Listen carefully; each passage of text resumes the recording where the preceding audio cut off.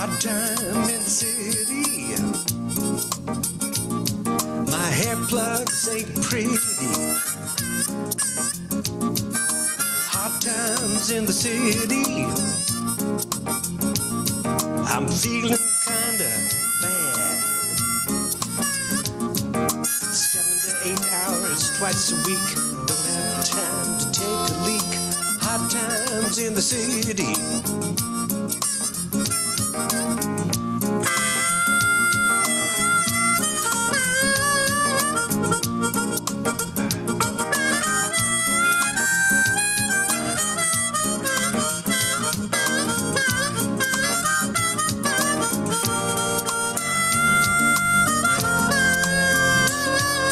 Hot times in the city.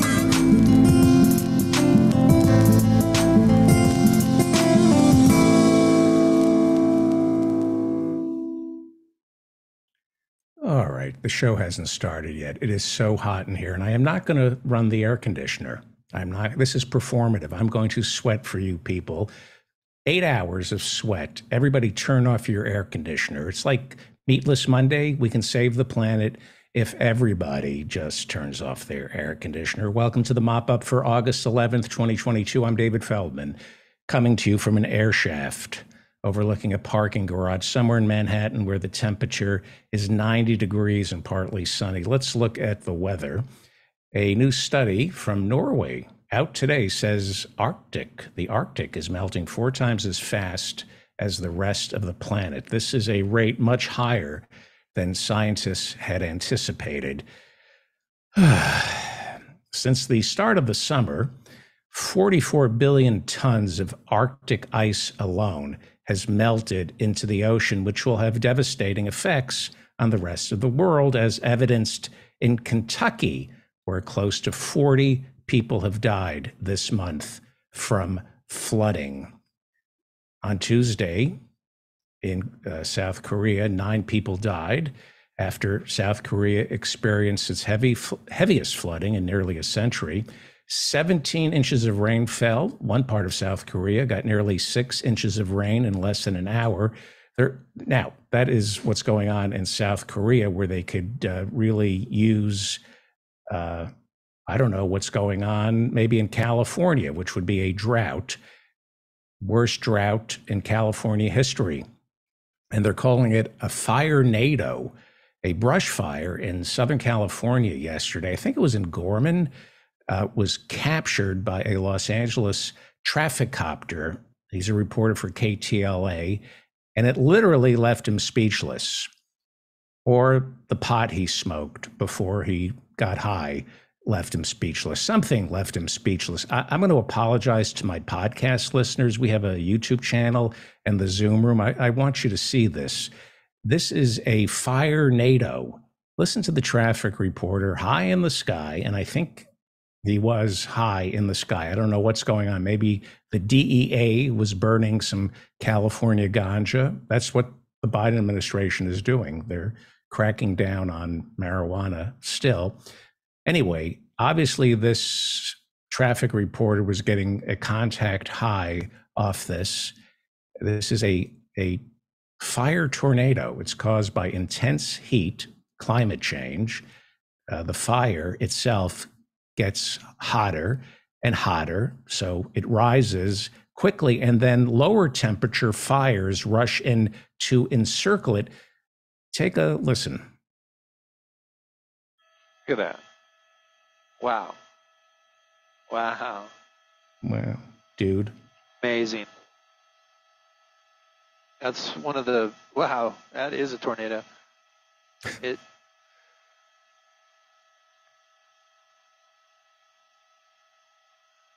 Wow. Wow. Dave's not here. It really is incredible. Wow. I know. Wow. Yeah, wow. That's California, a fire tornado. Over in Europe, the Rhine and the Danube are drying up. Those are the rivers that supply Germany, Switzerland, Holland, and the rest of Central Europe, all the way down to the Black Sea, with ships that provide, oil, food, and other life essentials. France uses rivers to cool their nuclear reactors, but they can't anymore because the Rhone is now too hot. Rivers provide 1 ton of freight each year for every single citizen living in the EU. Not anymore. It's become so hard for barges to navigate these shallow waters. We're seeing a rise in the cost of shipping, jumping 30% rise in the cost of shipping in Europe this summer because the rivers are drying up. You want to beat inflation? Beat climate change. Cost of shipping goes up 30% because of climate change. So I'll talk about that later, inflation and how it's related to climate change. We had primaries on Tuesday. Congresswoman Ilhan Omar narrowly beat her conservative challenger, former Minneapolis City Councilman Don Samuels, by fewer than 3,000 votes.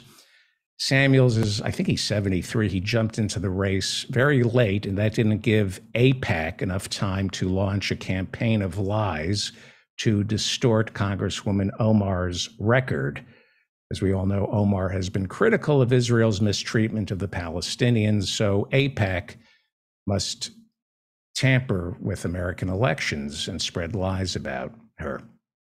Samuels, who ran against her, challenged Congresswoman Omar because she supported a ballot initiative back in 2021 that would have reorganized the Minneapolis police after the 2020 murder of George Floyd. The initiative was defeated by voters in November. Well, in Texas, Beto O'Rourke is running for governor against Greg Abbott, and people have been showing up to Beto's campaign stops brandishing AR-15s, and it's perfectly illegal. They're carrying AR-15s and holding Greg Abbott for governor signs. And as we know, Beto is running against Texas gun laws. His middle name, by the way, is Francis. He is named after Robert Francis Kennedy. He's named after Robert Kennedy. Now, I have my problems with Beto, but he has taken on the NRA. He is, he's in enemy territory. He's in Texas, and he showed up at Uvalde and shouted at Greg Abbott. Well, here's what happened while he was campaigning in Mineral Springs on Wednesday. Someone holding a Greg Abbott for governor sign thought that Beto was being a little bit too performative and bumming people out about AR-15s. Originally designed for use in combat, legally purchased, if you want to, AR-15s, hundreds of rounds of ammunition, and take that weapon that was originally designed for use on the battlefields in Vietnam to penetrate an enemy soldier's helmet at 500 feet and knock him down dead, up against kids at 5 feet. It may be funny to you, motherfucker, but it's not funny to me, okay?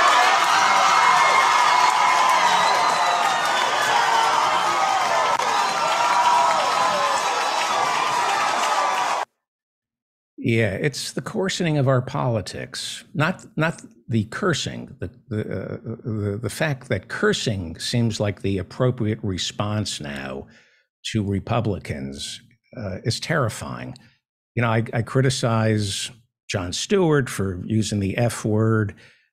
It gets things done, apparently, and I hope Beto wins. I really do. He kind of bailed on us in 2020 on Medicare for All.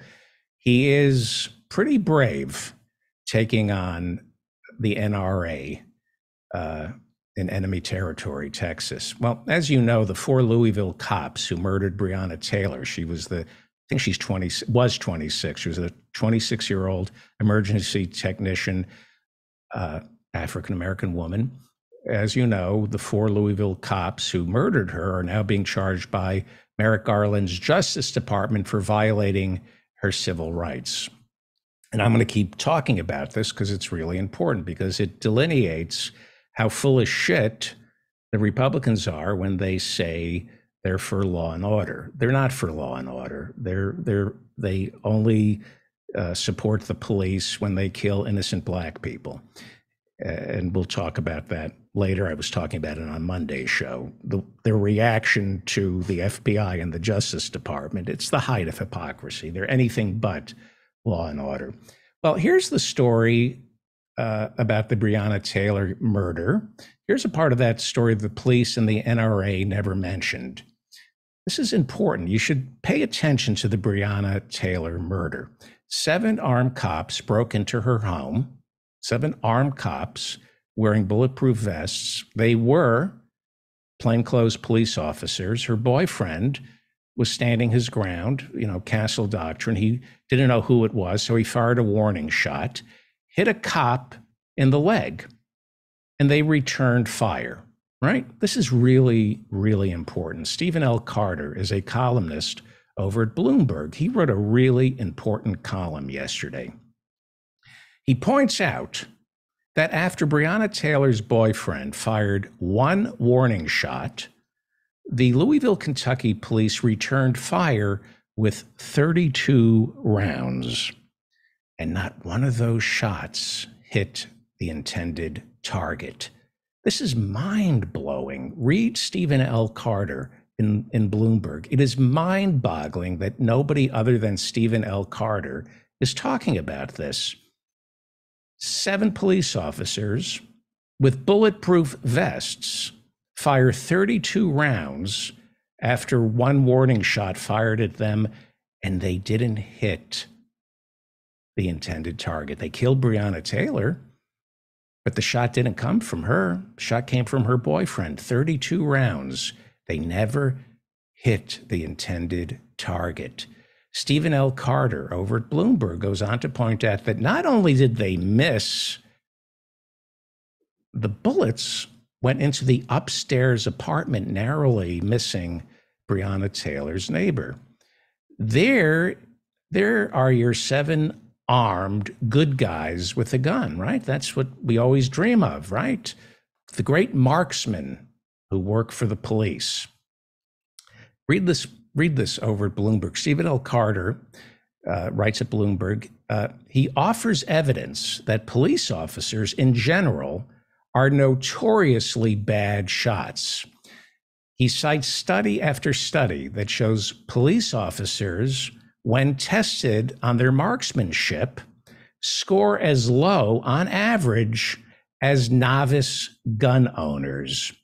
When they are in states of stimulated stress, these studies show that the police perform even worse.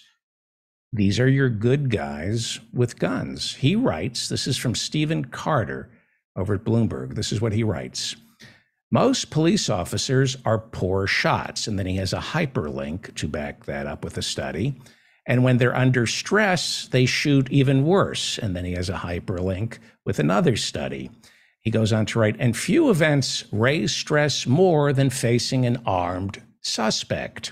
One study found, and he hyperlinks to the study, one study found that experienced officers who shot fairly well on the range rapidly lost accuracy when faced with instructors who returned fire, even though the police officers knew the quote-unquote bullets in this exercise were soap pellets. Facing live rounds, one would expect the loss of accuracy to be greater. That's from Bloomberg. That is Stephen L. Carter writing over at Bloomberg, providing incontrovertible evidence that our local police are bad shots. And nobody's talking about this. Well, Senator Ron Johnson, bad guy. He's a Republican running for re-election in Wisconsin. And on this Tuesday, Democrats chose Lieutenant Governor Mandela Barnes to take him on. Professor Harvey J.K. is from Wisconsin. He supports Lieutenant Governor Mandela Barnes. He'll be on the show a little later. Here is Lieutenant Governor Mandela Barnes Tuesday night addressing supporters after he won the Democratic nomination to take on Senator Ron Johnson. I'm here today to tell you that it's not about red or blue, left or right. It's about those who've been at the top and everybody else who's been left behind at the bottom. It is time for a change, everybody. It's time for us to be represented by people who actually share our experiences. I am the proud son of a middle-class union household.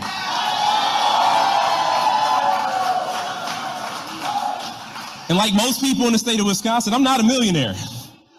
I don't have the backing of big pharmaceutical companies or oil companies. But what I do have is skin in the game.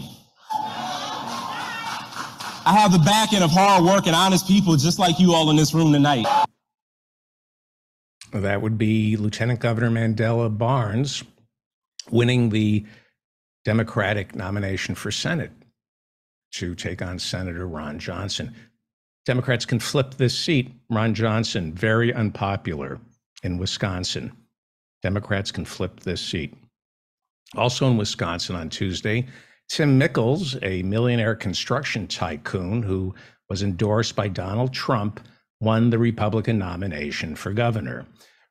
But Robin Vos, the Speaker of the Wisconsin Assembly and the most powerful Republican in the state, narrowly beat off a Trump-backed candidate, Adam Steen, who promised to take back Wisconsin's 10 electoral votes in 2020 and award them to Trump. In other words, if he wins, he lost, but he's one of those Republicans who wants to award the 2020 election, it's not funny, to Donald Trump. Still, on Tuesday in Washington State, Representative Jamie Herrera Beutler, a Republican who voted to impeach Donald Trump after January 6, she conceded defeat to her Trump-endorsed challenger. Arizona yesterday had another election, and the infamous Joe Arpaio lost his third election in a row after he went down to defeat in the race for mayor of the wealthy town of Fountain Hills. Arpaio was defeated by two-term incumbent Ginny Dickey. Arpaio was sheriff of Maricopa County for 20 years, and he is loved by Donald Trump because Arpaio tortured his prisoners. I remember when I worked on the Dennis Miller Show back in the 90s, I think he was one of the first guests on the HBO show because he used to make the prisoners wear pink panties around their face and humiliate them. And Dennis thought, this is how you lower the crime rate, by torturing prisoners. In Connecticut's Republican primary for Senate, Trump endorsed Leora Levy, defeated moderate Republican Themis Klarides on Tuesday. All in all, despite a few electoral victories for Donald Trump, it was a tough week for Trump supporters. There was the raid on Mar-a-Lago, and then the FBI seized the phone of Pennsylvania Republican Congressman Scott Perry. They're trying to determine his role in attempting to overturn the 2020 elections. He denies asking Donald Trump for a blanket pardon after January 6, but he did. So it was a rough week for Trump supporters. But there was a glimmer of good news for Trump supporters. There was one piece of good news that will make die-hard Trump supporters happy. A grand jury in Mississippi today declined to indict the white woman whose accusations set off the lynching of Emmett Till nearly 70 years ago. Carolyn Bryant Dunham, now 88, initially claimed that Till made unwanted advances towards her at her family's grocery store. It led to the brutal torture and lynching of the 14-year-old. The prosecutor said the grand jury found insufficient evidence to charge Dunham. So congratulations, Donald Trump and his supporters. Rough week for Trump fans otherwise. There was the raid in Mar-a-Lago, and now Donald Trump says there is a rat in Mar-a-Lago. And anyone who's ever stayed at one of Donald Trump's hotels knows there's more than just one rat at Mar-a-Lago. Aides to former President Donald Trump say he's now sweeping for bugs. Unfortunately, for guests, not the bed varietal of bugs, bed bugs. This is the truth. Trump supporters and Trump properties are notorious for bed bugs. Seriously, if I were one of those FBI agents, I would burn all my clothes. I would. Here's a headline from the Daily News. Trump denies his Doral resort is infested with bed bugs. If you remember, he wanted to hold, I think, the G7 meeting at his Doral hotel in, I believe, Miami, but people said you can't bring world leaders there. They'll come down with bed bugs. And let's see, there's this story, also from the Daily News. Bed bug victim outraged as Trump denies infestation at Miami resort. And then he filed a lawsuit in 2016. And then there's this story from the Insider, Business Insider. Trump said his Florida resort where he wants to host the next G7 has no bed bugs. But the resort settled a lawsuit over bed bugs back in 2017. Yeah. Well, like I said, not a good week for Trump supporters. The inflation numbers came out on Wednesday, and inflation has slowed to an annualized rate of 8.5%. It's still high, but it seems to be going down.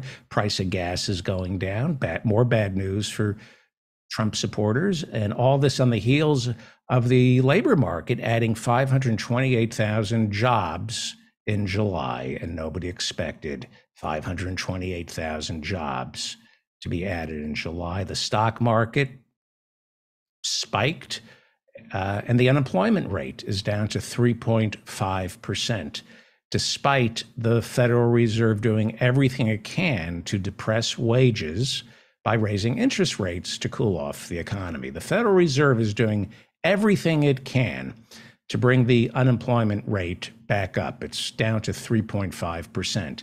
Now, Jerome Powell, will say he's the chairman of the Federal Reserve, appointed by Donald Trump and reinstalled by Joe Biden. Jerome Powell says it's all about inflation. That's the only reason he's raising interest rates. Yes, and he is worried about inflation, but a very specific type of inflation, wage growth. That is what terrifies the bankers, wage growth.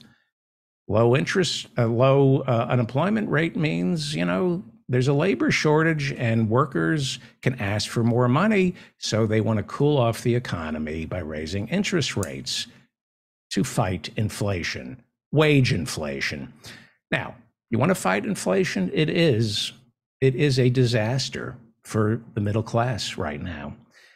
As I said on Monday's show, 1/3 of inflation is rent, 1/3. So, Jerome Powell, you want to kill inflation? Tell Joe Biden to declare a national emergency and announce a rent freeze. Have Congress pass laws that forbid out-of-town investors from going into cities they don't live in and gobbling up affordable housing and then taking advantage of zero rent control laws by raising rents to the tune of thousands of dollars a year. Also, since we're talking about the weather, you can tackle inflation by fighting climate catastrophe. I just talked about the Rhine and the Danube drying up, and that's causing a 30% spike in shipping costs. I'm not the first one to talk about this. Sarah Bloom Raskin said this. She sat on the Federal Reserve, and she said, if you want to tackle inflation, the Federal Reserve has to have a policy that protects banks that support green energy. Sarah Bloom Raskin wanted the Federal Reserve to study how climate change has a direct impact on banks and how climate catastrophe ricochets into all corners of our economy. Biden, to his credit, nominated Sarah Bloom Raskin to serve as vice chair for supervision of the Federal Reserve Board of Governors. He should have nominated her to replace Jerome Powell. But he nominated Sarah Bloom Raskin to serve as vice chair for supervision of the Federal Reserve Board of Governors, so the banks would address climate change. But in March of this year, he had to withdraw her nomination specifically because Republicans objected to Sarah Bloom Raskin trying to make the Federal Reserve go green. You know, Noam Chomsky said of the Republican Party, they are a bigger threat because of their climate change denying. They are a bigger threat to the planet than Nazi Germany. That's what Noam Chomsky said. So we can be too cool for school and pretend the Democrats are just as bad as the Republicans. The Democrats are satanically bad, but the Republicans are even worse. And, you know, we're in midterm season, and if you're patriotic, if you're looking for wins for this country, you have to admit that Biden is putting numbers on the board.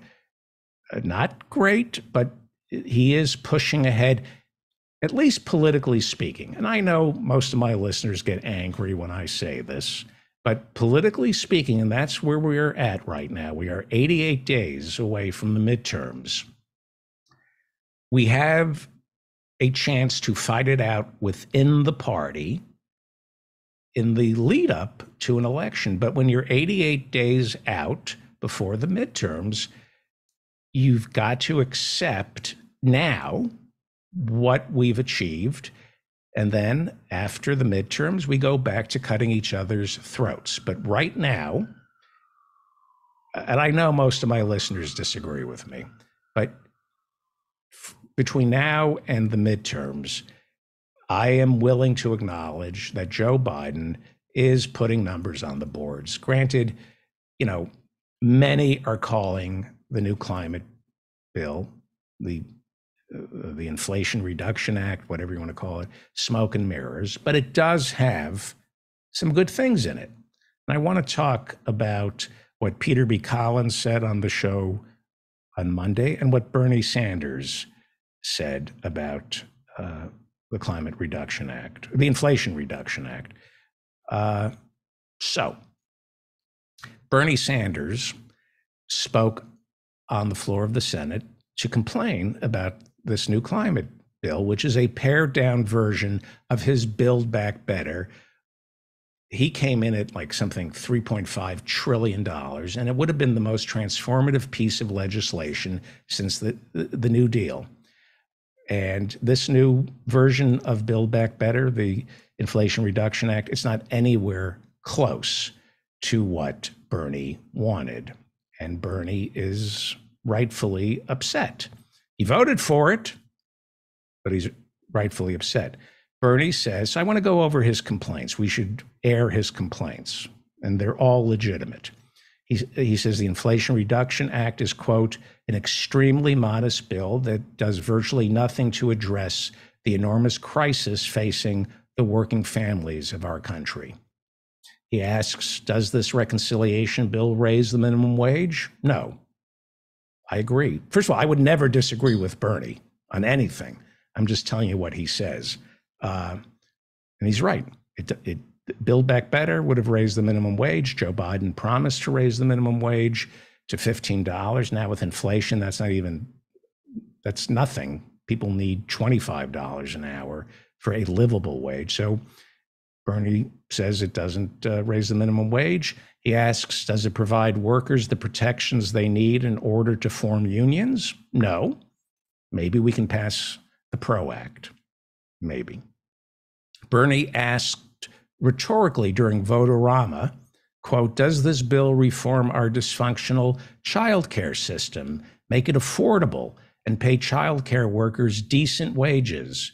No, it doesn't. It costs something like $17,000 a year for childcare. Who can afford that? Bernie reminded his senators in the Democratic Party that he caucuses with that 60,000 Americans a year die because they cannot afford to go to a doctor. Yet this bill doesn't create what he calls a rational, cost-effective healthcare system, which guarantees healthcare for all. He's right. It's absolutely true. Bernie says this bill does nothing for the 45 million Americans who are struggling to pay student debt. Joe Biden, when he ran for office, said he was going to cancel some student debt. He can do it with the stroke of a pen. He doesn't need Congress. Hasn't done it yet. Maybe that's his October surprise. Bernie warned in the Senate last week that 55%, I couldn't believe what I heard. He warned that 55% of America's senior citizens try to live on $25,000 a year or less. Half of the elderly in our country try to survive on an income of $25,000 a year or less. Imagine, I mean, the average rent is $3,000 a month in this country. So old people can't afford literally to live, or at least half can't.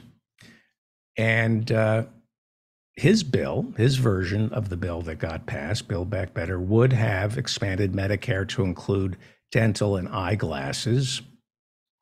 This bill doesn't have it.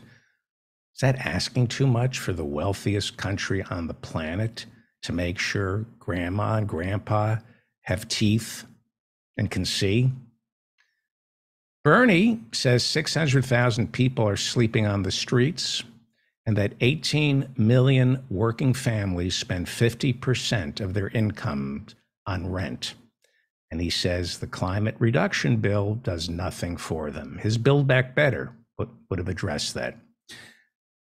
Well, the Inflation Reduction Act allows Medicare to negotiate with Big Pharma. Peter B. Collins talked about this on Monday. And Bernie agrees with Peter B. Collins. He says, yes, the bill does allow Medicare to negotiate with Big Pharma, but that doesn't kick in until 2026. And then, as Peter B. Collins pointed out, only 10 drugs can be negotiated, with more slowly added after that. There is a cap on insulin for Medicare, not for private insurers overcharging people for insulin. For Americans who aren't on Medicare, there's no insulin cap for people who aren't on Medicare. Bernie, and I really wish we could have this conversation, he reminds us that the VA negotiates with Medicare. The VA negotiates all drugs with Medicare, which is why, the VA negotiates with Big Pharma. It's hot in here. I'm not using my air conditioner. The VA negotiates with Big Pharma. All drugs are negotiable when it's the VA. And that's why Medicare pays double what our VA pays for the same exact prescription drugs. Bernie says that if Medicare could negotiate with the drug companies on all medication, Medicare would save close to $1 trillion over the next decade. Why wouldn't the Republicans be for that, right? Don't you want to save $1 trillion? No, the Republicans want $1 trillion to go to the drug companies. But the Republicans keep complaining, right, that Medicare is insolvent. Negotiate all drugs with Medicare, you save $1 trillion over 10 years. Okay, those were Bernie's complaints about the Inflation Reduction Act. Peter B. Collins on Monday's show pretty much echoed those complaints, and they need to be aired. This bill does fall short. There's a paucity of funds for a social safety net. But it's being promoted as a climate change bill. Bernie admits that this climate change bill, the Inflation Reduction Act, provides, quote, serious funding for wind, solar, batteries, heat pumps, electric vehicles, energy efficient appliances, and low-income communities who have borne the brunt of climate change, okay? So, and this is why Bernie voted for it. you should just get your news from Bernie. Bernie is like Ralph Nader. There are only a handful of Americans in the arena who you can trust. Just get your news from whatever Bernie says. He tells the truth. So I'm reporting what Bernie says, and I'm going to go on here. So I would never, ever disagree with Bernie Sanders. I think he's as close to a political god as he's a miracle of democracy. I worship Bernie Sanders. His criticism of the climate bill is the following, and I would never challenge Bernie, okay? But he complains that big oil will continue to receive billions of dollars in tax subsidies. He's right, because he's Bernie. I wouldn't, but I can live with that. That's sausage making. That's how, you got to get Manchin on board, right? And the pipeline that we're going to expand pipelines for natural gas in West Virginia and throughout the country. I'm against it, but it's compromise. I'm willing. We need to object to it. Bernie voted for this, okay? Legitimate complaints. Then Bernie complains before the federal government could approve any new offshore wind development, it must first offer to sell 60 million acres of ocean, that would be the size of Michigan, he says, to the oil companies for drilling each year. The size of Michigan, ocean space, each year must be offered to the oil companies to buy to drill, okay? That's 2 million acres of public land as well, right? Inside the United States, 2 million acres of public land must be offered for sale to oil companies each year before renewable energy leases can be approved for wind and solar. I would never challenge Bernie, but I think my pea brain thinks that it sounds a lot worse than it is because oil companies aren't drilling. That's why oil has gotten so expensive. The oil companies want to return this windfall, which they think may be the last they're going to get. They want to return it to investors, the money. They don't want to put it back into drilling. Drilling is expensive, and it doesn't always turn out good. Oil companies are finding that by not drilling, they make more money because it creates more of a demand, right? If you don't drill, there's a shortage, you can charge more. That's why the oil companies are recording record profits. As I said, drilling is very risky. So I'm not so sure once these subsidies for renewables start to kick in, I'm not so sure that the oil companies are going to risk what's left of their dwindling market share on more expensive drilling. I hope I'm right. So Bernie says, in total, the bill will offer the fossil fuel industry up to 700 million acres of public lands and waters to oil and gas drilling over the next decade.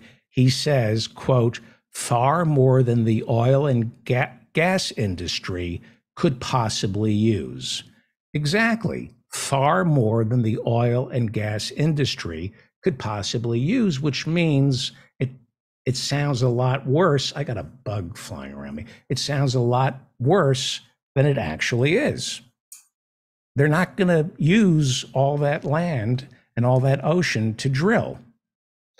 Again, Bernie, most transformative politician in my lifetime. I would never challenge him. He knows more than I do. So I still think this might be a start to reducing greenhouse gases. I think. I wish something would reduce this fly that's buzzing around me. Anyway. Well, it's midterm season. So I will say that politically speaking, this is all good for the Democrats. Whatever's in the bill, whether or not you disagree with me about the climate bill, it's good for the Democrats because it's something they can run on. Because people who vote for Democrats tend to be ignorant. Not as ignorant as people who vote for Republicans, but ignorant nevertheless. It's important to know, and I'm not trying to be cruel here, but according to the Washington Post and according to Snopes, half of all Americans read below a sixth grade level. Now, you can go high, but you're going to be talking over the heads of most Americans. Most Americans read below a sixth grade level. So voters, right now, you got to keep things simple. They're going to think this climate bill is enough.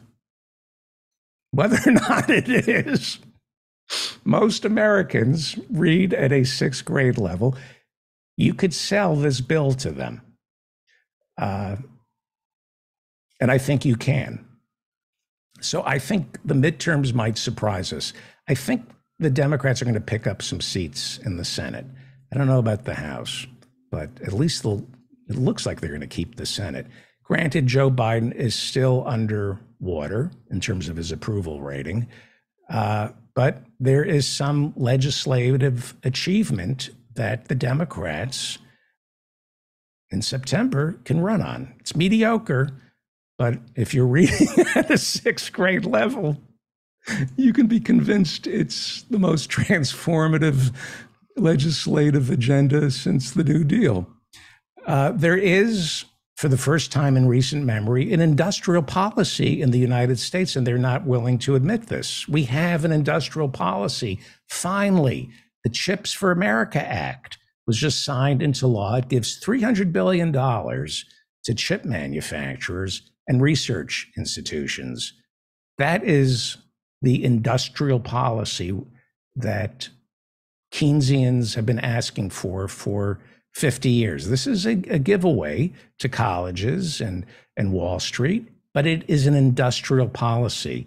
We have always said before this that America is against the government picking and choosing winners by pouring money into manufacturing. But that's what we're doing right now. And they're saying that the jobs have to be here in America. This is bipartisan. Will it work? Well, politically speaking, does it matter? It's something you can run on. It was bipartisan, and it was a flagrant concession from the Republicans that there is no such thing as a free market. It does begin the possibility of a conversation with Americans who read at a sixth grade level that you're being lied to when they claim there's a free market, when the government is pouring over hundreds of billions of dollars into giving it to chip manufacturers and colleges for scientific research. It should be a nail in the coffin for the argument that there is a free market. There is no free market. We are subsidizing the chips industry to the tune of $52 billion. The free market doesn't exist. And no equity stake in these companies. I think an industrial policy, this is the first one in my lifetime. I think this begins a conversation about an equity stake in corporations that the federal government either bails out or props up. And that is the road to socialism. It's not socialism, but if we give money to Intel, we should get some stock in return. I think you can have that conversation now. I don't think you could have had it a year ago. And that is a road to socialism. It's changing the debate. Both sides of the aisle have conceded with this bill the free market doesn't exist. For a nation of people who read at a sixth grade level, this is a path forward to explaining on very simple terms what socialism for the rich mean, and it's a step towards getting Americans, just it's going to go. This money will go to our schools, so it'll get Americans maybe reading at a seventh grade level. And if they read at a seventh grade level, that means pretty soon they can read at a high school level, and they'll understand that if the Chips for America Act pumps hundreds of billions of dollars into the economy, then why can't it also pump hundreds of billions of dollars towards the people who really need it? Like all the people Bernie says are left out of the Inflation Reduction Act. This is a step forward, and it is a bad week for the GOP. It is a bad week for the GOP and a good week for America. You take your victories where you can. This was a good week for America. Joe Biden signed the PACT Act, the new Veterans Health Care bill, which draft dodger Mitt Romney voted against. Here is Joe Biden giving Jon Stewart much deserved praise. Jon Stewart deserves this. I don't like Jon Stewart. You know that. But you have to, he loves this country and he did something good, and we should celebrate him. So many of you here today remind us that we have fought for this for so many years. Veterans, surviving families, surviving family members, advocates like Rosie Torres and Jon Stewart. And John, I want to thank you again. I wanted to come up and hang out in the Capitol steps. The Secret Service said I'd be a pain in the neck. They wouldn't let me do it. So at least we did a little video on there. But what you've done, John, matters. And you know it does. You should know. It really, really matters. You refuse to let anybody forget. Refuse to let them forget. And we owe you big, man. We owe you big.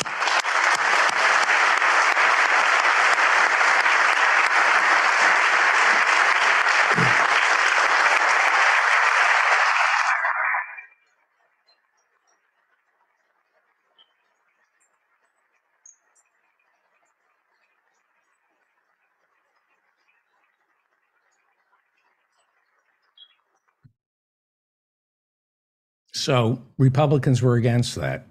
This is how you get things done, whether you like it or not. This is the system. This is the system. John worked the system.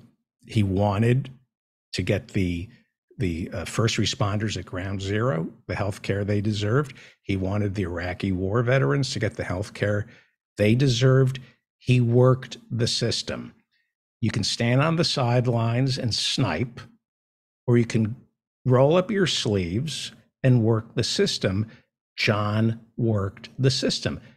I wish more multi-millionaire neoliberal hacks like Jon Stewart would work the system and put some guardrails on capitalism. So he deserves credit.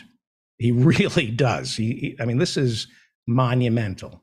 It's not enough, but it's monumental. And it's good for the country because it points out that Republicans are completely full of crap, more so than the Democrats, and they are losing the argument. They have no argument. They claim they're pro-military. They say when they're ginning up a war that isn't going so well, don't criticize the war because it's unfair to the troops. But when the troops come home, they're on their own. He pointed that out. And he called them on their bullshit. The Republicans would not sign this legislation to help the victims of the burn pits in Iraq. It took Jon Stewart kicking, screaming, cursing, and humiliating Congress until it passed.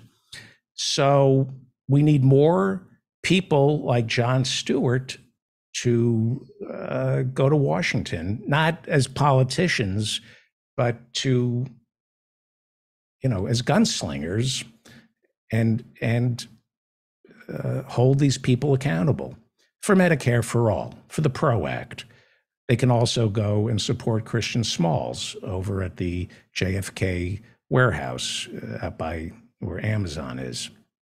Well, I was told Tucker Carlson, who is the soul of the Republican Party, whether you like it or not, and I really don't pay attention to Tucker Carlson or Fox News, but I do it at my own peril because this is where Republican talking points and policy emanate. I was told Tucker Carlson used this as an opportunity to attack Jon Stewart.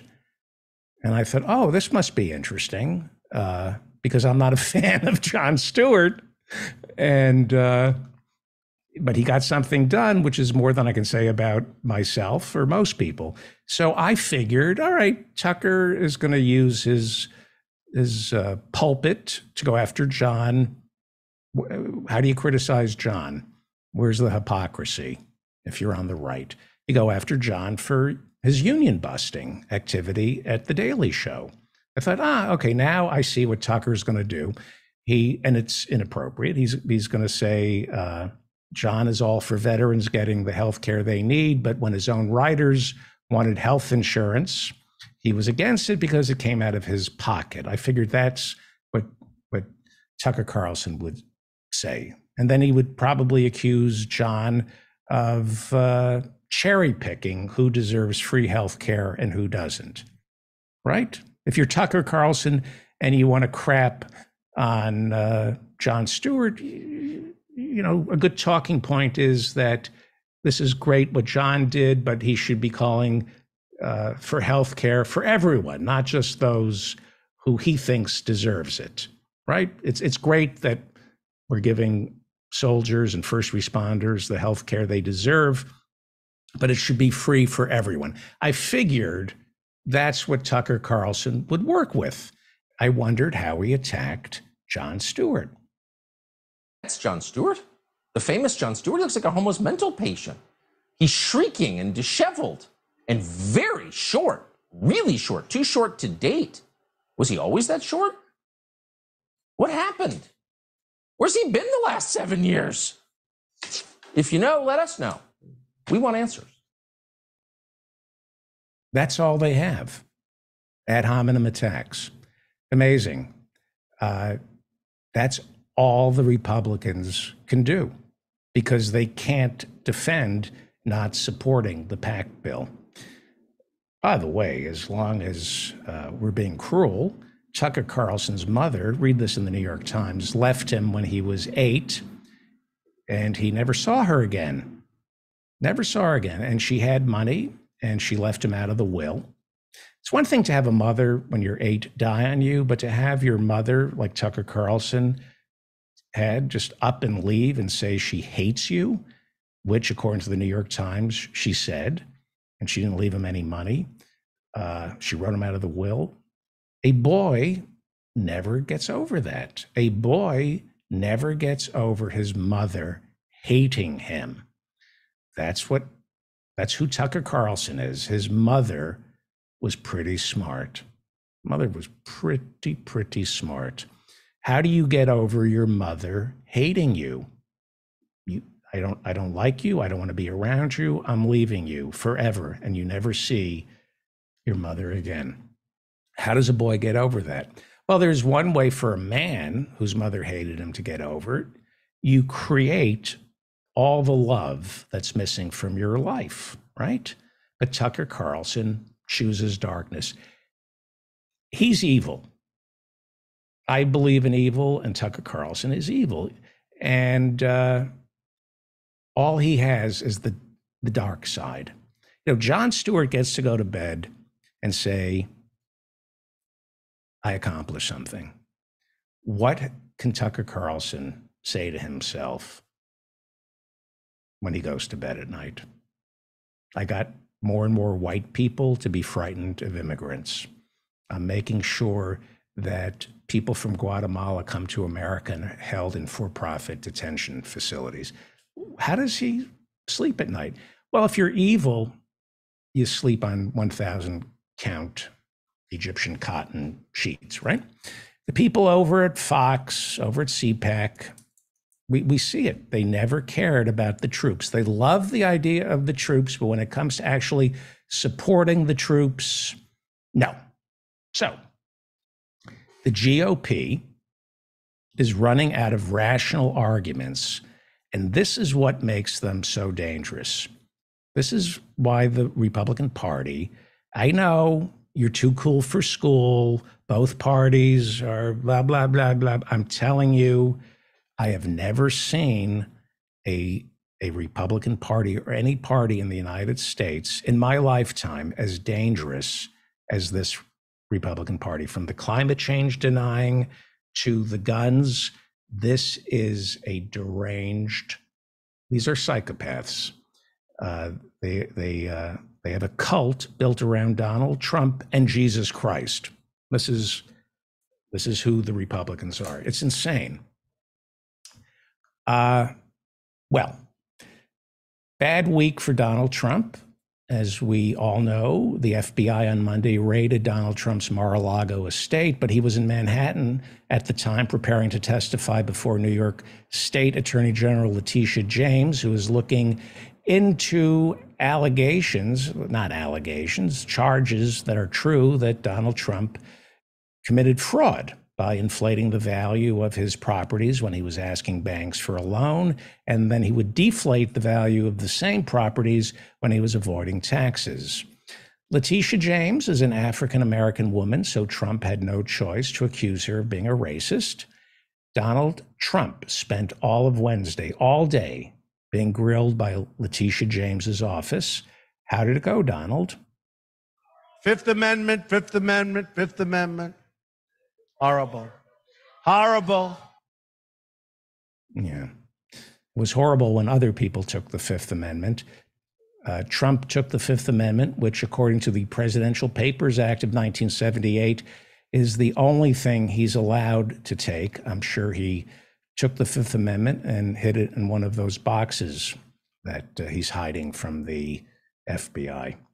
Well, the reaction to the FBI's raid on Monday has been surprisingly subdued on the right. Here is Sebastian Gorka. Gorka served in the Trump White House. Before that, he served as an advisor to Hungarian Prime Minister Viktor Orban, the racist. Here is Sebastian Gorka responding to the FBI's raid on Mar-a-Lago. Rest assured, this act by the FBI, by Merrick Garland, the DOJ, and the White House that had to approve all of it is a declaration of war against peaceful American citizens, 74 million of them. This is not America. Stay strong, my friends. God bless. Yes, he's also a Christian, just like Viktor Orban, who he used to work for. Yes. So what did you say? God bless. Ah, thank you.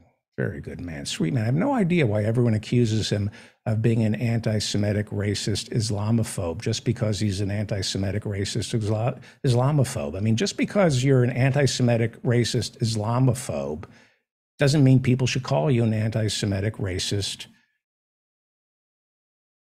Islamophobe. God bless.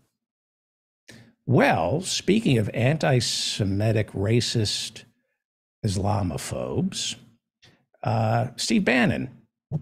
Steve Bannon talked about the raid, very low key, just like Sebastian Gorka. Steve Bannon, he wants to see what the Justice Department has, and he just wants the legal process to play out. Here is Steve Bannon on Wednesday talking with Alex Jones, very calm and measured. You can tell that the legal system has really tamed both Steve Bannon and Alex Jones. Steve Bannon was found guilty of contempt of Congress last month. Alex Jones, of course, has lost 4 defamation trials that will probably end up costing his entire fortune. You can tell they have been spooked, and they are now offering up a sober reflection on the FBI raid. Here is Steve Bannon. I do not think it's beyond this administrative state and their deep state apparatus to actually try to work on the assassination of President Trump. I think everything's on the table. I think his security ought to be at the highest it's ever been. And honestly, I think he ought to, and I think he should have flown down to Mar-a-Lago this morning, walked out there at noon today and said, hey, I'm running for president of the United States. Suck on that. Well, that was my next question. Alex Jones and Steve Bannon. Well, Bernard Kerik was New York police commissioner under Rudy Giuliani, and he was going to be George W. Bush's director of Homeland Security, but instead he was sentenced to 4 years in federal prison for minor stuff. You know, he pled guilty to tax evasion, accepting illegal gifts while he was serving as Interior Minister of Iraq briefly in 2004. And there was an apartment reserved for the first responders at Ground Zero for them to sleep in because they were working 48 hours straight, but they couldn't get into the apartment because Bernie Kerik, the police commissioner, was using the apartment illegally to engage in extramarital affairs. Anyway, Bernard Kerik did 3.5 years in prison, and then he eventually got pardoned by Donald Trump. And Bernard Kerik, the former police commissioner of New York City, thanked Donald Trump for the pardon by helping Donald Trump spread the lie that Joe Biden lost in 2020. Well, he's a police commissioner. And here is former New York City police commissioner Bernie Kerik. Now, here he is talking about the raid on Mar-a-Lago. And remember, he's a former police commissioner, so we should hang on his every word. Here is Bernie Kerik, the former police commissioner of New York City, on Newsmax yesterday. I was in Washington, D.C. I was at a couple different social events, and I heard people talking. They said the Democrats want this guy so bad that they wouldn't put assassination behind it. And I'm going to tell you something. They've tried impeachment. They've tried another impeachment. They've tried one investigation after another. This is about one thing. This is about stopping him from running in 2024. And I'm going to tell you something. I'm not into conspiracies. I'm not into anti-government rhetoric. Sure. This is the first time in my lifetime that I would say I am deathly afraid for Donald Trump. I would not put assassination behind these people. So I'll move on, but you have to know that Donald Trump studies Hitler. There's a new book out. It's not funny, where he screams at General Kelly, why can't I have the same generals Adolf Hitler had? This is what he actually said. I want the same generals that Hitler had. He studies Hitler. Bannon studies Hitler. Read about Ernst Röhm in the essay. The Nazis, when Hitler became chancellor, feared for his life, and they needed a palace guard. They needed his own private security operation. That was Ernst Röhm and the essay. And it was von Papen, who I think was vice chancellor. He agreed to absorb Hitler's SA into the German police, into the German army. And all of a sudden, Hitler had his own police. If you don't think this is what Steve Bannon, Bernie Kerik, Donald Trump are thinking of, yeah, it's crazy, but they're crazy, just like Hitler. They are saying they fear for Donald Trump's life. They can't trust the DOJ to protect him. They want to clean out the FBI. They are going to create their own army of loyalists. Yes, it's crazy. This is what they're planning. If you don't think the midterms are important, you're not paying attention. I want Medicare for all. I do, but life happens.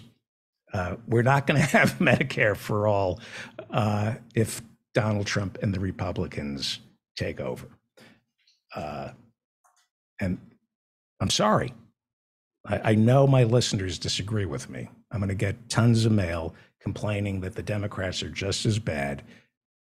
they're bad, but they're not just as bad. Well, over at Fox News, Jesse Waters, being the responsible journalist he is, he had a calm, clear-headed conversation with the equally thoughtful Senator Lindsey Graham about the Mar-a-Lago raid. What? These people are out of control, Senator. This country is at, we're on the edge of a cliff, man. I'm telling you, this country is at the edge of a cliff here. Yeah, no, I got you. I understand exactly what you're saying. Mm-hmm. Here is Sean Davis, the CEO of The Federalist. It's a website and a magazine. Here he is on Fox News the next day. Pay attention to his dog whistles, right? Well, I think it's a declaration of war against the American public, against the half of the country, if not more, that doesn't want to be ruled by a bunch of corrupt oligarchs. It's easy to look at what happened and say, oh, it's just about Trump. It's just about, Donald Trump and, he's kind of different. It's not about anything else. No, this is about the ruling elites, the deep state, whatever you want to call it, the oligarchy, deciding that it is up to them to pick who we get to vote for, and that it's up to them to decide who gets to be on the ballot when Republicans vote. This was a declaration of war against the American public for having the audacity to think they get to decide who represents them, because it is obvious what this was about. This was about disqualifying Donald Trump from ever running again. This is their kill shot to take out Donald Trump's political career. And unfortunately for them, I think it's going to backfire, but it's not going to undo the damage that they've done with these Stasi tactics. No, and the damage won't require a conviction. Stasi tactics. They're now comparing the FBI to East Germany's secret police, the Stasi. By the way, the Federalist has been accused of spreading misinformation about COVID and climate change. Google threatened to demonetize the Federalist for posting fake information about black crime in America. And when workers at the Federalist wanted to go union, the National Labor Relations Board stepped in and accused the Federalist of unlawful threats. They challenged that, the Federalist did, and the NLRB's ruling was upheld on appeal inside a federal court. Anyway, Sean Davis, CEO of the Federalist, says the FBI is like the Stasi, but Congresswoman Lauren Boebert disagreed with Sean Davis for comparing it to the Stasi. This is Gestapo crap, and it will not stand. Yeah, it's Gestapo crap. I'd go with Gestapo. Stasi is a little too inside baseball. Lauren Boebert, Congressman Lauren Boebert from Colorado, loves her guns. She refuses to go through the congressional metal detector, but it's not like people on her side are using dog whistles to encourage people to take their arms and use them. It's not like Sean Davis, the CEO of the Federalist, is using dog whistles to incite violence. This is their kill shot.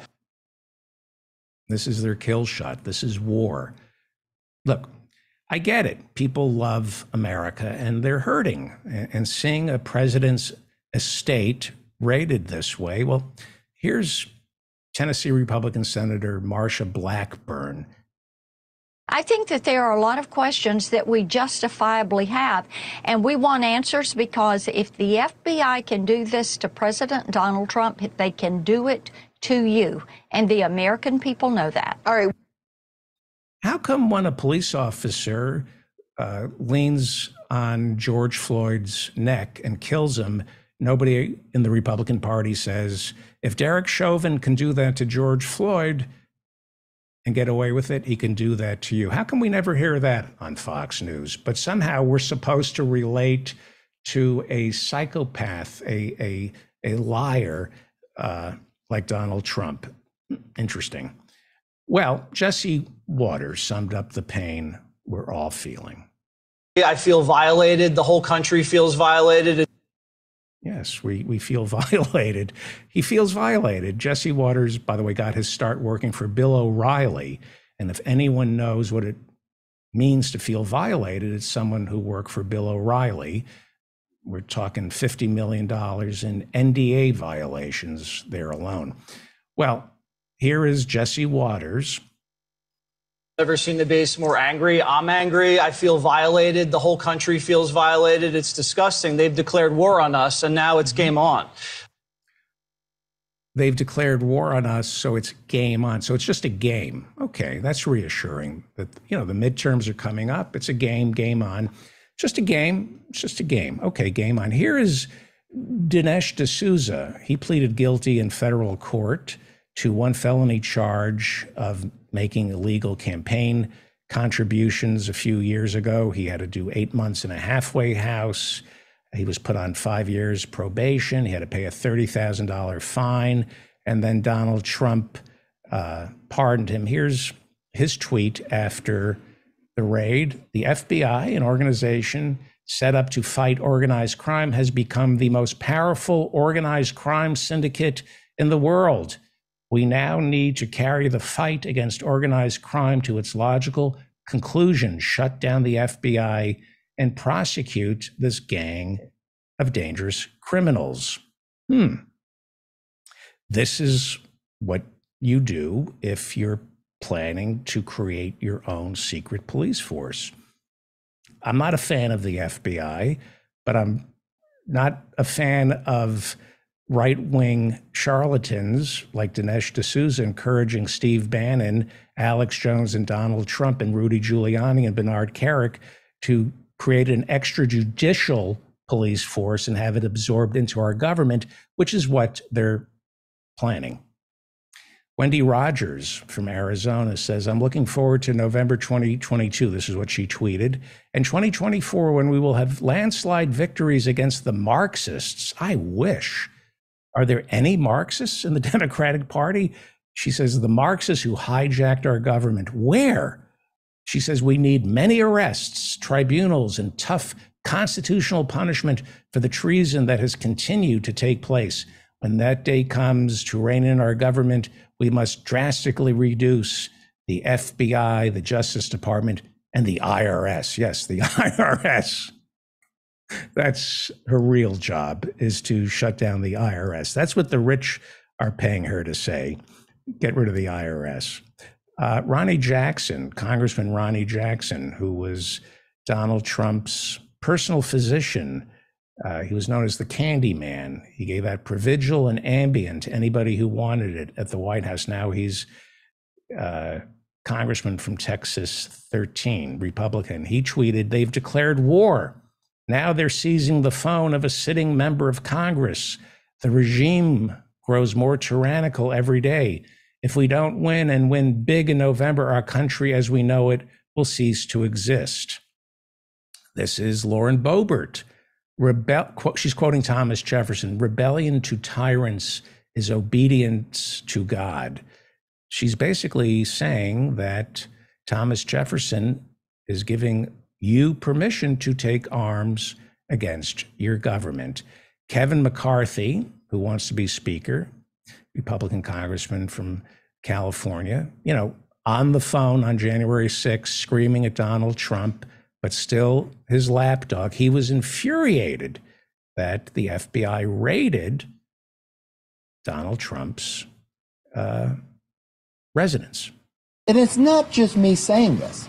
You got the Democrat former governor of New York, Cuomo, upset about it. You've got the Democrat who ran for president, Yang, upset about it. I think every American should be upset about this.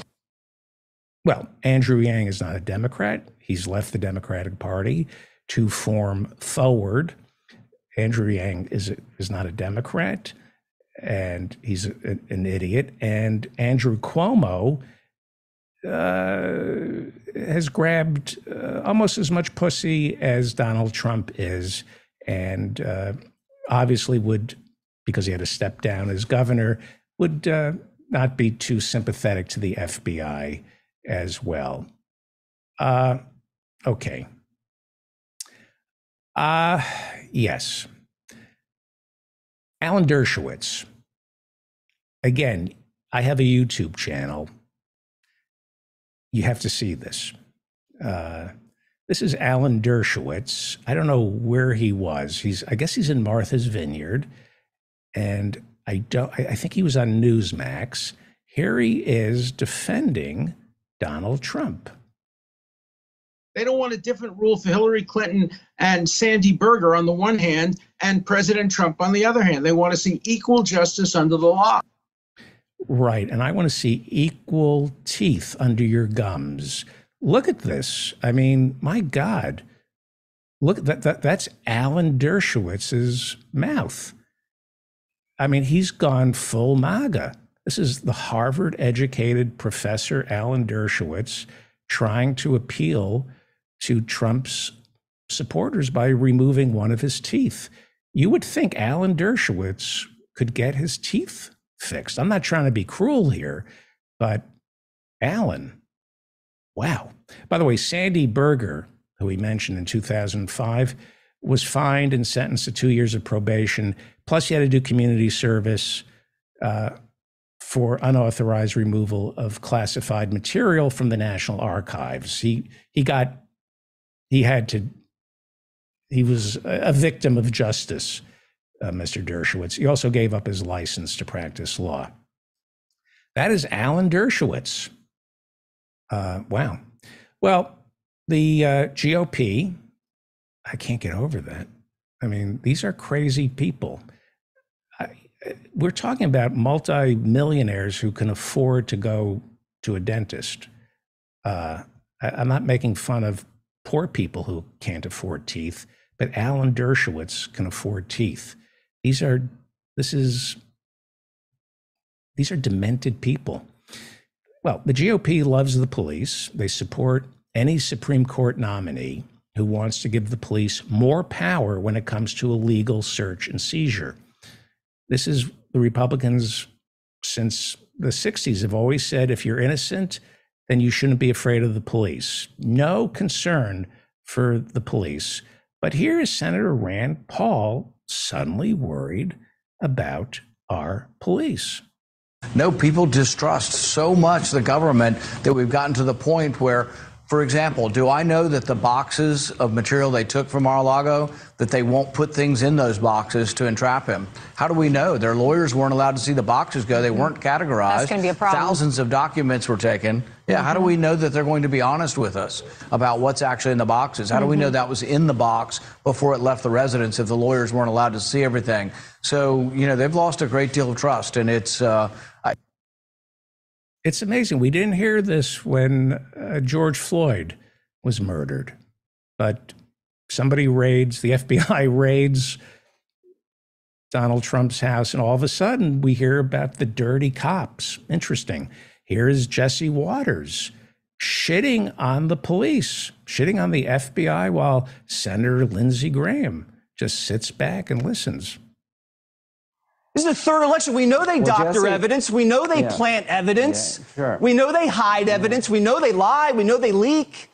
I mean, this is not anything new. This has been years they've been doing this. We can't just say, we're waiting for the guy to come out and give a statement about what is predicated. I mean, what? These people are out of control, Senator.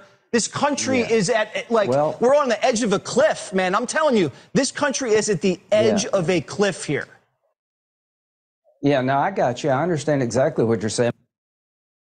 Right, but when Black Lives Matter says that, it's, why do you hate the cops? Well, all this trashing of the police even got Fox and Friends' Steve Doocy spooked. Here he is questioning Steve Scalise. He's the Republican House whip. The FBI, with 35,000 members, now they apparently are receiving a lot of specific field agents are receiving specific death threats because there are a number of people online and elsewhere who are demonizing the FBI. And some Republicans, Paul Gosar, a Republican in your caucus from Arizona, said we must destroy the FBI.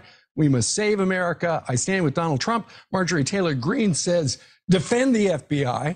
I'm just curious, whatever happened to the Republican Party backing the blue, and in particular, the 35 members of law enforcement, federal law enforcement at the FBI?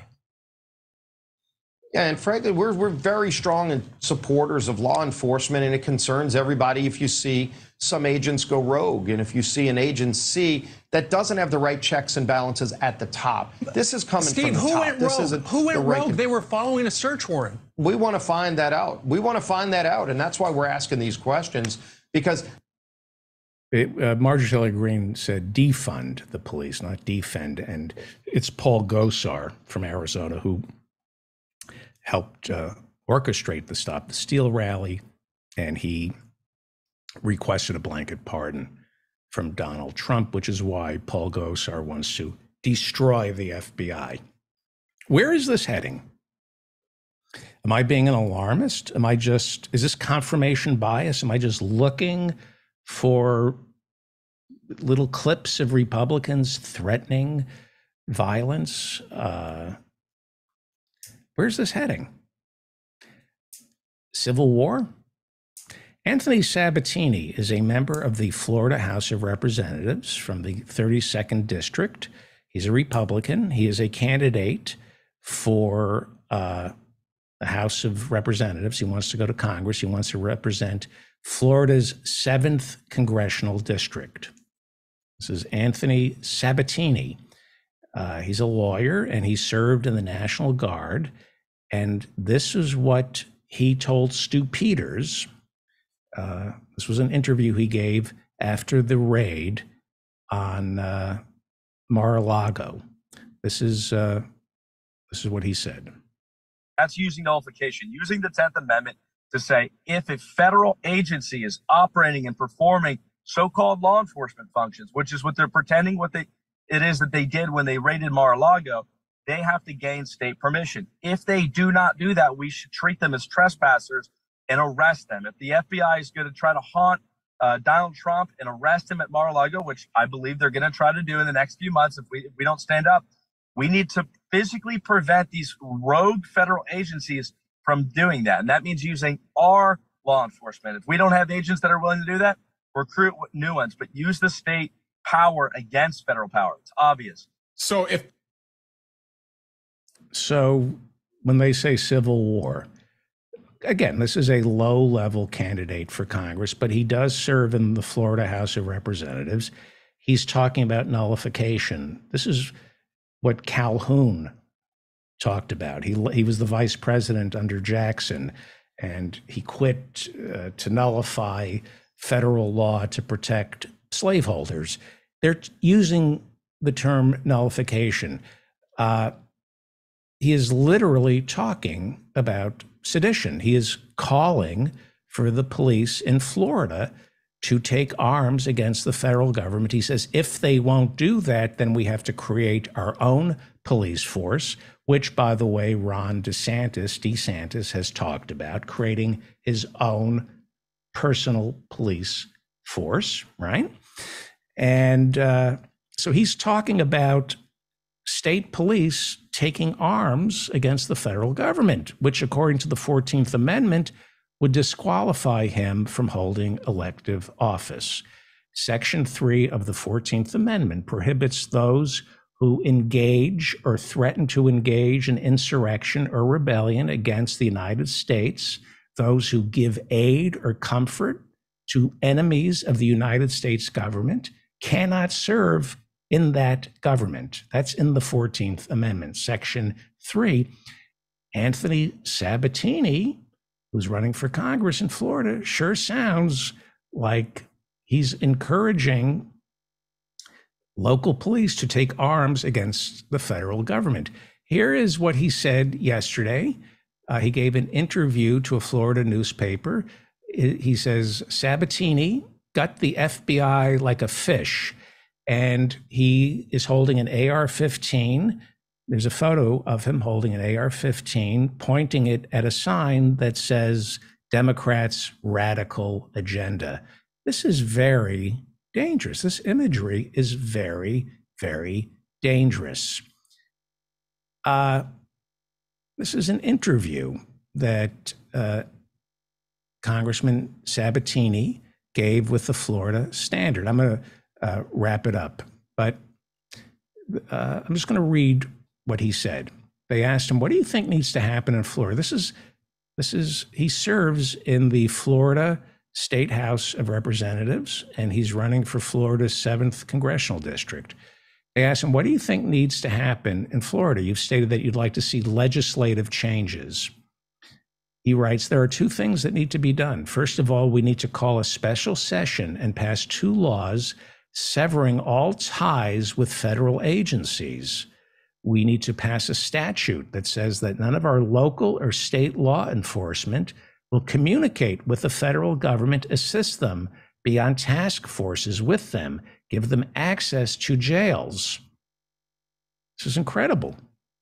This is obvious, and it's perfectly legal under the 10th Amendment. No, it isn't, and needs to happen immediately. The left has created sanctuary cities. They basically stopped talking to ICE. Wait a second. ICE is part of the federal government. But he's upset that the left has created sanctuary cities that have stopped talking to ICE. So see, the Republicans like ICE because they terrorize people of color. He goes on to say the left has stopped talking to the Department of Homeland Security. Well, Department of Homeland Security is one of the biggest police forces in America. It's federal. Wouldn't you hate Department of Homeland Security? No, they persecute migrants. Stop talking to Border Patrol. Oh, they love the federal government's Border Patrol. He goes, they would just go silent on federal agencies they don't believe in, sort of like an indirect nullification. He goes on to say, the second thing that needs to be done, which is much more serious but needs to happen, is to pass a law that no federal law enforcement operations shall ever take place in the state of Florida without, I can't read that, express state permission. If we're going to do warrants and whatnot, they have to get permission from the executive branch, the legislative branch, before they commence. This is Civil War shit. Now, he's low-hanging fruit. He may not win the Florida primary, but he does serve in the Florida House of Representatives. This is what many Trump supporters are thinking. This is what they are thinking. And it's the oldest playbook, it's the oldest American playbook that we've got. It's nullification, it's secession, it's the Civil War, and it's racism. You cannot separate this from racism. And sure enough, this is from, I don't know, I think this is from the Washington Post. Headline, a politician wore blackface to dress as his friend. They call it a silly high school prank. Some Florida Democrats are calling for the resignation of Republican State Rep. Anthony Sabatini after a photo of him wearing blackface in high school resurfaced this week, an image the lawmaker says is taken out of context.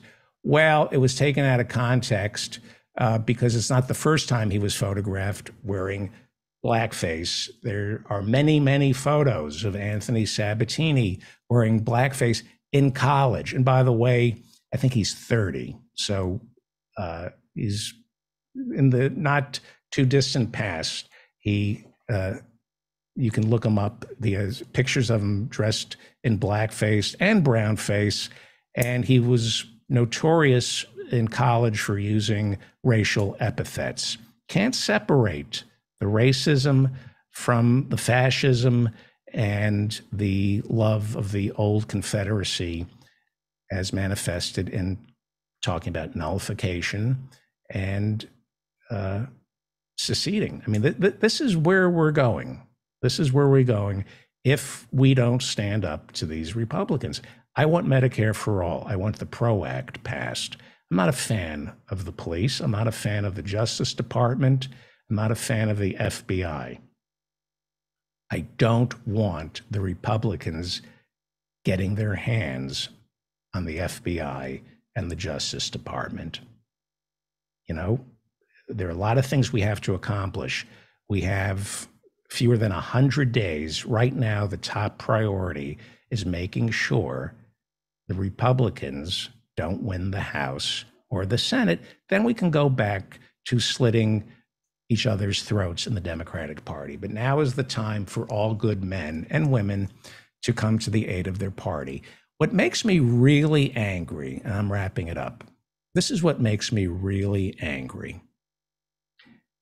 George W. Bush inflicted more damage to this country than Donald Trump did, like Medicare not being able to negotiate with Big Pharma. That's George W. Bush.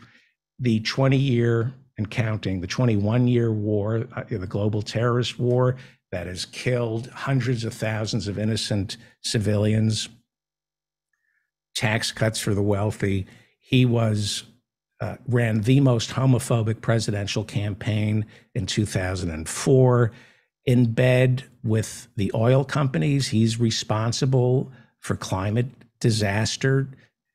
It goes on and on and on, lying about weapons of mass destruction. The worst president this country has ever had. Worse than Donald Trump. He was worse than Donald Trump because he was able to work the system. He worked the system, but Donald Trump will destroy the system. There's a difference between working the system and destroying the system. And this is what makes me so angry. This is what makes me so angry. In our nation's 246-year history, there has never been an individual who is a greater threat to our republic than Donald Trump. He tried to steal the last election using lies and violence to keep himself in power after the voters had rejected him. He is a coward. A real man wouldn't lie to his supporters. He lost his election, and he lost big.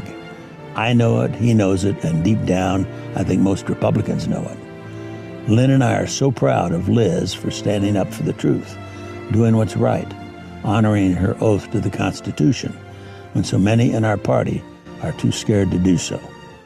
Liz is fearless. She never backs down from a fight.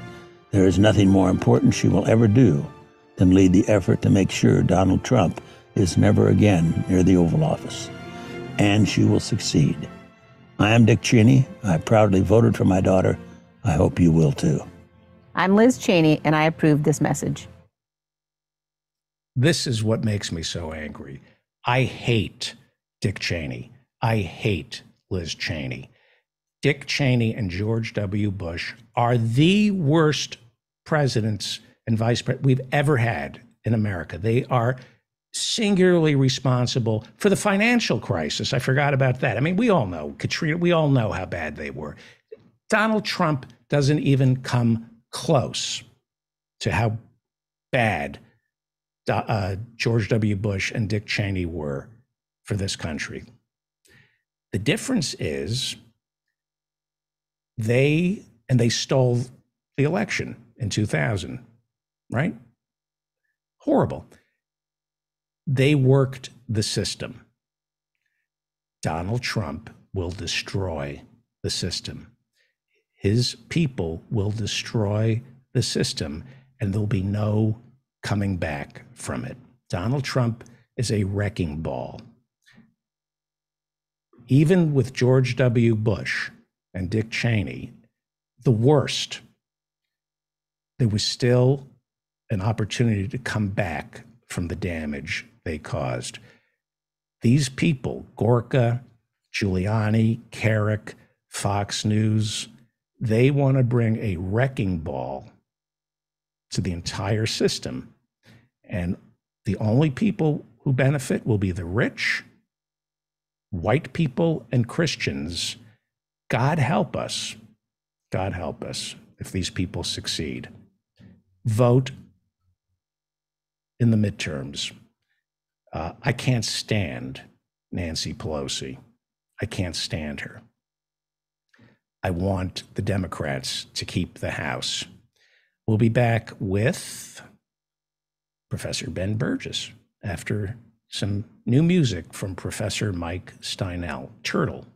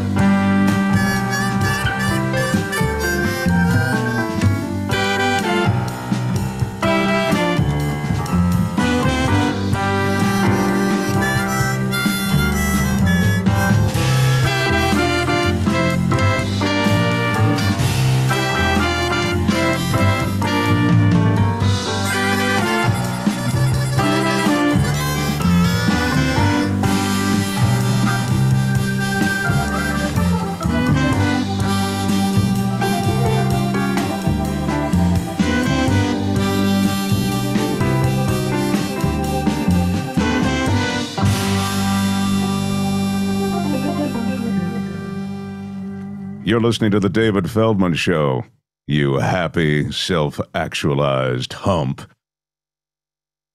Welcome back. Welcome back. You're listening to The David Feldman Show, davidfeldmanshow.com. And don't forget, every Friday night, it's office hours, 8 p.m. Go to my website right now to get your link. It's a great community, and we did a great job last weekend raising money for somebody who had some medical expenses. And, you know, it would be nice if we had Medicare for all. We don't. So we have to take care of one another.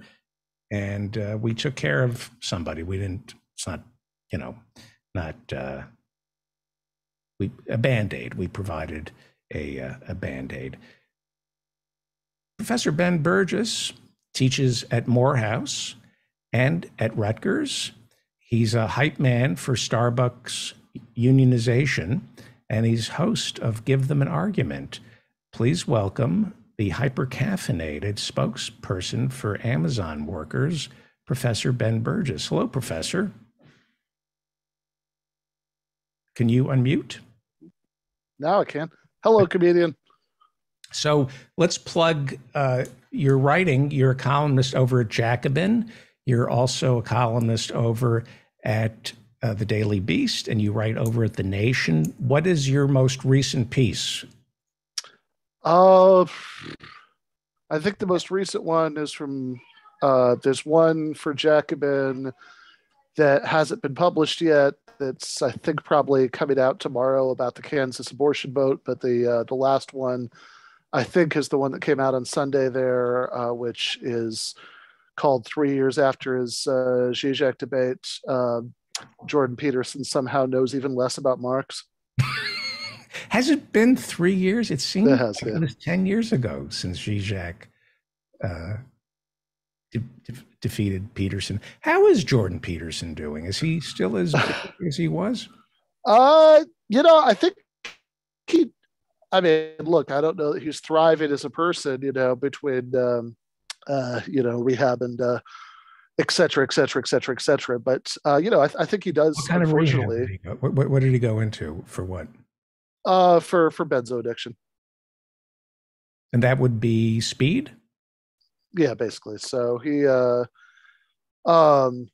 had, so yeah, there was a whole big saga where he was in, he wanted to do like a deuce coma to like somehow to help with the withdrawal, and they wouldn't do that for him in Canada. So he was, I think he actually did that in like Russia. You know, this is all obviously a while ago.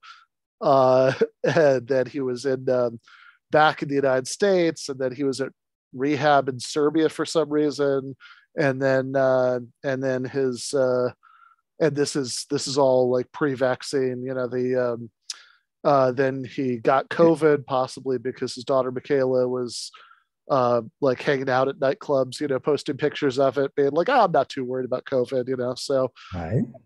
So yeah, he's you know, so I don't know that he's exactly been personally.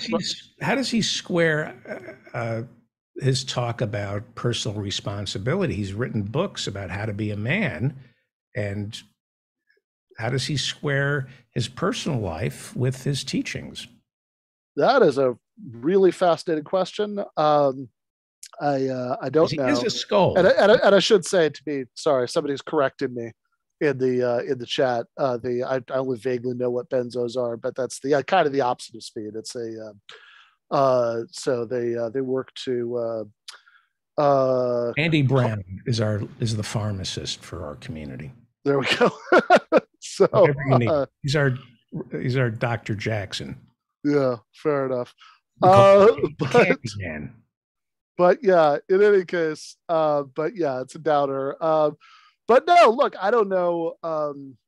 I have no idea how fully he's addressed the obvious, his obvious inability to take his own advice there, and you know, but that doesn't seem to stop him from giving it, and he's still at it, and he does still sell a lot of books, and he's moving over to Ben Shapiro's media outlet, The Daily Wire, And he still seems to have quite a following. And I perked up when I saw that he had, for the first time, I think, since 2019 with Slavoj Žižek, he had, he had a conversation with a leftist, Kyle Kulinski. And so I watched it. I was very curious about how this would go. And it's again, it seems to me that somehow in the last 3 years, between one thing and another, he's actually forgotten some of what he knew in 2019. It's that bad, right? I mean, in 2019, famously, he said that he didn't read any of Zizek's books to prepare to debate him because, I don't know, he didn't have time or whatever. But he did go back and read the Communist Manifesto because he says, I figured I'm not going to try to do the Jordan Peterson accent, but said that's where the trouble started. And he casually admitted that it was the first time he'd read it since he was 18 years old, which if ever. Yeah. Well, I'm not sure how carefully he read it even in 2019, but by his own account, that would be 40 years since he'd read it, which is pretty amazing because he constantly brings up, Marx and Marxism. He goes on and on and on about the evils of these. He blames Marx's ideas for everything from the allegedly corrupting influence of postmodernism on Western society to the Khmer Rouge to et cetera, right? For everything. And this is one of his big themes. Even in his self-help book, 12 Rules for Life, there are surprisingly extensive rants about Marx and Marxism. So that itself was pretty striking. That it's that he's talking about this, that he's admitting that it's been, assuming that he's even telling the truth about this, that it was 40 years. He was already in his late 50s when he debated Slavoj, right? So it's been 40 years since he'd even bothered to read the Communist Manifesto. So I think it's fairly safe to say he wasn't thumbing through the discussion of the falling rate of profit in Capital Volume 3 in that time. That's what he's read. And it seems to me, watching the Kulinski debate, there's this really striking moment where Kulinski asks him, well, just out of curiosity, are there any of Marx's ideas or any of his critiques of capitalism you see any merit to? And Peterson thinks about it. He says, well, it's not wrong that capitalism produces inequality, and that's something to be concerned about. But this has always been noted. He quotes the Gospels, the poor have always been with us, which parenthetically, I wonder if Jordan Peterson thinks that capitalism existed at the time of the Gospels. But he says, but it's absurd for Marxists to talk as if, capitalism is the only system that produces inequality. It's not, in fact, it's the difference between this and previous systems. It's not that it uniquely produces inequality. It's that it includes this, it's that produces this great level of, material prosperity, that there's all this development. And thought, yeah, he's forgotten his 2019 skim of the Communist Manifesto, because the first sentence of the first chapter of the Communist Manifesto, the thing about the specter haunting Europe, that's the introduction. But the first sentence of the first chapter is all hitherto existing history is the history of class struggle. And Marx starts talking about slaves and freedmen and lords and serfs and all this stuff, right, about pre-capitalist class struggles. So Marx is very aware that capitalism isn't unique in producing inequality or even class inequality.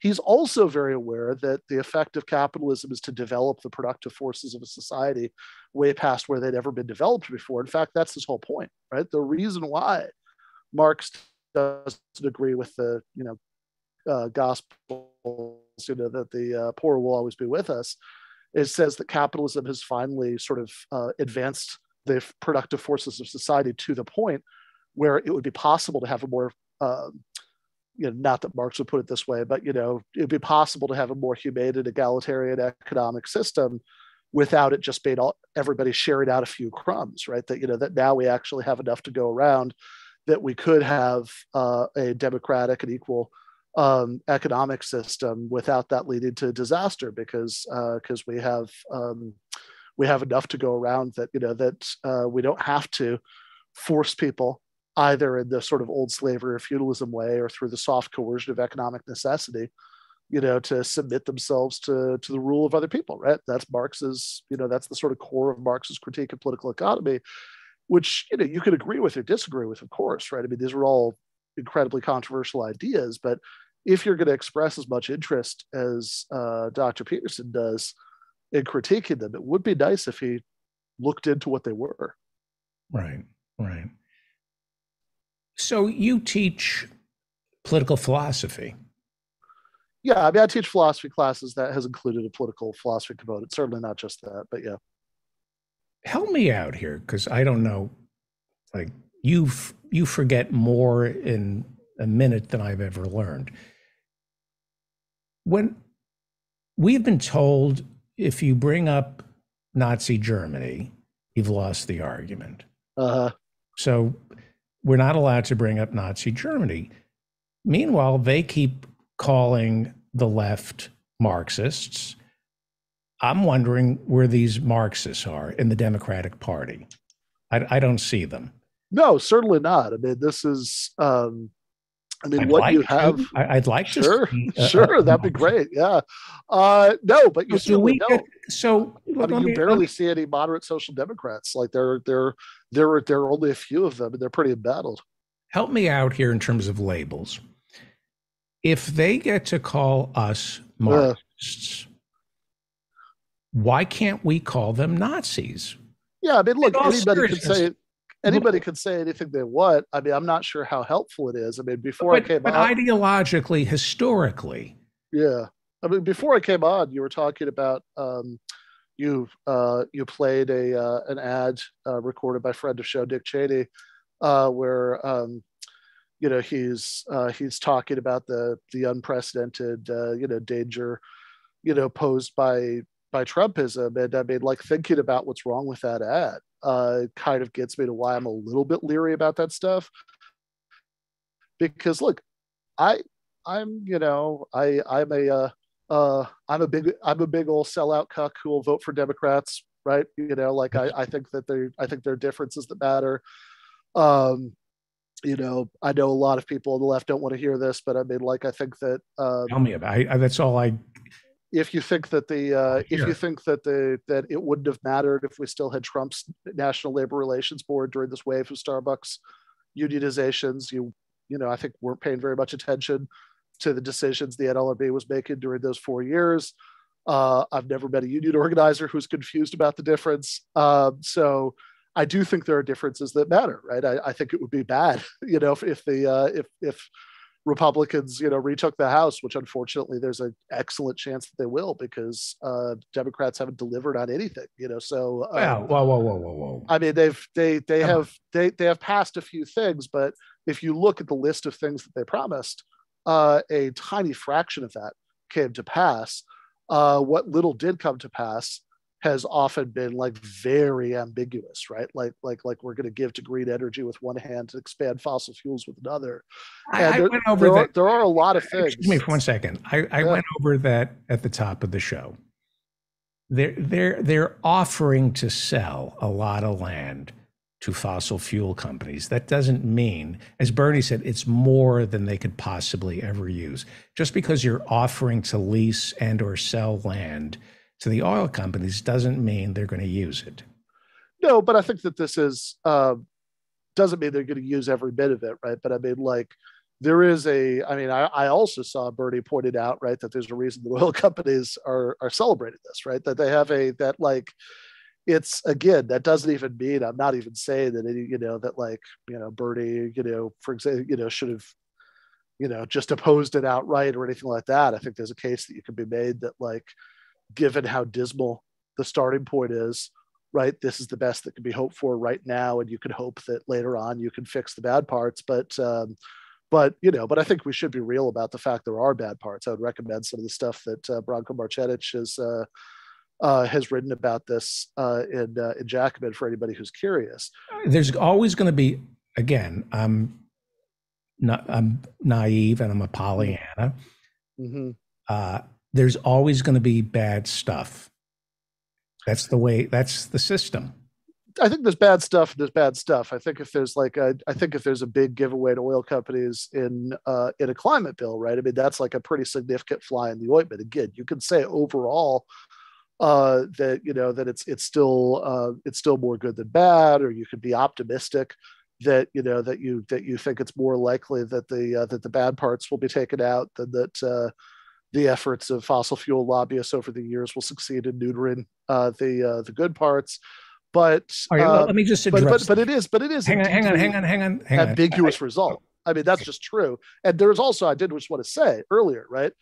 There's a whole lot of stuff that's entirely in their power, right, to deliver that they have chosen not to deliver, right? That there's a whole lot of stuff that can't actually be blamed on Joe Manchin or Kyrsten Sinema that hasn't happened, right? So I think that all of which is just to say that I think that the fact that the Democrats are potentially in so much trouble electorally this fall, I do think that is of their own making, right? Now, I'm happy, I mean, not happy, but I'm willing to vote for them anyway, hold my nose and, and do what I think I have to bring about the least worst option we're going to get right now. But I do think there are real differences, but I think what worries me about the fascism analogies is that like this tends to lend itself towards this picture where it's like, okay, your Dick Cheneys were like pretty bad, right? But your new Trumpist Republicans are much worse. And I'm not so sure about that. I mean, I think that like, for example, that, a lot of that ad was spent with Dick Cheney explaining why Trump was so bad. It was because of his incredibly incompetent attempt to steal an election. And it's like, okay, but you yourself became vice president of the United States and, de facto president in some ways because of a successfully stolen election, right? You were just better at it, right? You didn't have to. Well, also because Bill Clinton and the Democrats didn't fight after the Supreme Court ruled. Al Gore, you mean? Yeah, sure. I mean, I absolutely, right? But I mean, like, I think that the result is, again, it was a much more elegant, version of the same thing, right? It was actually successful.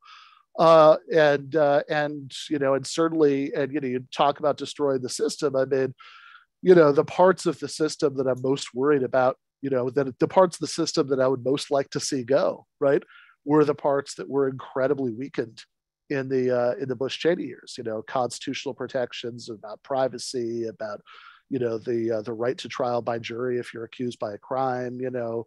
The Patriot Act. Yeah, all that stuff. Torture. Right? Yeah, torture. Right, absolutely. Which is, by the way, right. I will also say a related point. I think I would absolutely love it. And the search warrant in Mar-a-Lago makes me think that maybe it could happen, right? I would absolutely love it if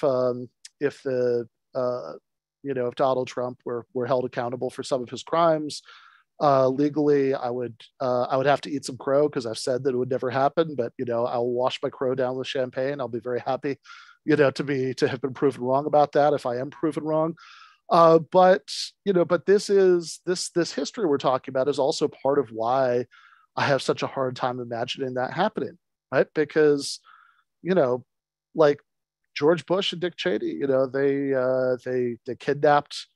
I mean, I think that's the only word for it, right? They kidnapped an American citizen on U.S. soil, Jose Padilla, the alleged dirty bomber, and held him for a long time. Without trial. They oversaw a system at sites around the world where people had people were subjected to what in World War II was just called water torture. People had their fingernails taken off. People were stripped naked and humiliated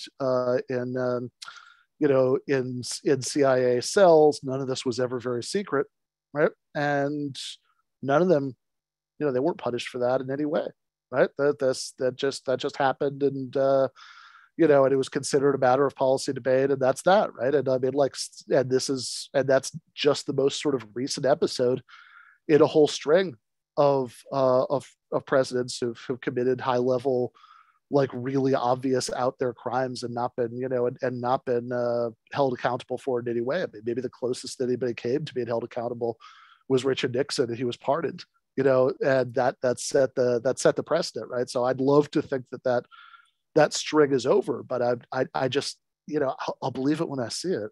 All right, we're running 5 minutes behind, so I just want to tell the Hirschenfelds, I apologize, we're running 5 minutes behind.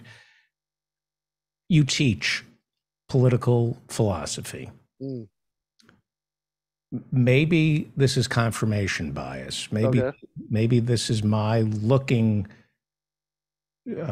for stuff that isn't there. But,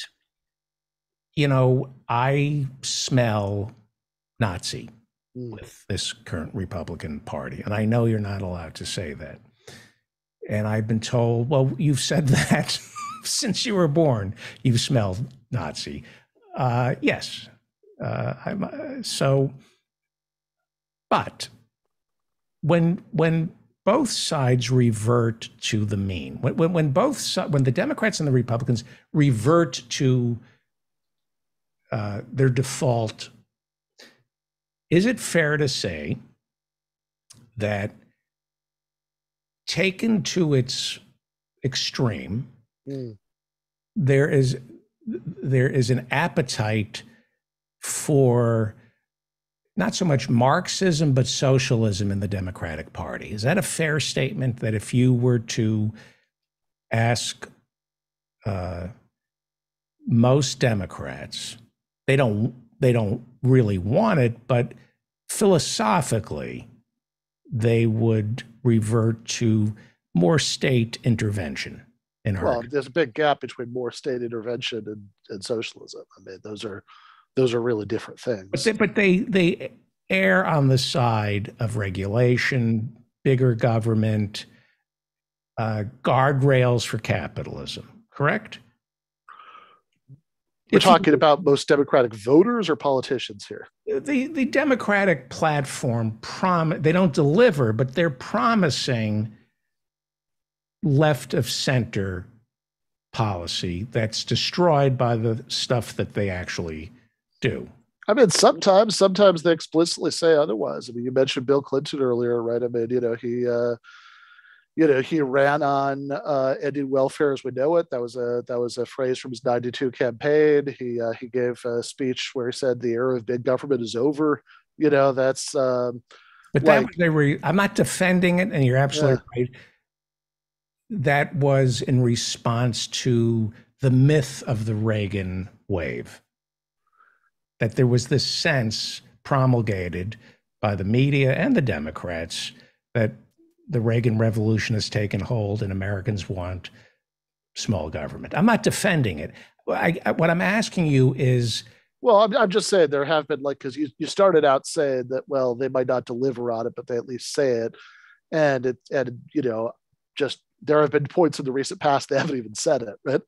Well, Joe Biden is saying, I'm going to be the most pro-union president you've ever seen. Sure. They're celebrating him as the most transformative president since FDR. So if you're selling FDR, if you're selling unions, forget what's actually in the meat. It means that you're appealing to Democrats and Americans who believe in a stronger federal government, some cradle to grave. I mean, I think it's certainly true that people who believe in those things are overwhelmingly more likely to vote for Democrats. I don't think that I think that how much Democrats have felt the need to cater to that, even rhetorically, whether or not has definitely waxed and waned over the years, right? I mean, like in the Clinton years, they didn't at all, right? And even even Joe Biden, the current president, you're right, he said things like that. He could be the most pro-labor president ever. He also said he would veto Medicare for all. He also said that I know. Fundamentally nothing will change. So the point is that, if your core claim is that rhetorically at least they're catering to it, even if substantively they don't deliver, I would say that the extent to which they even rhetorically cater to it goes way up and down over the decades, right? But even Obama, when he talks to Bernie, he'll say, you're a prophet. You say what we think deep in our heart, but in reality, we can't achieve this right now. Would you at least agree that Clinton and Obama and Biden and Hillary appeal to your inner Marxist? No, those people make my inner Marxist want to throw up. The point I'm making is, don't the Republicans appeal to your inner Nazi? That's the point I'm making. Okay. I mean, look, if you're a Nazi, I'm sure you see the Republicans as the lesser evil. But you don't see the playbook. I mean, we're not allowed to compare the Republicans to Nazis. I don't know who's not allowing you. I see people making this comparison every day. Like they say, you've lost the argument. And I'm saying, I'm not arguing. I'm warning you that these people who support Trump are using the fascist playbook step by step. They're already talking now about creating their own police forces. Now, it sounds crazy until it's not. Mm-hmm. No? I guess I'm not. I guess I've kind of lost the thread of what exactly you're saying here, right? Like, I'm saying we should be terrified of this Republican Party.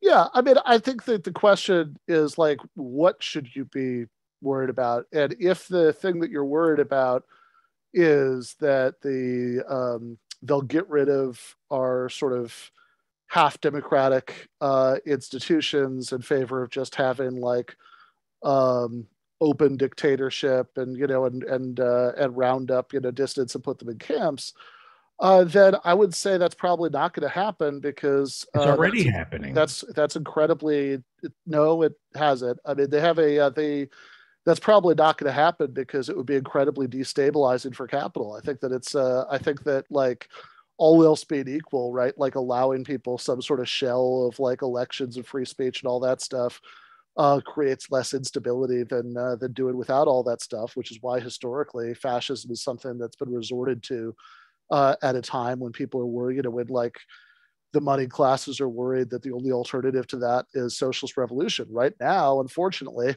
I don't think we've given them much to worry about in that regard. I mean, I'd be worried about Republicans winning, not because of that, right? But because I think they're going to do the things that Republicans do, when they're in office, which is to say they're going to, they're going to aggressively bust unions. They're going to privatize and deregulate, everything in sight. They're going to have climate policies that kill the planet, and they'll pass nasty laws making life harder for members of marginalized groups as a way of appealing to the conservative side of the culture war. I mean, these are the things that Republicans do.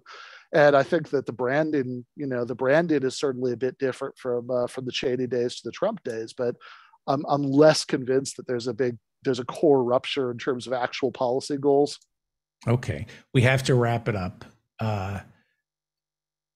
We are talking with Professor Ben Burgis, author of Christopher Hitchens, What He Got Right, How He Went Wrong, and Why He Still Matters. Next time you come on the show, hopefully next week, we can talk about your work with Starbucks. Well, there's no work.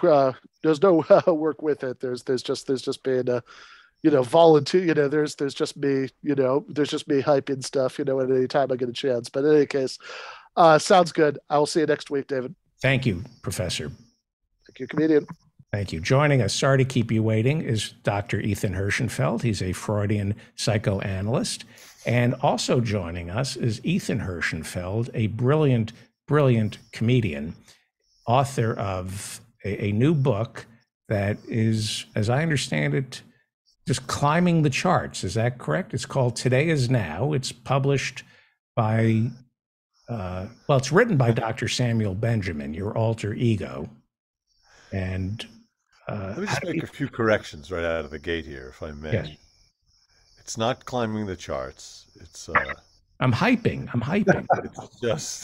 It's saying,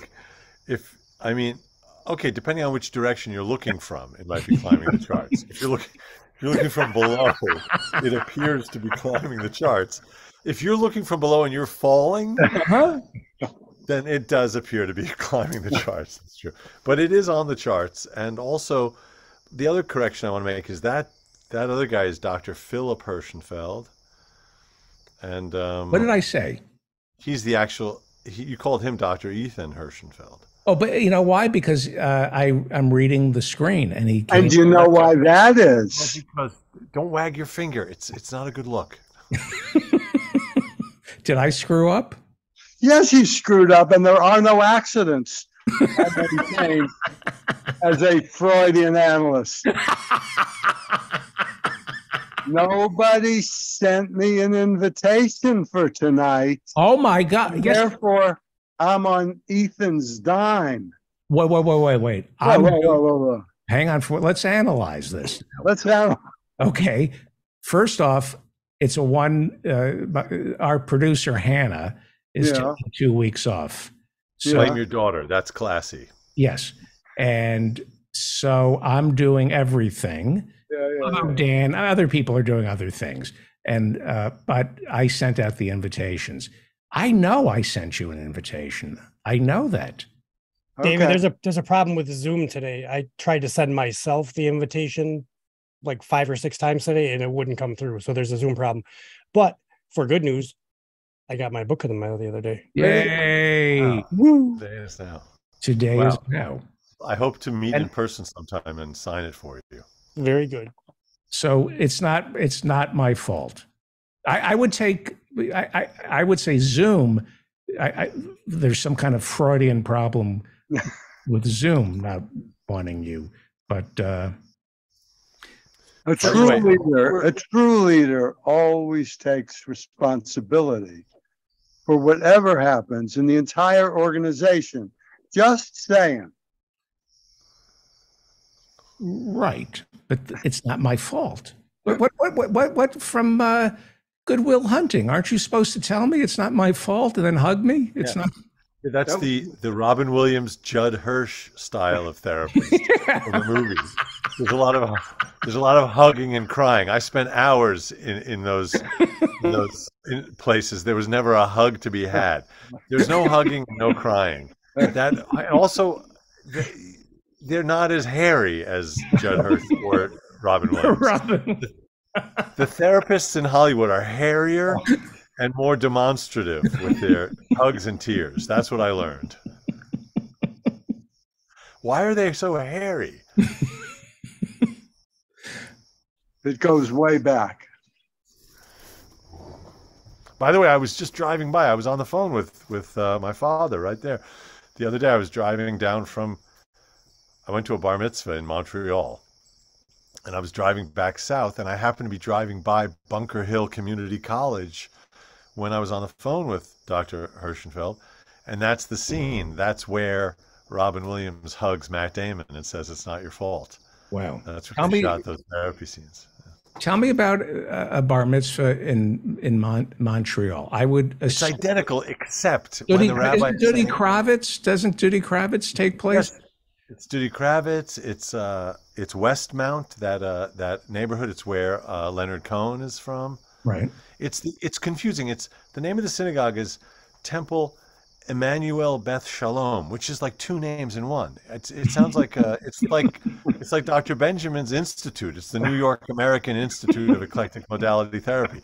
You can't be both. You have to be Emmanuel or Beth Shalom. Make a decision. It just seems like fence sitting.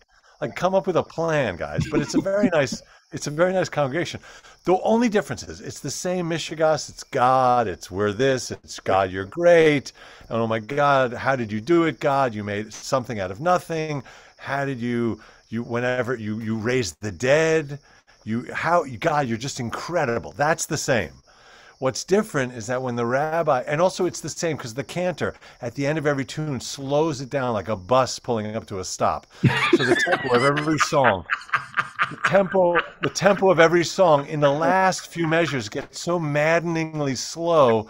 I feel like the cantor should just be able to go like this, or like make some. They don't have to slow it down. Everything sounds like a funeral. Every tune ends up sounding funereal the way the cantors do it. But here's what's different. when the rabbi says, and now please open up your book to page 50, she also says, page 50. That's the only difference. It's the only difference. It's the Hebrew, it's the English, but then they say the page number in French. That's the only difference. But I would think, Dr. Hirschenfeld, that if you're French and Jewish, that's a double negative, which makes a positive. So I think it would be a great experience. Does anybody enjoy temple or church? Yes. The people who enjoy it are the people who get to bullshit with their friends the whole time for 2 hours. That's the main function of services. It's funny you say that, because at one point they did this thing that I know from it was something from some sort of churchy. It was a very churchy move when the rabbi said, now let's take a moment. We did a gratitude moment. Think of something that you're grateful for, and then turn to someone next to you or behind you or in front of you and say hello and introduce yourself and have a moment. It felt like church. We had a moment like that when we went to that Baptist church up in Harlem. Remember we went a few years ago? They had that moment which felt so revelatory and it felt so goyish. But then they were doing it in a synagogue. So I ended up chatting with this guy. Hang on for 1 second. You're always criticizing your father. Goyisha is a bad word. I should wrap your knuckles. You can't use that word.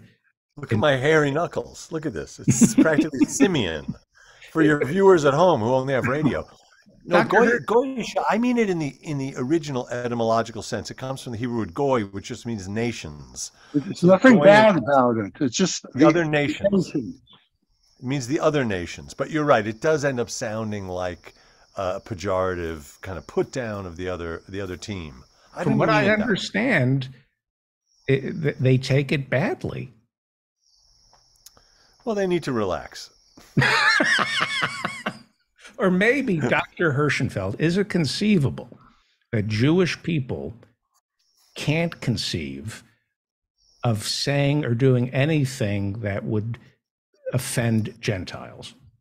That Gentiles would care what Jews think of them. We're so busy worrying about what Gentiles think of us. Did you hear about Goldberg and Kelly? They were golf buddies. And Kelly said, why don't you come join my golf club? And Goldberg says, yeah, they don't take Jews. He says, we can fix that. You go for the interview. When they ask you, my son does not like jokes. I hate these kind of jokes that begin with a this and a that, Nixon and Carter on an airplane. They make me want to kill myself. Any of these kind of jokes, this kind of structure, it's just, okay. It's deadly, but go ahead. No, I defer. No, you don't. You can't talk to your father that way. Oh God, let's give him time out. That was in the old days. This is.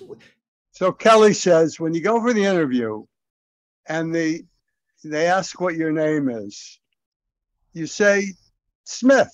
Okay, and when they say, "What do you do?" You don't say I work in the garment industry. You say you're a banker. Okay, I'm a banker. And then when they say, what's your religion? You say Presbyterian. Fine. Okay. So he goes to the interview. He comes out, says they didn't accept me. Well, what do you mean? Didn't you answer? Well, they asked me what my name was. I said Smith. They asked me what I did. I said, I'm a banker. They asked me, what's your religion? I said, I'm a guy.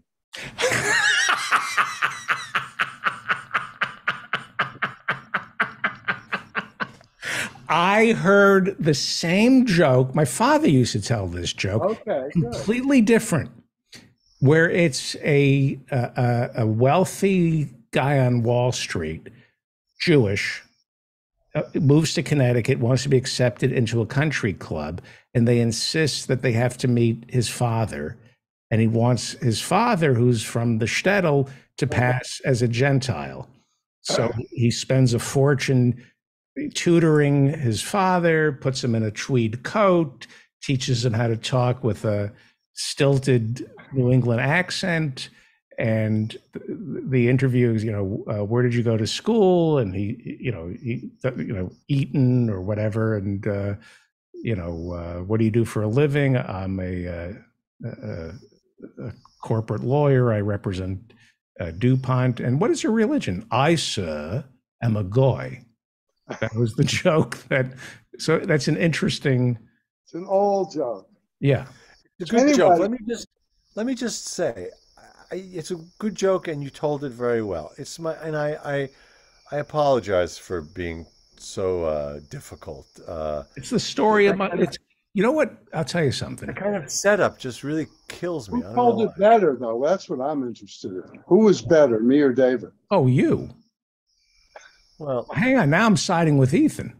The whole thing, by the way, you interrupted me talking about the bar mitzvah in Montreal. I just wanted to say, I wanted to agree with your point, which is that it is the fun thing about it is the schmoozing with the person next to you, because when we were doing that very churchy thing of introducing ourselves and saying Jesus saves or whatever we were supposed to say, I spoke to a guy in front of me. Turned out he was a very interesting guy, a semi-retired lawyer who'd been hiding out in the woods during the pandemic. Very nice guy, good sense of humor. So it is all about the fun in that context. Only happens for me. I find the liturgy and all the traditions and the religion and all that just deathly boring, just extremely painfully boring. It's a certain feeling. It's like being in a museum too long. It's that same feeling. Or back in the day, waiting online in a bank. It's that same profound boredom that seems like an assault. It's an assault. Yeah, and assault is bad for you. It causes hypertension.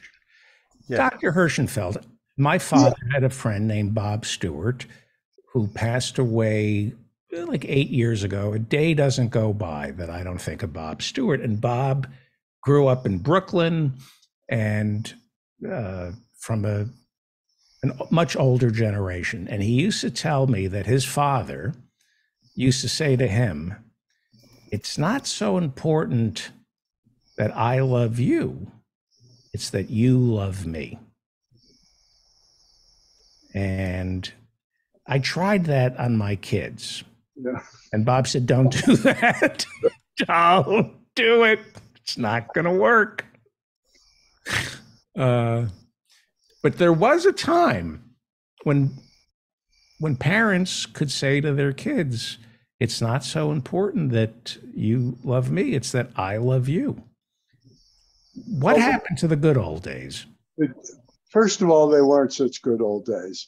Well, that sounds pretty good to me if the kids are afraid of you. The joke on everybody is that everybody loves everybody else and everybody hates everybody else, because that's the nature of intimate relationships. And, sometimes one is more in the forefront and sometimes another is more in the forefront. But the basic human emotions, I don't think, have changed all that much. But what is permissible to express has changed a lot. So, in the 1950s, Ozzie and Harriet, Ozzie had a suit and a tie, and he came down and sat dinner, and everybody paid obeisance. And I can live without that just fine. I like a little bit of honesty. Just a little bit. Just a little bit in relationships where people can sort of say what's on their mind. But I'm talking about family. I'm talking about family. Yes, in the family. A little fear, just a little, a pinch of fear. Shouldn't the kids be a little afraid of it? It's there by the nature of the relationship. Whether or not it is acknowledged, that's a whole different thing. But it's also there just by, it's by weight class. It's just like in wrestling. The kids are in the 32-pound weight class, and the parents are in the 180. It's not fair, just purely based on that. By the way, I want to say something about with Dr. Benjamin talking about love and the family complex. Love, as he says, is a two-way street, but it's actually a 6-lane highway. and there's bumper-to-bumper traffic, and there's an accident, and there's no shoulder. And there are cops in the other lane. They've stopped traffic completely, and they're pulling with the jaws of life. They're pulling a body out of a Toyota Celica. That's the road of love. That explains a lot. It does. Very wise. And you can get more of that by going to Amazon, special dispensation, and buying Today Is Now, written by Dr. Samuel Benjamin. I'm terrified of my kids, and I blame Freud. I walk on eggshells. I think somewhere along the line, children were taught everything is your parents' fault. And it's, go, if it doesn't work, go to the manufacturer and complain.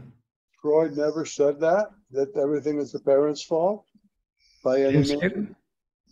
That's been a misinterpretation. And the fear is there, just like the love is there. If you're 32 pounds and you're looking up to this guy who's got a big booming voice, you're going to be afraid of him, among other things. But I think it's better that it's not so much in evidence. That's what I would say. And it does not dominate the conversation. I'm starting to think of who I want to trust with end of life issues. I'll poke a plug, David. I will. I'm looking around now. I'm going, ooh, this is who do I want to unplug me? Any advice, Ethan? That's like the when they would do those MTV concerts. It was like Nirvana Unplugged. This would be David Feldman Unplugged, but it would just be you in a bed and someone unplugging you. Feldman Unplugged. What do you read? Go ahead. Go ahead. I'm sorry for interrupting you before. Please don't let me do it twice. God bless. God bless. Here's what I just wanted to quote Dr. Benjamin again on death. The thing about death is that a lot of people have a fear of death or a dread of death. But what Dr. Benjamin counsels is just close your eyes and think back to that place of complete and infinite and eternal darkness out of which you came when you were born. So if you have a fear of an eternal darkness of death that's ahead of you, remember you've already gone through one of those before your birth. So you're not going into some unknown, you're going into the eternity from whence you came. So that's Dr. Benjamin's wisdom on the subject of death. And that insight for a very, very small number of people is actually helpful. For most people, it's just nonsense. But for a very small number of people, it can be very helpful. So hopefully you're one of them. Dr. Hirsch. Go ahead, Dr. Hirsch. For many years, my plan was when I get to a certain deteriorated state, mentally, physically, that I'm just which I get to call, by the way. He's appointed me to call. I'm just going to end it. I have a friend who did that, who had a horrible degenerative disease, and she did that, and I thought that was great. However, you can learn from anybody. I was at my dentist last week, and he told me that his father had recently died, and his father had been gradually demented over a number of years. And he said it was an amazing experience for the whole family to go through that with him, to support, to support the old guy, to take care of him, to work together. And we have a lot. We have a lot on our schedule, Dad. I got tickets for Billy Joel. It sounds great, but let me check my calendar. If you're lucky enough, you can repair history. If you're given that opportunity, you can. That's what happened between him and his father. Right. Now, how much it counts because his father was demented, I didn't go into that with him. But he said a lot. Well, luckily, there'll be another cavity, and we can find out. Maybe some. So, I have an end of life plan, which is, I might have told you this before, but my plan is I will be laid out on a street, asphalt, and then a giant steamroller will roll over me and flatten me and widen me out. And then I will be cut up into postcards and mailed to all of my friends. Like silly putty.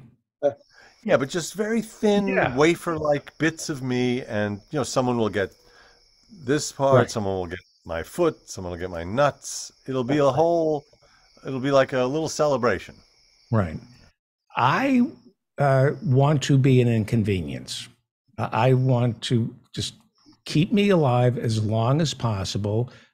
Just drain whatever money I have left. I want people to just sit around and just prolong it. I don't mind the agony as long as other people share in that agony. In other words, like your current life. Like the show. I want to do a Sonny Von Bulow, or remember, was it Karen Ann Quinlan who just, went into a coma and it lasted decades? That's what I want to do to people. Yeah. I want to take everyone down with me. It's totally consistent. I'm also planning, instead of people, in Judaism, they sit Shiva for you. They do 7 days. They sit Shiva. I'm planning on having everybody sit 17 or about 70. I really want them to spend some time. I feel like a week is not enough. What does Shiva mean? 7. Shiva means it's cold and you're...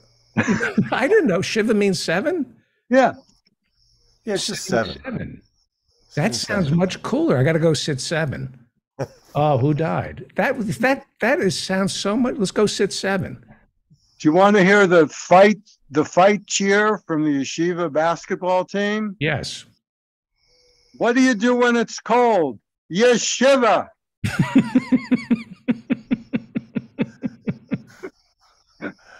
All right. But do you know why we're talking about this morbid topic? Because tell us, doctor. What's that? Yeah, I okay. said, tell us, doctor. Between the nuclear plant getting bombed in Ukraine and the forests burning up everywhere and the Antarctic melting and the Republicans, many of them, and we don't know how many of them are in the army who feel the exact same way, arming themselves and threatening war. I think our minds go to planning for the end of days. Right. I think it looks really bad. That's what I think. And what do you tell a patient if things look really bad? I say... Oh, you mean him.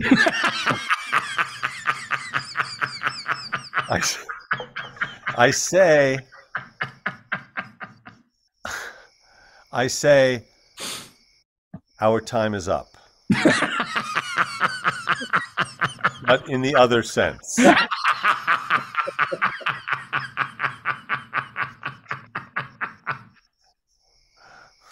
What do you tell a patient? About what? That if when we first met, I said, what Freud? Yeah, he was he didn't leave Vienna till what, 38, 39? Yeah. So what was he telling his patients? You're paranoid? You're imagining things? I hope not. I don't think he was. I think he took it very seriously. It wasn't. He said, and I quote, "Wait here, I'll be right back." I feel, you're a strict Freudian and you got patients and it's 1939 and he's off to London. What? He and Princess Marie Bonaparte, by the way, found the funds to evacuate, and the political muscle to evacuate him, many of his patients, many of his colleagues, but it wasn't easy. Yeah, that's real transference when you're evacuating the. By the way, we have to wrap it up. I would love to hear. Go ahead. Yeah. Just very quickly, I want to say that Dr. Benjamin does have a chapter on eco-panic, which is a subject that Dr. Hirschenfeld was just discussed. He gets into that directly. What do we do when we have this actual scientific and correct awareness of the fact that things are just falling apart? So what does that do to our moods, our psyche, and what can we do about that? Today is now. Go to Amazon, special dispensation. You can shop on Amazon to buy Today Is Now by Dr. Samuel Benjamin. I want to ask you what you're reading. Last night, I was reading about Ernst Röhm, the essay. He was Hitler's private army. Right, The Night of the Long Knives. Yes. I'll send you this paper I read. It was openly gay, that in the early and late 20s, even the early 30s, homosexuality was celebrated in Germany. It was used, Ernst Röhm's homosexuality was accepted by Hitler. And boy, did those guys know how to throw a party.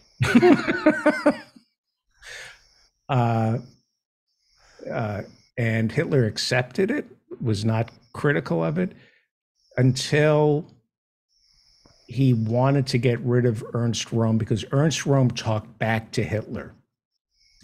Ernst Röhm was a World War I hero. He was Adolf Hitler's superior during World War I. He would never bow down to Adolf Hitler.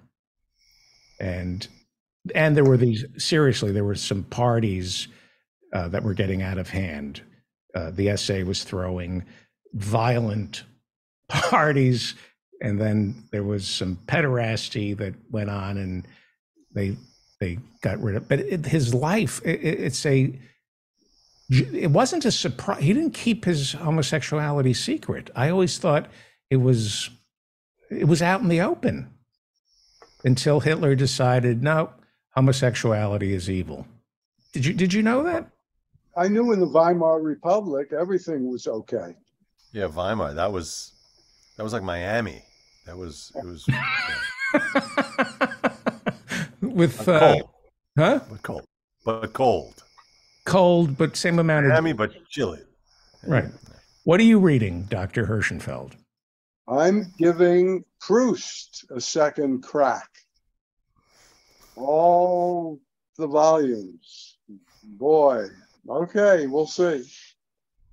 And I'm reading a book. I know the last few weeks I've been saying I haven't. I just picked up a book from the shelves here, this Lillian Hellman memoir called Pentimento.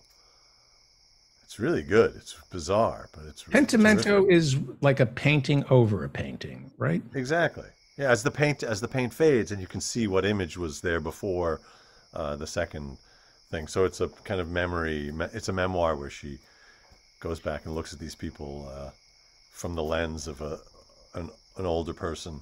Did she? Do you know what Mary McCarthy said about Lillian Hellman? She said, she said every word that she wrote, including the ands and the thes, is a lie. Who slept with Dashiell Hammett? Yeah, that's right. She calls him Dash in this memoir. And it's very fun. It does. I'm not surprised to hear that a lot of it's made up, because it just reads. It just seems implausible that someone lived this stuff and also remembers it 50 years, 60, 70 years later in that detail. But in any case, it's very entertaining. Pentimento. I recommend everybody read Thomas Childers or William Shire, anything about the rise of Hitler this summer. We're living it. Yeah. By the way, while you've been on the air, a guy in Ohio shot up an FBI office.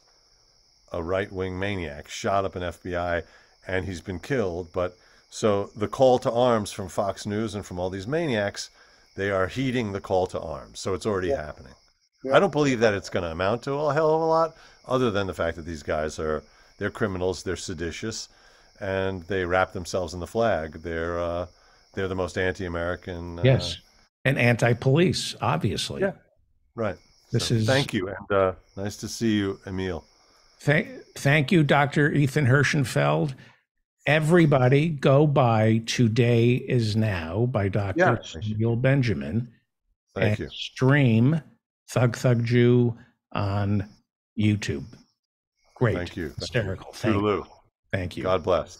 Joining us is Emil Guillermo. He is host of the PETA podcast, People for the Ethical Treatment of Animals. He is also a columnist for ALDEF, the Asian American Legal Defense and Education Fund. We're running on, it's a bare bones operation this week. You probably sent me what you wanted to talk about, didn't you? You can talk about it. I'm just happy to be. You talked about death, and you just talked about this guy in Cincinnati. Yeah, what happened? A guy showed up with, he had an AR-15, and he was holed up for several hours. I heard the news reported that he had fled on the interstate. It was outside of Cincinnati, just south of Dayton. And I didn't get the latest where he was shot. So, because I was getting a piecemeal from different news sources. But the upshot is, it is someone responding to the call to arms that Donald Trump, in his persecution mode, is sending out to people. And so we're getting a mini January 6.5 or something, where people are coming out and they are responding. And it's, I think this is, I thought that maybe it would backfire, if Merrick Garland comes out, and I thought Merrick Garland was brilliant today when he kind of called Trump's bluff and said, okay, I've gone to a judge. I've asked him to unseal all these documents, which will show the probable cause, which will show what was taken, which will show, et cetera, et cetera. I don't think we've heard anything from Trump. I was surprised that, that the news came out about the shooter. Like I said, it was still kind of, when I last was paying attention to the news about an hour and a half ago, that it was still like the guy was contained, but it wasn't clear from the reports that I was seeing. Right. But this is where we're at. Yeah. I mean, the argument that I'm saying, I guess there was a dust up between Nina Turner and Jimmy Dore, because Nina Turner said something in defense of the FBI, and Jimmy Dore went after her on Twitter, saying, you're a sellout for coming, you cannot support the FBI. They have a storied history. And, we all know the history of the FBI. Yeah. They killed Fred Hampton. They tried to get Martin Luther King to commit suicide. They destroyed the IWW, and they've spied on communists, and they keep files on us. Right. But you can reform the FBI. It changes. It changes with the administration. I mean, they went after Asian Americans. They went after, Carlos Bulosan, the Filipino-American writer, had a big file on him, probably because there was a link between Bulosan and communism or the Communist Party, and that was enough to get you a file. At some point, there was a time when you had to be proud if the FBI had a file on you. But right. the FBI going after political opponents It just depends on who's in charge. It varies. And so I thought what Merrick Garland did today was kind of like, he beat Trump to the punch. Okay, let's reveal this stuff that you don't want revealed. And let's be transparent. Let's see, just what kind of clothes the emperor has. Yeah, because, it's going to, all the documents that are there that are sealed will list the laws that the Justice Department believe are in play here. And also it'll list out all the things that they took. So anyway. And what could they have taken that would be extraordinary? Evidence? This is the argument on the right is that, Donald Trump, he could have just unilaterally declassified something because he's president, but he's not president now. And so, there goes that argument, but pretty much that's sort of the argument that they're sort of, fostering on Fox right now. But, who knows, really? It could be anything. It's not as inconsequential as the right would lead us to believe. It's got to be something. I don't think that this is just going to be like a busted taillight and let's go get Donald Trump for a busted taillight, because, that they say for people of color. This is Donald Trump. Well, he's orange.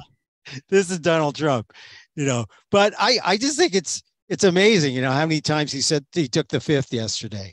And in fact, I want, on my column and the Aldif blog, I want to come clean. I don't want to take the fifth. I feel like I have to come clean with something in regards to the Muslim shootings in New Mexico, in Albuquerque. I want to confess to you, my white friend, David Feldman, that when I heard that the Muslims were under attack, I suspected a young incel, camo wearing type person, sort of like you. I'm confessing to you, my white friend. And I felt bad for a second because, as you know, I was totally justified for feeling that. I was totally, we know who goes out there with AR-15s. We know who goes out there and shoots up people of color. But there I was thinking it was someone who looks more like you than me. And I just want to, I don't want to take the fifth. I want to apologize. Who did they arrest? What? They arrested a Muslim man, Mohammed Sayed, 51 years old. He was an Afghan immigrant. Well, technically a refugee, but he's been here 5-6 years, so not one of the recent ones. Coincidentally, this is I think the week that most of the Muslim or the Afghan refugees have come, throughout, and mostly to America, and some of whom are right there in Albuquerque. So it's a real mixed immigrant refugee community. And, when 4 people were shot and killed since November of last year, they were fearful. They had one shot last Friday, and they thought it was, like I did, someone who targeted Muslims because of an extreme xenophobia. And so I just wanted to cop to that, I took that knee-jerk reaction, and I thought maybe you, David, my friend, my long-lost friend, might have been involved, or someone like you. You have an elevated sense of my your prowess. Yeah, I wasn't. I don't want to do that. David with an AK-47. No, but I felt bad, and I wondered, am I racist? Am I being racist here? And I was willing to say it out loud, unlike Trump, who's not willing to cop to anything. He's denying and lying and taking the fifth. I just wanted to say, maybe that's not right. Maybe I should be more equanimous and not, jump to any conclusions, and just wonder, I wonder what Filipino went out and shot the Muslim community. I wonder what other kind of person. And indeed, in fact, it was a Muslim. And I have to admit, I was kind of surprised, but really more surprised by my premature reaction. I mean, I didn't go on the net. I didn't go on Twitter and say, hey, let's look for some incel. Who's behind this.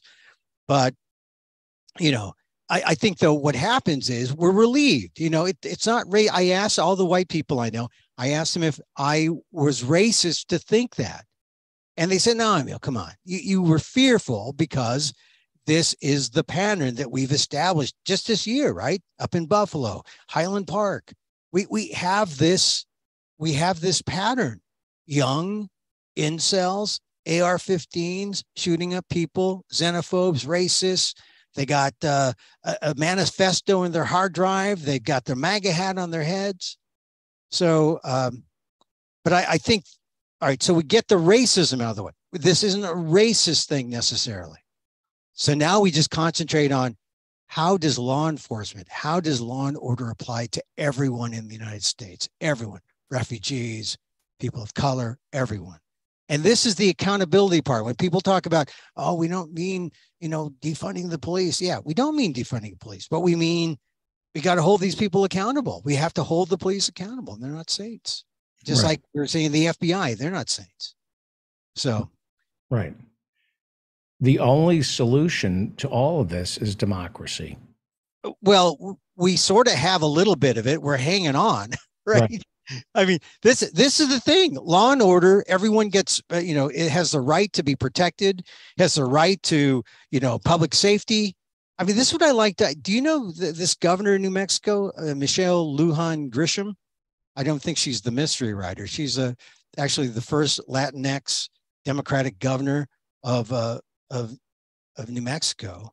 I mean, she had some good things to say. She said, everyone, every family, no matter what ethnicity, and no matter what the threat, you've got to feel like your law enforcement and your political leaders are there for you, protecting you.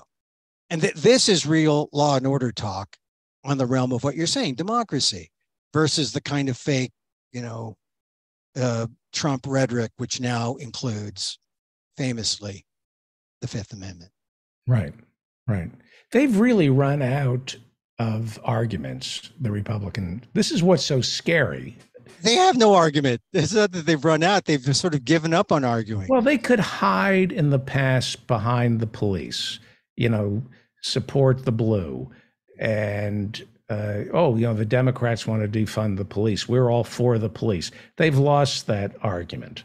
They are against the police. On January 6th, they lost that argument. And now they've completely lost it. They cannot claim to be the party of law and order and the police. They lose that argument.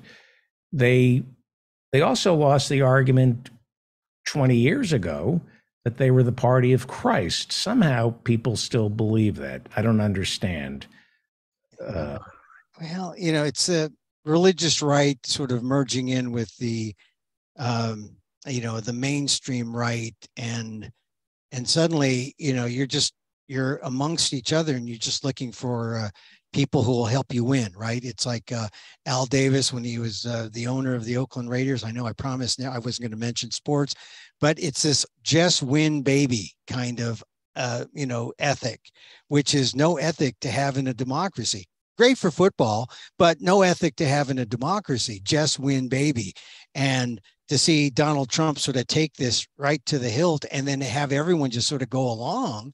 They don't have any argument. The Republicans don't have any argument because in the end, they just want to win and they don't care. So it's frightening because if democracy really is the answer, and we've talked about having a pro-democracy movement in America, for goodness sakes, well, we kind of have it de facto, or we're sort of forced into having it because we see the Republicans taking it away from us, bit by bit. And it's really heart-wrenching. You said, well, the basic thing you can do to stop this is vote, and vote intelligently and encourage people to vote.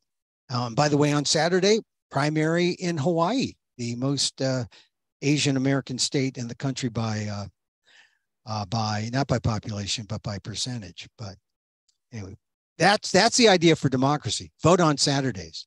Vote when people have time. They don't, they can just hang out, cast their ballot, and also vote by mail. They have it so that people in Hawaii not only can they vote on Saturdays, but they can vote by mail. And, that's a real key thing that all the anti-vote people are trying to do. They're trying to get rid of vote by mail. They're trying to get rid of same-day registration. They're trying to get rid of everything that makes it easy to be part of a democracy.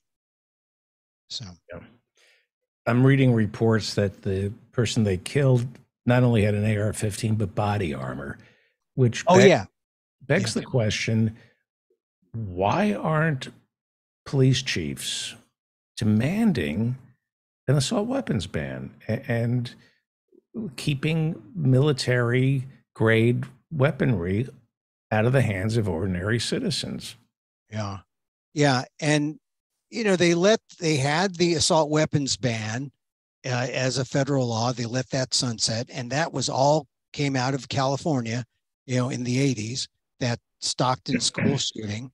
And, they still have it here, even though it's been under attack and they've been trying, the right has been trying to dismantle it, but California still has it. And, hopefully there'll be a version of that once again that will rise on the federal level. But you're right. I mean, there's no reason to have, assault weapons, make you kill faster, people armed up, with body armor. Oh, he also had a nail gun. I recall hearing reports. He was, he has for the hand-to-hand stuff. But this was, there's a core group of people into that kind of survivalist kind of thing. And they're answering Trump's call.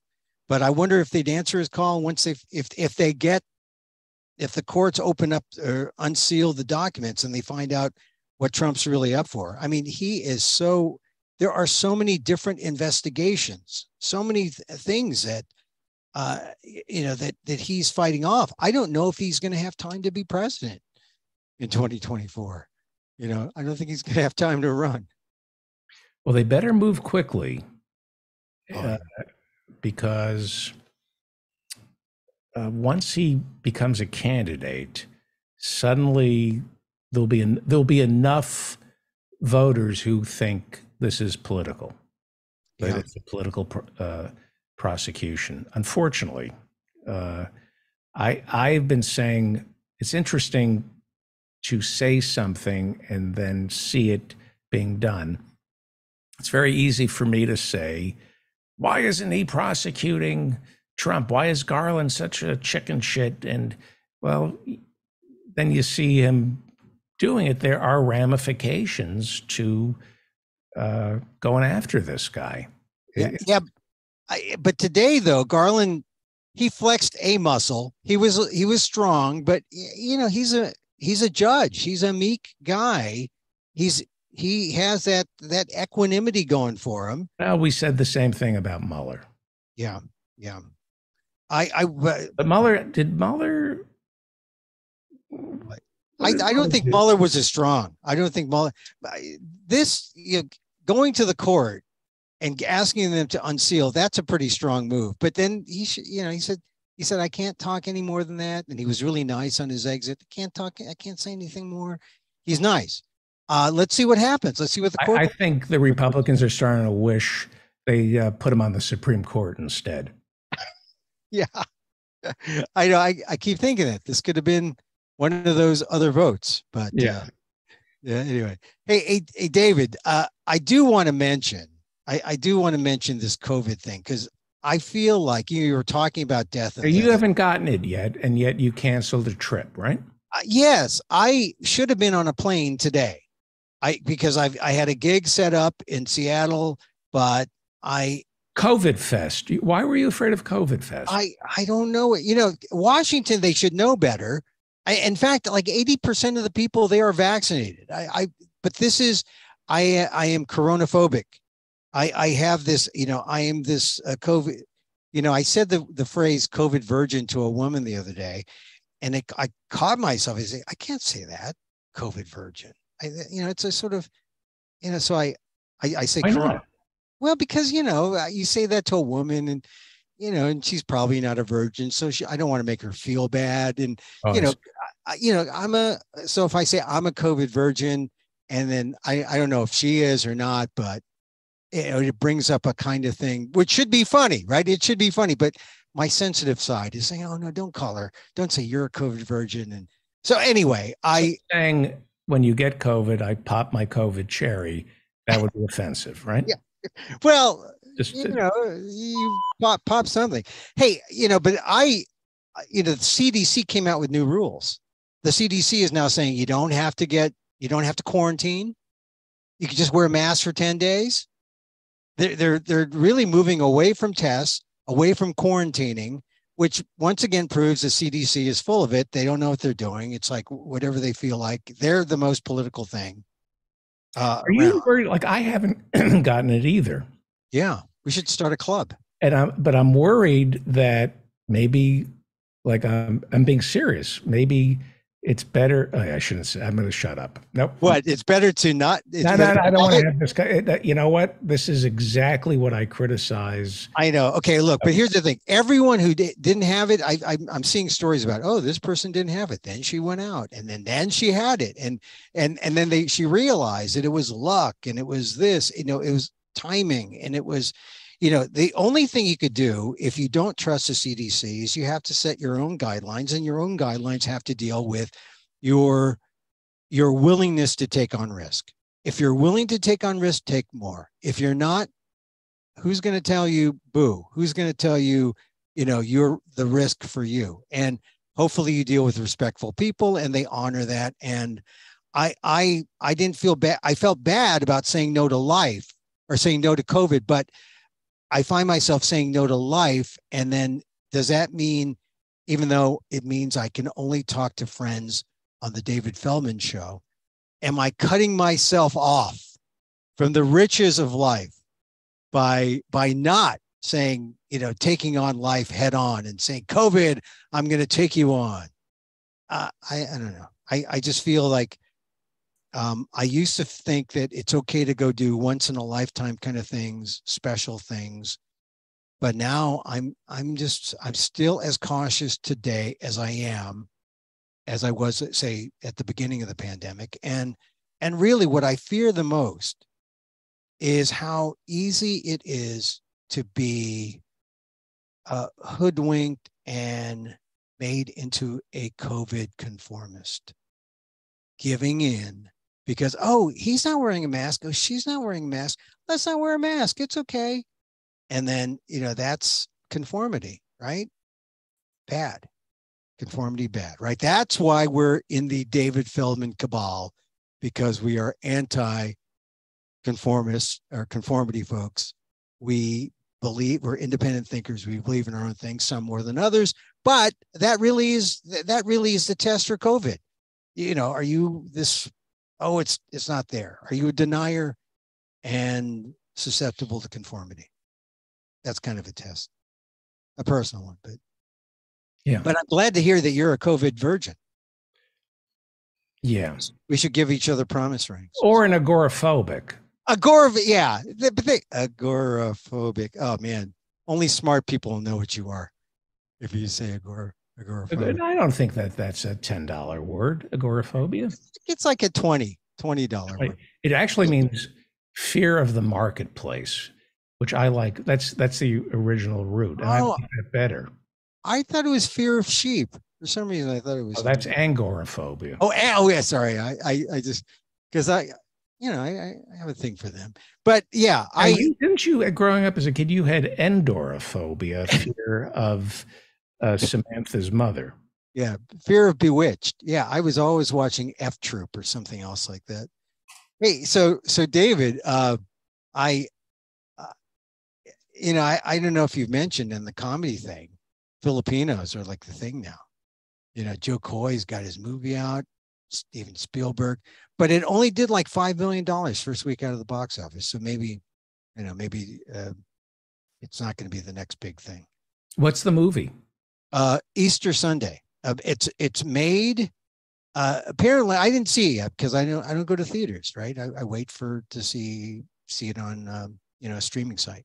But it's about a Filipino guy who goes to this is from what I read, his dysfunctional Filipino-American family as he's about to embark in a showbiz career. And so it's, it's all the things that I recognize to be Filipino. I wish it well, because if one Filipino comic, can like stick his foot out there and open it up, it's like, when the first Jewish comic went out there, what did the other 3,000 Jewish comics say once the first one, oh, he's done my act, I can't do it anymore? No, they just went out and did their thing, right? Right. But we have to applaud Jo Koy and hope that he does well. I mean, at least in terms of the diversification of Asian Americans. Is he as funny as Clarence Sterling? That's a good one. I know Clarence was funny. Clarence Sterling was funny. Clarence, but we failed to mention Lorenzo Matarawan. Yes. Lorenzo was fine. The late Lorenzo, you knew he died, right? Yeah. Yeah. So anyway, and a friend of Robin Williams, good friend of Robin Williams. So. And Clarence Sterling. Yeah, Clarence was too. Yeah, and he always used to say, "Come on down to Malloy's, Emil, and see me." And Billy, there was another one. Billy. Oh shit. Billy, I don't know Billy, but Rex Navarrete, another good guy who's coming out. He's coming. He's trying to find Jo Koy's coattails. But so look for the Filipino American comics. They're out there now. Right. There was another comic, Billy. It's so hot here, and I don't have the air conditioner, and it affects my memory. But if we have any San Francisco comedy fans, I'm trying to think. I should have at least seen him in church or something. I don't know why can't I think of his name? So I'm really pissed off at myself. Why? Oh, because you don't know Billy's last name. Hey, really funny. Yeah, Billy. I'm so. I can't. Billy. No, I can't think. Hey, the PETA podcast. I know you lived in LA for a little bit. You're probably going to move back at some point, right? The shelters, the PETA podcast. Why would I move back to LA? Well, I know you talk sometimes about moving back to California, so I'm thinking, maybe you miss it, good tacos or something. Maybe being laid back. It's always sunny. People are happy. My sister had some dental work, and she said to me, the doctor offered me something to take, and she said, I was afraid to take it because we're in mourning. My mother passed away. Yeah. And I said, yeah, what do you want to be relaxed and content for? Like, why would you want to take a pill that would relieve pain and anxiety for a couple of hours? That's not who we are. What's the law? Which begged, I was going to ask Dr. Hirschenfeld this question. Short of alcohol or pot or drugs, why you meditate? Yes, that's the answer for me. I mean, do you actually get to a point where you feel the way I used to feel when my parents were driving us home from a drive-in movie? They used to go to a drive-in movie theater in Nyack, and we'd drive home in the summer, like 9W during the summer, and I would be. It was the summer. You could smell skunk and just trees and maybe polio. You smelled polio. Little polio, and I was happy. Yeah, I was 8, 9, 10, and blissful. The short answer to that. Does anybody get back to that? Yeah, the short answer, David, is yes to meditation. But it's like I'm driving down 9W. You can't meditate while you're driving. Well, you can if you do it properly. You can if you. Once again, you're confusing meditation with masturbation, and I keep telling you, you cannot meditate. All right, carry a handkerchief. No, the idea is you can meditate with your eyes open. You can meditate standing up.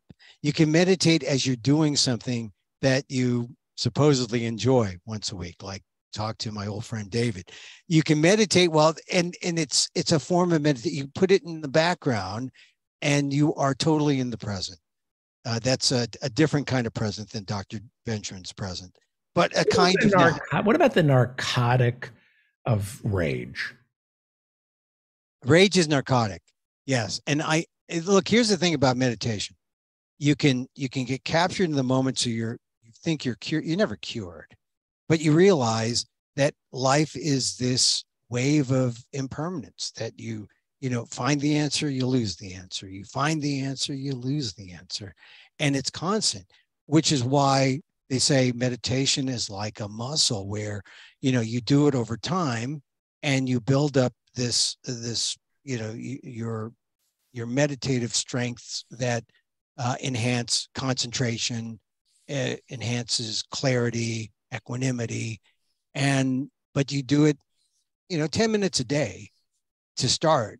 Some people then take that and love it so much. The feedback is so great.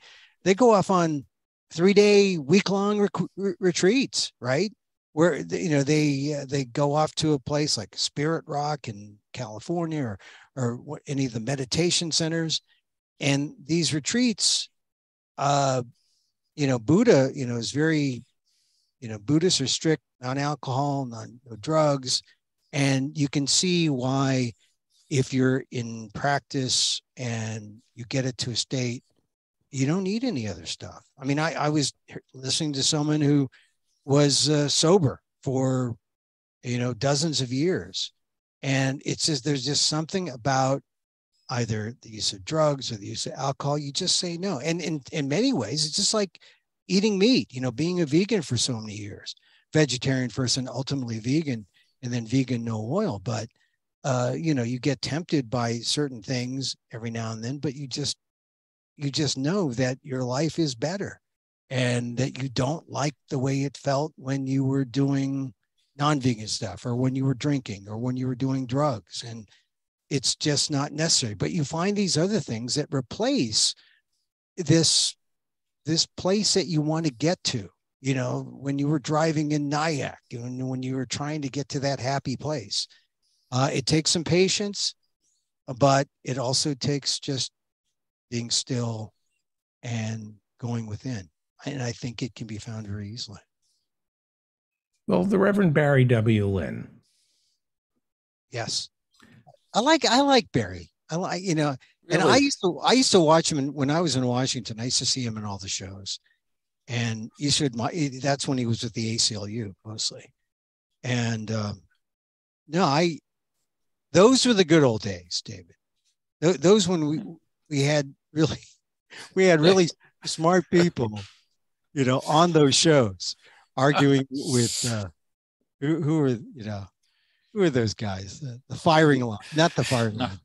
Crossfire, those guys. Yeah. I was just, we're moving, so we've been trying to pack all this stuff, most of which I haven't touched for a decade.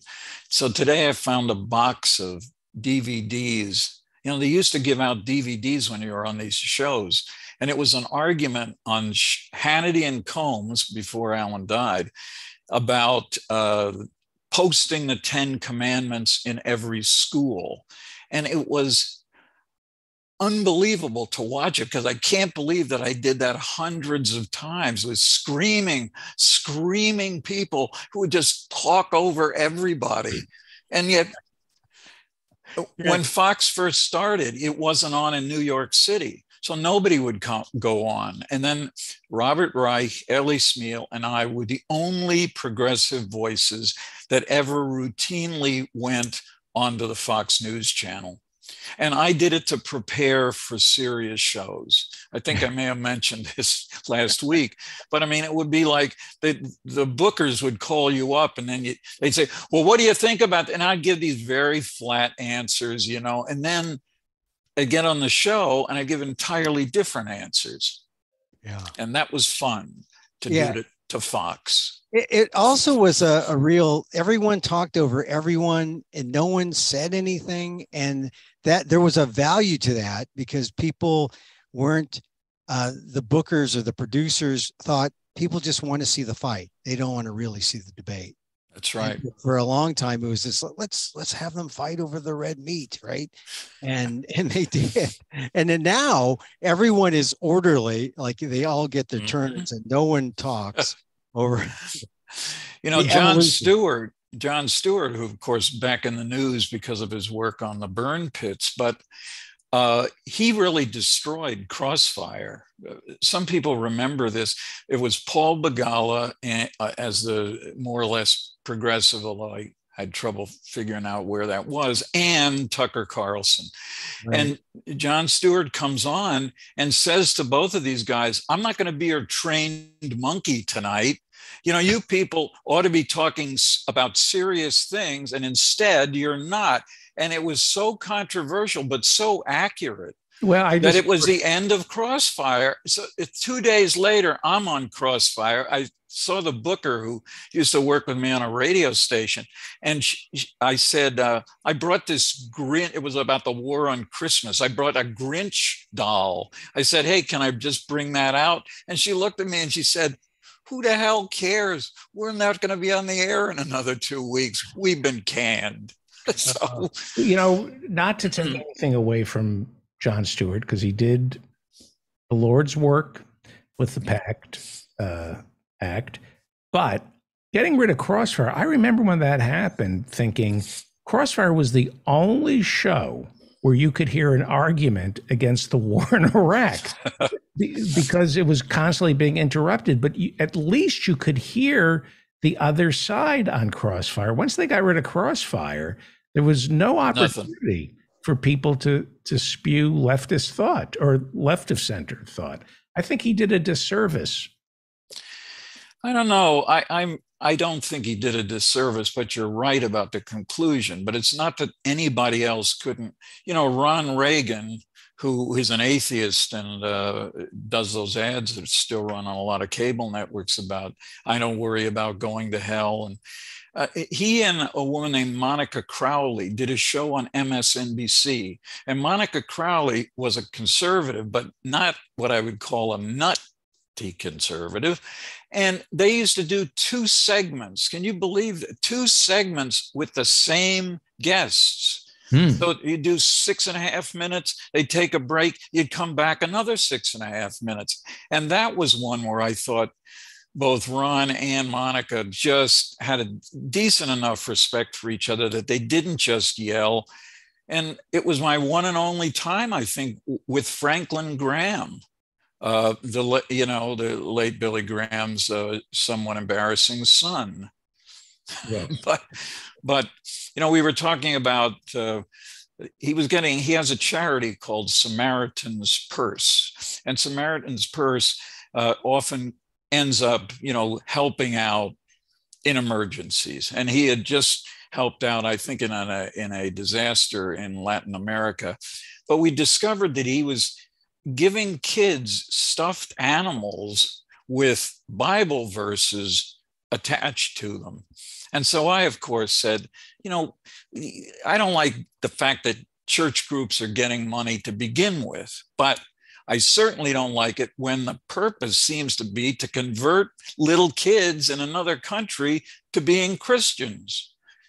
It was the only time he ever went on the air with me. I mean, I'm not even sure it was that good. I didn't find it today, but don't worry, there are other box loads of things. But he was, I think he was embarrassed because whenever people interview him, including people on CNN who interviewed him during the last few presidential campaigns, I remember him being asked once whether he was offended by the report that Donald Trump would grab women by the peas. And he said, that was in the past. And I'm thinking the next question a good interviewer should ask is, well, that might have been in the past, but he just denied doing it yesterday. That's yesterday. So now explain why you still can defend him. And of course, he couldn't, but he wasn't even asked. The questions are so incredibly stupid that get asked by these interviewers on the few shows that actually have an opportunity to actually talk about the real issues. which are, not just the 3 or 4 things that they cover endlessly on the evening news. You're allowed, the most you can do is state the problem. If you're, it's breathtaking when they state the problem, but the solution, you're not allowed on anything. You're Of not course allowed not. to cut through to the real cause. And I'm not talking about the economic system under which we might, I'm talking about, you want to talk inflation, the real cause of inflation, you're not allowed to talk about that. Anyway, let us wrap up with Emil Guillermo, host of the PETA podcast, People for the Ethical Treatment of Animals, and ALDEF, Asian American Legal Defense and Education Fund. And you live stream every night, right? Every day, 2 p.m. Pacific, 5, I guess that would be 5 Eastern. Yeah. So I do it because it's good exercise.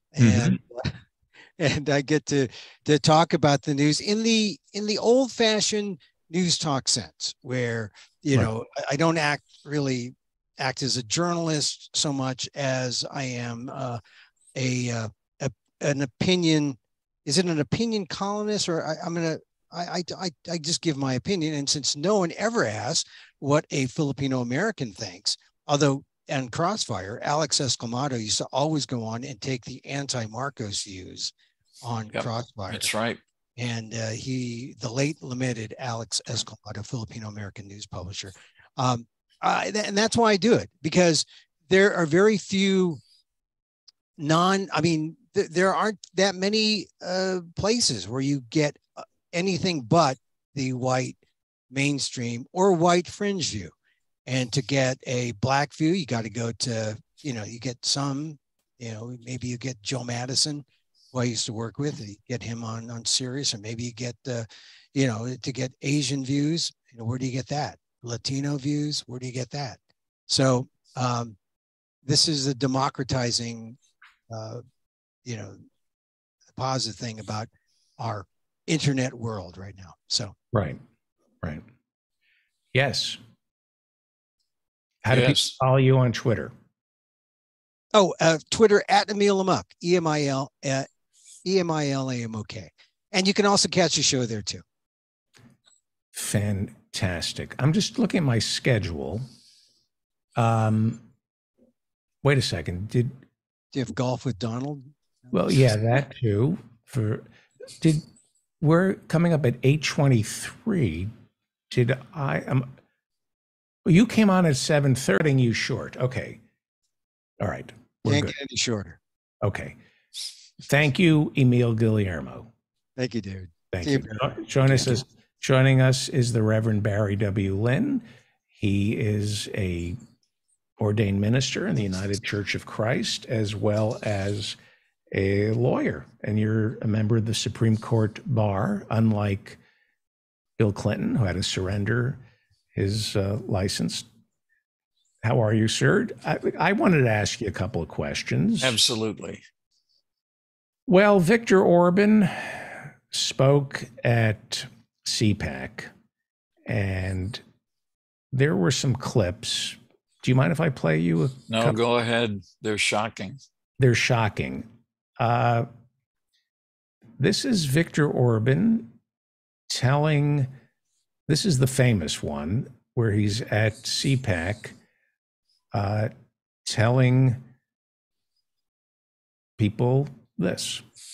Don't worry, a Christian politician cannot be racist. Don't worry, a Christian politician cannot be racist. That's not the first time somebody said that. Why is that dangerous? Well, because there are people who consider themselves good Christians and who, at most, if challenged about it, they might say, but I have a black friend. They literally think that having one black person that they have ever had dinner with is enough to prove that they aren't racist. As soon as you start to talk about the systemic racism, then they dial out. Then they say, oh, well, that's not true. And then they go right back to finding Bible passages that they claim is a kind of a proof text for segregation.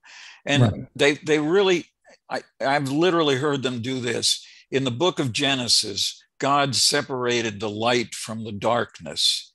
They actually believed during the 50s and 60s, and you still hear it occasionally today, that that's a biblical proof that segregation is what God wanted. They can always find these things. They never are at a loss for telling you what the Bible says about issues, even though they know so little about the Bible. They don't even know that it was not created as an ethics manual for life. It was a bunch of stories. Maybe some of them are true. Maybe some of them are allegorical, but it's not a systematic theology for even its day, much less today. Right. So Viktor Orban, longest serving prime minister in Europe, prime minister of Hungary, he is anti-migrant. He is the face of CPAC. He is who Tucker Carlson worships. And let me play you. I want to ask you how out in the open this. Have we ever seen something as out in the open? This is him at CPAC. We need to trust our Judeo-Christian teachings. They help us decide what actions are right and what actions are wrong. We vote for Christianity in the Middle and Modern Ages, and we fought for Christian democracy in the 20th century and continue to fight to this day. Your thoughts? Very rarely do you hear such really idiotic claims that get the level of applause that he got speaking at CPAC. Tucker Carlson used to have him on his show. Tucker Carlson apparently was a pal of Alex Jones, who, after we had our last conversation, of course, the next day he was hit with $44 million of punitive damages that will be paid, if he ever comes up with the money, to the parents of the one victim that brought this case to trial. Right. So there are caps in Texas, but not Connecticut, as I understand it, right? There's another one coming up in Connecticut. Yeah. And the caps, by the way, had nothing to do with this kind of litigation. They had to do with corporations who got the Texas legislature to support the caps because they didn't want some guy who has spilled hot coffee on his lap at McDonald's could sue McDonald's and win millions of dollars. So it was all for corporate profits and corporate protection. It was never intended for something like this. And I'm sure that the parents' lawyers are going to argue that the cap should not be in place for this particular case. And we should add that we had the director of a documentary, I think it's called Hot Coffee. It's about the woman who had the coffee spilled on her lap at McDonald's. She almost died from that. That was an example of anti-tort lawyers trying to put caps on these settlements. McDonald's almost killed this woman. Yeah. I mean, clearly, all the nonsense about what she could have done or should have done and should have known how hot it would be. The average person has no idea how hot a cup of coffee that somebody hands them at a fast food restaurant, how hot it really is. So she was pretty much harmless, but the story was so dramatic. And comedians talked about it as if it was a joke. It wasn't. And that's, of course, why we have caps on damages. And I was one of those comedians. What was your joke about it? no 88-year-old lap is worth $3 million. Believe me, You've had dancers on your lap at that age. Yeah, okay. Yeah, I get the point. and it got a big laugh at the time. And then I went to the Tort Museum in Winsted, Connecticut, which you should go to. You're going to be near that, Ralph Nader's Tort Museum. They have a whole display about how that was completely taken out of context. And McDonald's was notorious for heating their coffee. It was like lava. It was. So the raid, Mar-a-Lago, the FBI. Explain to me why we should worry about the FBI. Well, we should worry about the FBI because sometimes they do, and their investigators do things that are so serious that people are convicted of crimes that they did not commit. And it just happens. I would highly recommend, if you have a lot of time, go on Netflix and watch a 12-episode story called The Staircase. I don't want to give away much, but there's a lot that you learn halfway through about the malfeasance of the Federal Bureau of Investigation. And the FBI, by the way, notwithstanding the FBI, series on television and all the stuff about gangsters, they have always had real problems. They have always been looking at minor crimes and trying to prosecute people who really did nothing of significance. But on the one hand, that's true, but it's not true that they did anything wrong during the visit. It wasn't even a raid, the visit to Mar-a-Lago to get materials which they had asked for last spring and were denied them. So you can't go in with a subpoena and say, give me these, because I already told you they're not giving you anything. So this was all done procedurally. I can't think of one thing they did wrong, but that hasn't, of course, stopped everybody, Mitch McConnell, Rick Scott of Florida, from comparing this to the Nazis, the Gestapo, Russian pogroms. Nothing. There was nothing they did wrong. They went, in order to get this kind of a search warrant, he went to a magistrate judge. Magistrate judges are actually appointed in districts, judicial districts, where there's a lot of work and a lot of it's just kind of run-of-the-mill stuff. They're appointed by the sitting district judge. They appoint a magistrate judge who handles a lot of inconsequential matters, including, as it turns out in this case, a very consequential matter. You have to demonstrate to the judge two things. You have to show that there is probable cause to believe that a specific crime or crimes has been committed. And then you also have to, with the word is particularity, indicate exactly what you are looking for. Now, if it turns up that there is other evidence of a crime during a search, as I just described it, you can actually pick that up too. So if they were in his basement and they happened to find that he had a meth lab there, they could seize that also. But to get this, it's very difficult to get one of these warrants. It has to be particular. It has to be probable cause. And of course, so much of this controversy are the Republicans and the QAnon people and the other nuts who say, we need to know more. And that's, of course, what Donald Trump could have done at any point. He could have released the warrant itself and a kind of bill of particulars that would tell everyone what they were looking for. So when Merrick Garland finally goes out today and says there's so much controversy, this is a matter of enormous public interest, and I want the judge to unseal those two documents. We're getting reports. There are two. One is Mar-a-Lago just presented the FBI with a $10,000 bill for resort fees and early check-in. Okay. That's good. Thank you. No, but we this is serious. did learn something just within the last hour. I learned this.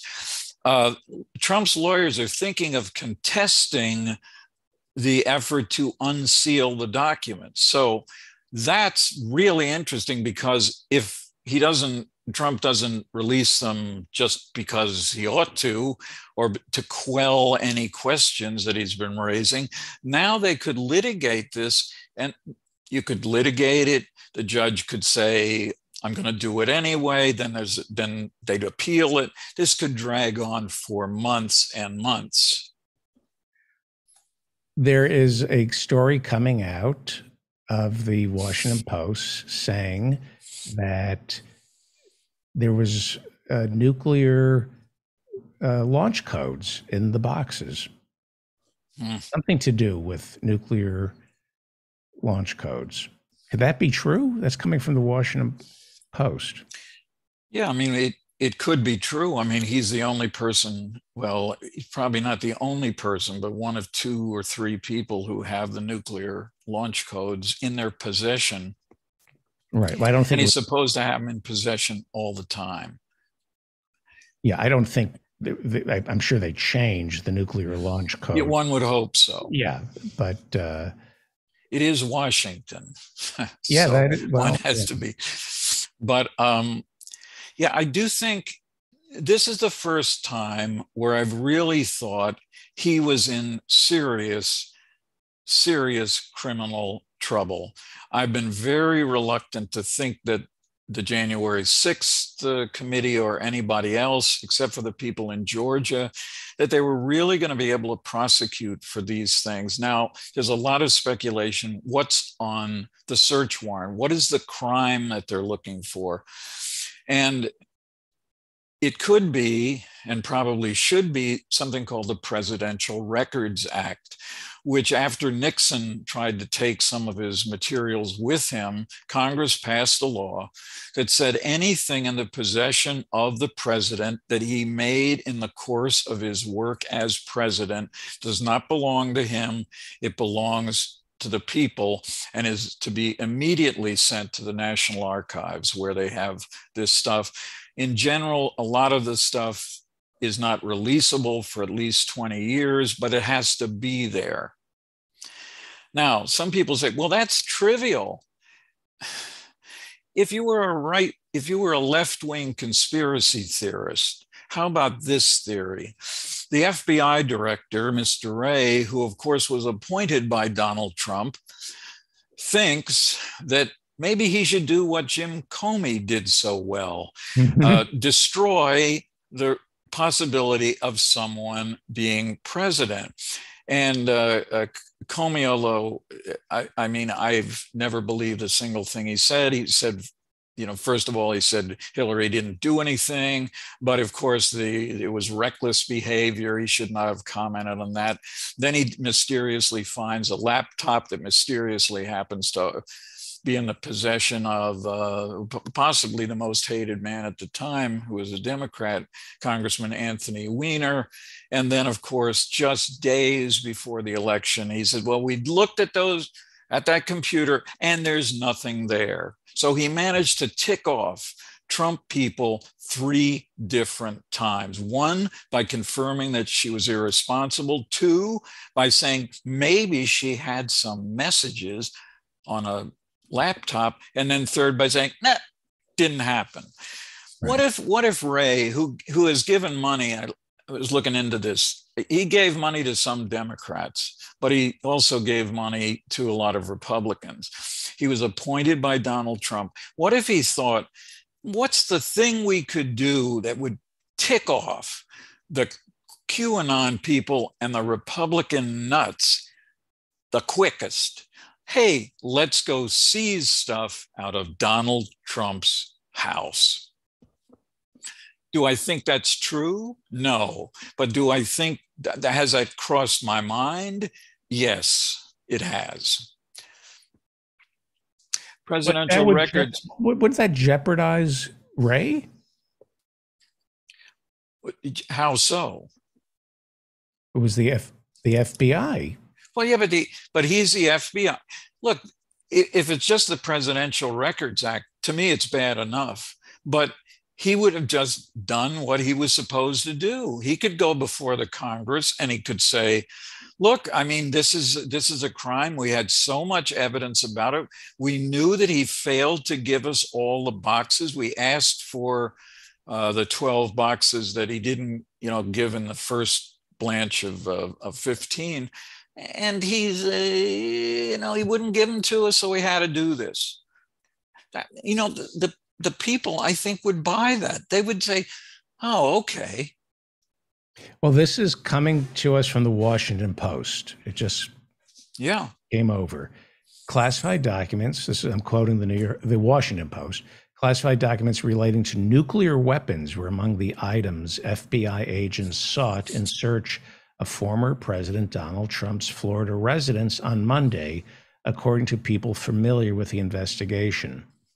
Experts in classified information said the unusual search underscores deep concern among government officials about the types of information they thought could be located at Trump's Mar-a-Lago club and potentially in danger of falling into the wrong hands. Well, so the problem with this is it's classified. And so if this is true, both sides, you can't talk about classified evidence, can you? Well, it depends what it's about. I mean, remember, even if classified information falls into the hands of the press can pretty much do anything it wants with it. I mean, if somebody had found out during the Nixon impeachment, no, actually during the Pentagon Papers, of course, that was the release of all this really damaging information about how we got into Vietnam. And the Washington Post went to the Supreme Court and won the opportunity to print this, even though sections of it, according to the government, were classified. So they went and published it, and freedom of the press trumped the claim of national security, and it could do the same thing here. But it's not clear to me how specific. You have to be particular. You have to say, we're looking for 12 boxes. I'm not sure that they have to say, we're looking for this piece of paper, because they wouldn't know what they would be looking for at that level of granularity. But I think this could be very big, but I do think that it will have, whether Mr. Wray cares or not, I think this does have the potential for really bringing out more really radical Republican voters come November. Michael Cohen tells Business Insider that he suspects the rat who tipped off the FBI was one of Trump's kids or Jared Kushner. Ivanka didn't plead the fifth. She spoke before the grand jury, I believe, last week. Jared spoke. I think only Eric Trump pled the fifth, and that was like a year ago. So there's could be. I mean, Michael Cohen has said a lot of things I want to believe. I don't have any reason to doubt him. I mean, many of the things that he said and that he wrote in his book, Disloyal, I think was the title of it, have turned out to be true about his relationship with Donald Trump. So I give him a high degree of credibility myself. Yeah. How do you see this playing out? I think eventually the public will see the documents that we've been talking about.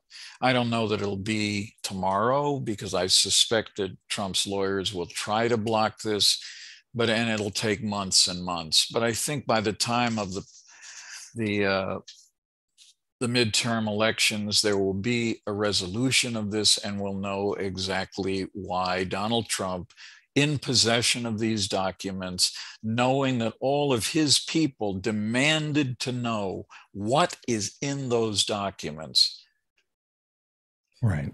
And I think they're going to get irritated. And I think that there might be a backlash to that. I do think that he will be prosecuted for some violation or violations of the Presidential Records Act. The Presidential Records Act doesn't just cover classified information. I did hear somebody on Fox talking about how the president is the arbiter of what is classified, and that is true. But if you want to unclassify something, there's a whole routine that you have to go through. You can't just seize the things as you're leaving town and just say, oh, I'm still president, I think I'll declassify everything. You can't do that.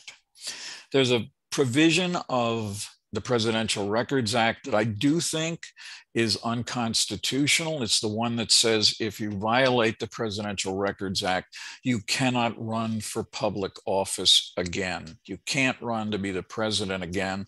I think there's a very strong constitutional argument that says that's adding to the qualifications of the presidency that are contained in the Constitution itself. Can't Congress vote to ban? I do not believe that that can become an impediment to running for president again. I know there are people who think that you can do this. I really don't see it. And it's not just because of the makeup of the Supreme Court. I just think you just can't add qualifications. You have to be 35 and a natural born citizen and on and on. You can't add to it. Bill Maher said something that I was thinking, and it's kind of obvious, that secretly McCarthy, McConnell, Scalise, the Republicans, they want Trump to be prosecuted, don't they? They want him to go away. I mean, I've worked in offices where you see the boss about to get fired, and if you're kind of afraid of the boss, or you like Schadenfreude, you go, well, get rid of the boss, I get to move up, right? Nobody's rooting for the guy on top. Do you think they're secretly rooting, the Republicans? They must be secretly rooting for him to be prosecuted. With all due respect to you and Bill Maher, well, to you at least, I don't believe they do.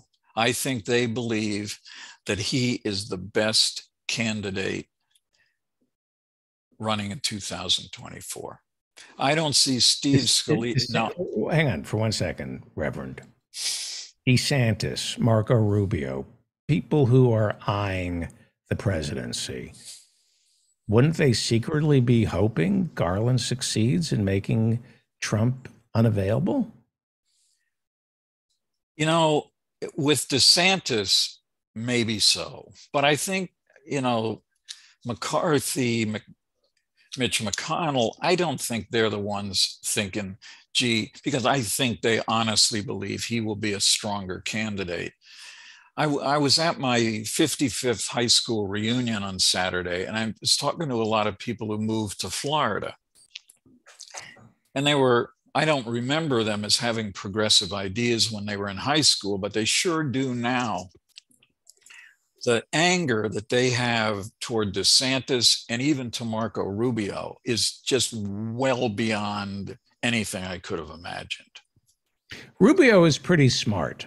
He's smart. He was Speaker of the Florida legislature, and I've seen him speak when he was running for president in 2016. One of the sharpest minds. He was hysterical during the debate. He was the only one who could stand up to Trump. Yeah, he has a facile mind. He is. There is a poll out a couple hours ago where Val Demings and he are now tied.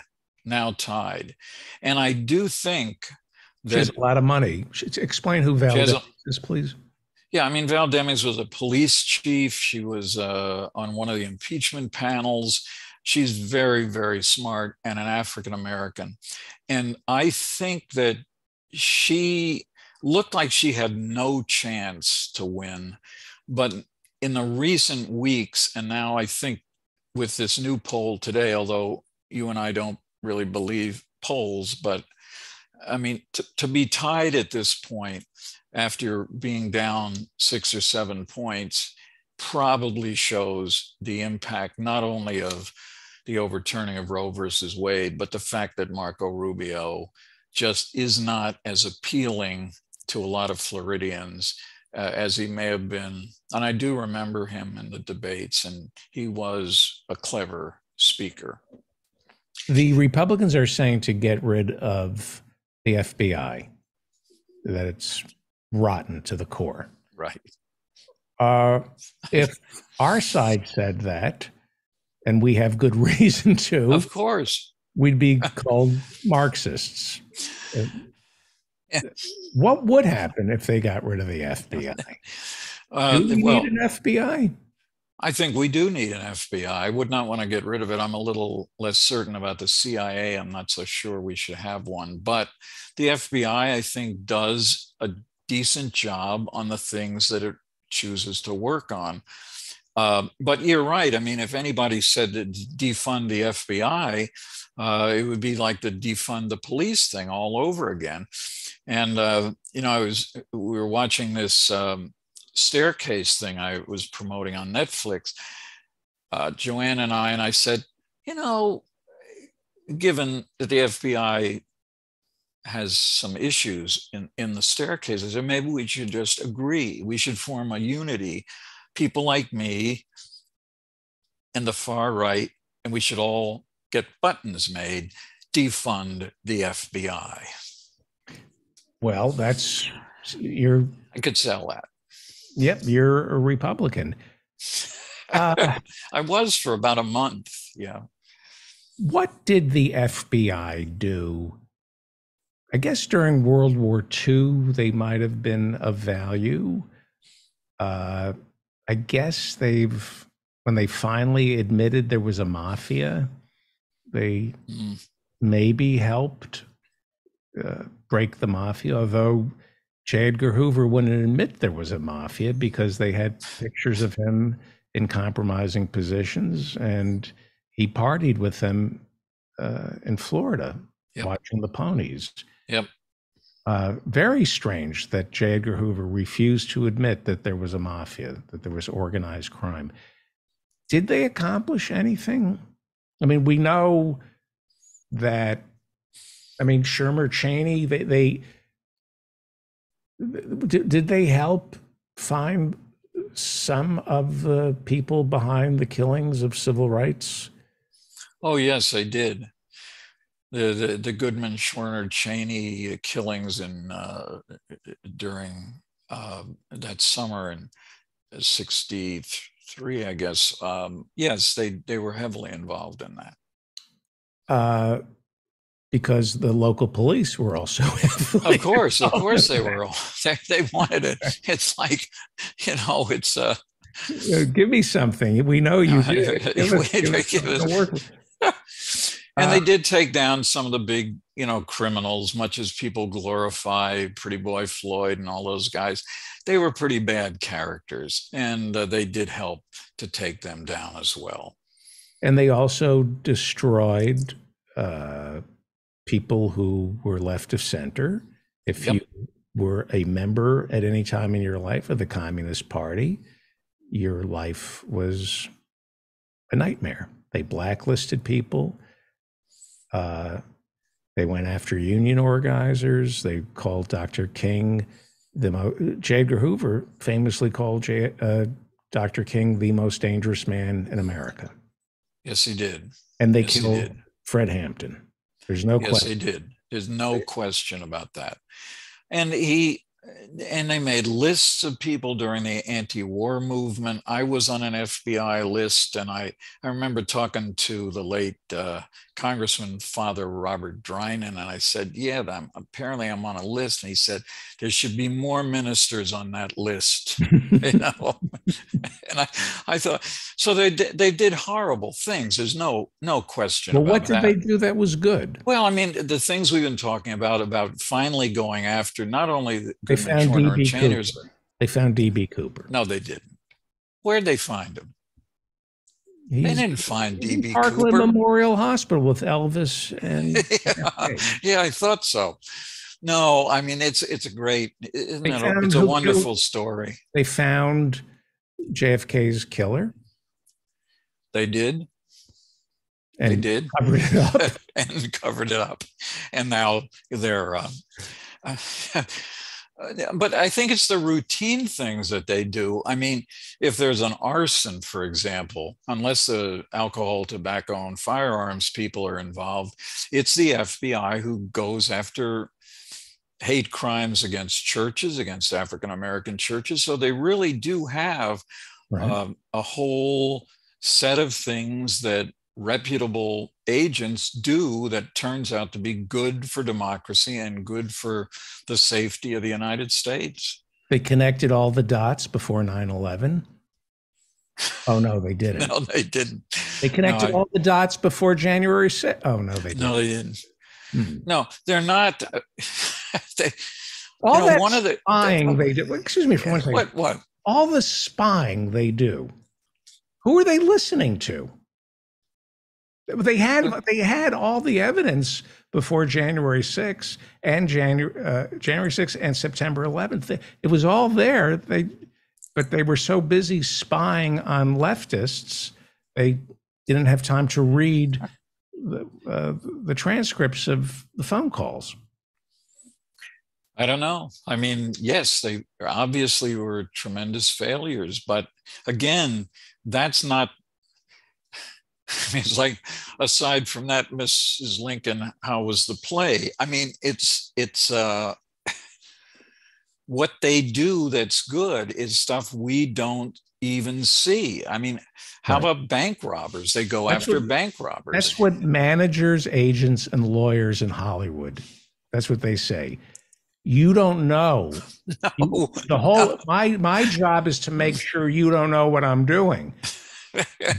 I know. I hear you. But I think the truth is, if you look at the statistics, which they do every year, FBI does a report to Congress, and most of it's available to anybody. And they talk about the cases they closed. And I would say in 90% of the cases, I would say, and I think you would say, yeah, I'm glad that person is off the streets. Well, they were given 3,500 tips about Brett Kavanaugh trying to give his tip, and they ignored those. Yep. There's something like 35. They ignored 3,500 tips about Brett Kavanaugh. They also ignored reports about Clarence Thomas. I'm not sure about the Clarence Thomas thing. Clearly, Biden, there were other women who wanted to come forward, and Biden. Oh yeah, well, but what Biden made the choice not to. There were two women, just like Anita Hill, who could tell virtually the same story at different times, including at more recent times than Anita Hill did, and he had all the evidence, and he decided he would not get those women on the witness stand. I mean, that was. For a long time, that would have been a deal killer, no matter who Biden was running against. But wasn't the feeling during Clarence Thomas that if he goes down, every single man in Washington goes down? That if you're going to start saying if you're going to disqualify men for sexually harassing women, with Ted Kennedy sitting, there. Everybody's going to go away. Wasn't that the gentleman's agreement? No, I don't know. I do not believe that. There were no women. There was not a woman on the Judiciary Committee at the time. Not a one. There were no women in the Senate or Congress. Well, I think very few. I think Barbara Boxer was probably in the Senate, but she wasn't on the Judiciary Committee. And Dianne Feinstein, for what she's worth, was not yet on the Judiciary Committee either. I think he triggered all those women.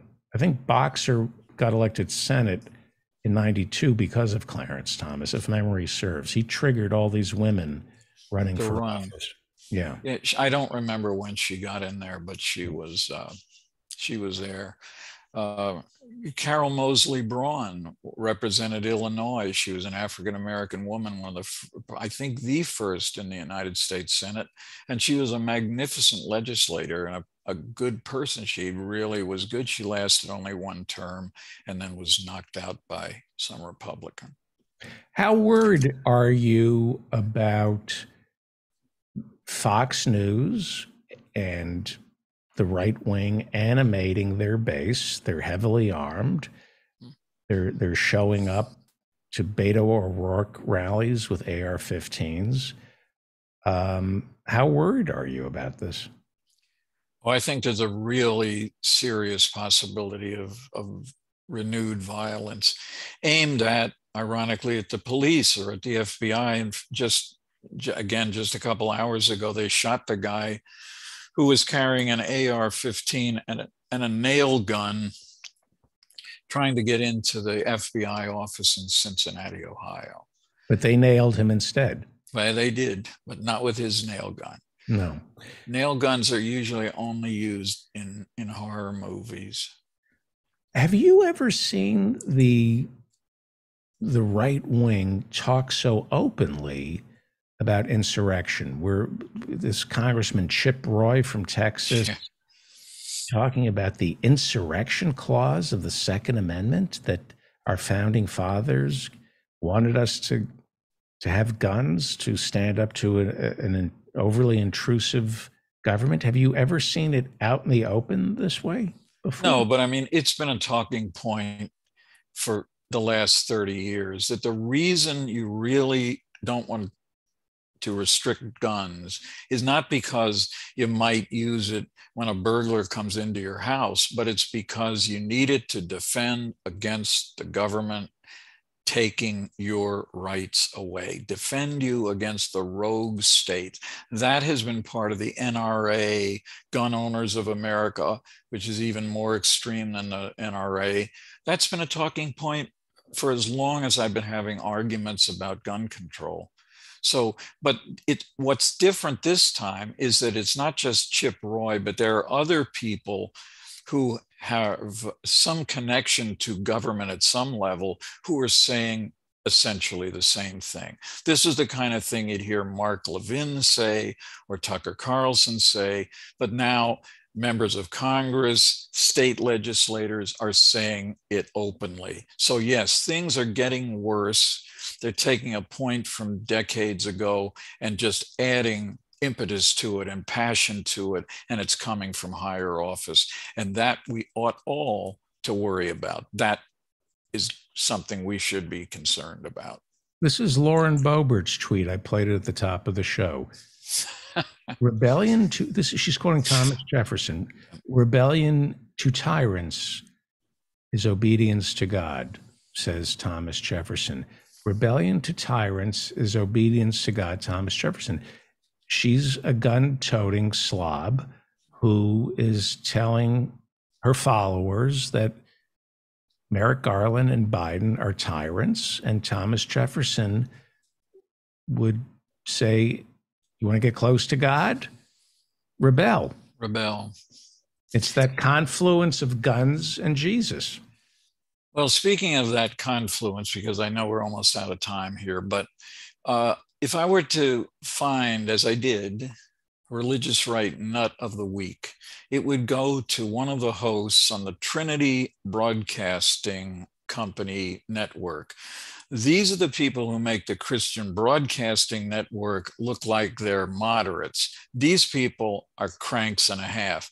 So one of the hosts I used to encounter occasionally, Doug McKelway, he has our friend Franklin Graham, who we talked about at the beginning. Graham is asked, what would Jesus do if Jesus's house was invaded like Mar-a-Lago? And so now here's what he says. First, he says, well, Jesus told his disciples, render unto Caesar those things that are Caesar. And then it goes on, and render to God those things that are God. But then in further response, he says, and that was, by the way, about paying taxes. A lot of his disciples said, look, you know, the Roman Empire hates us. Why should we pay taxes? Jesus said, you have to pay them. So then Trump continued, Franklin Graham continued, this is different, he says. This is our freedom being eroded in this country.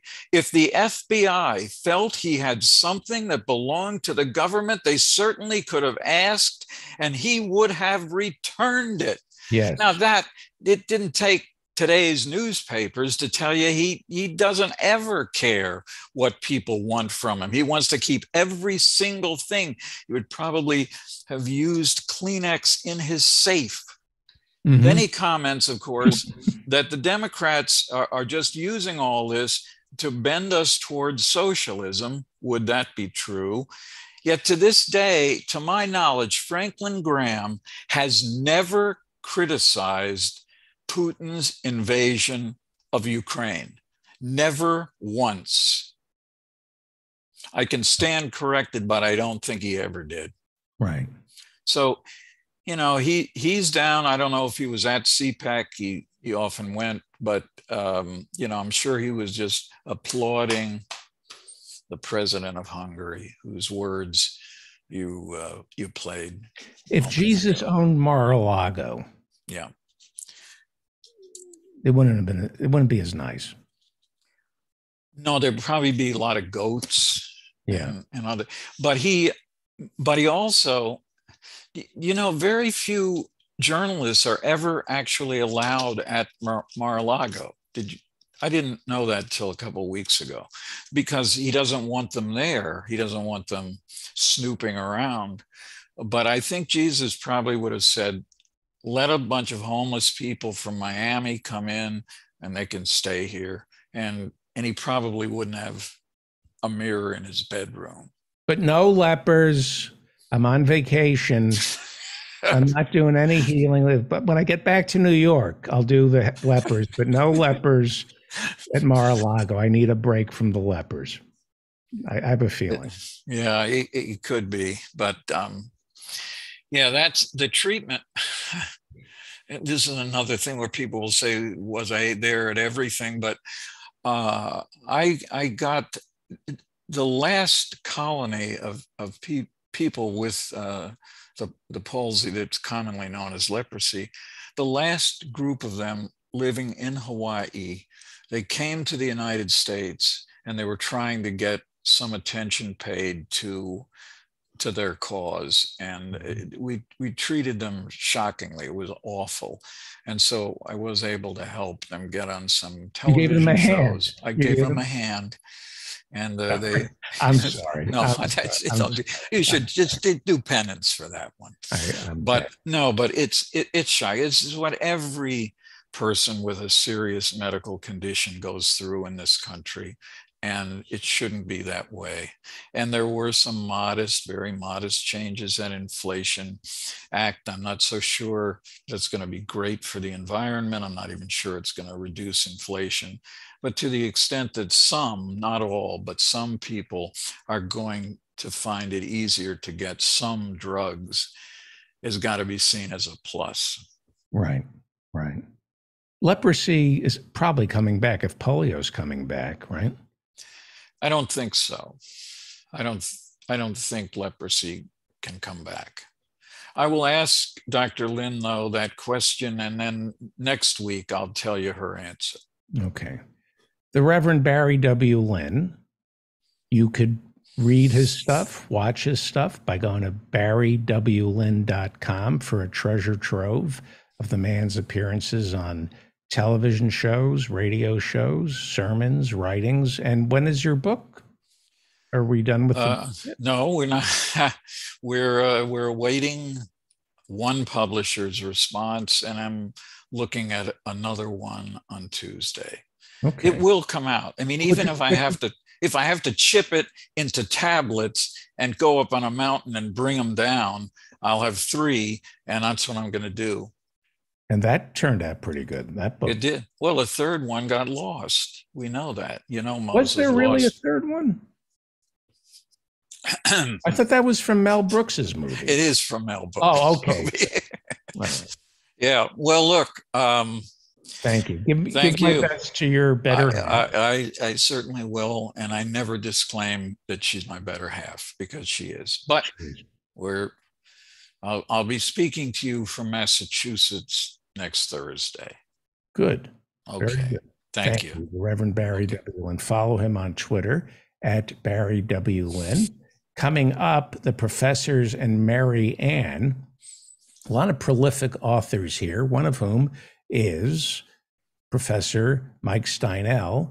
You should go to MikeSteinel.com, check out his music, and go to SavingCharlieParker.com to buy his new book, Saving Charlie Parker, a novel. Go to SavingCharlieParker.com.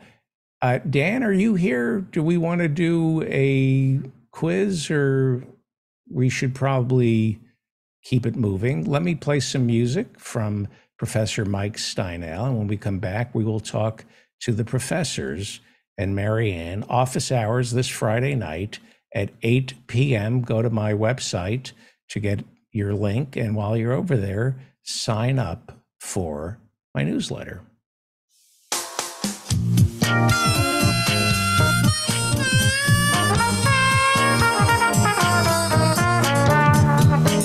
Ain't no chairs in this Bessemer shop. Back in our day, don't ever seem to stop. A man went down cause his heart gave out. Get back to work, we heard them shout. They said the EMTs are coming, that's what they're for. And life slipped away on the cement floor.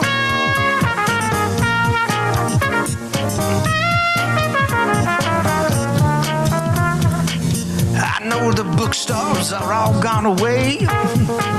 Got me some books, I'll read them someday. Right now I got to make my rate in all these extra shifts.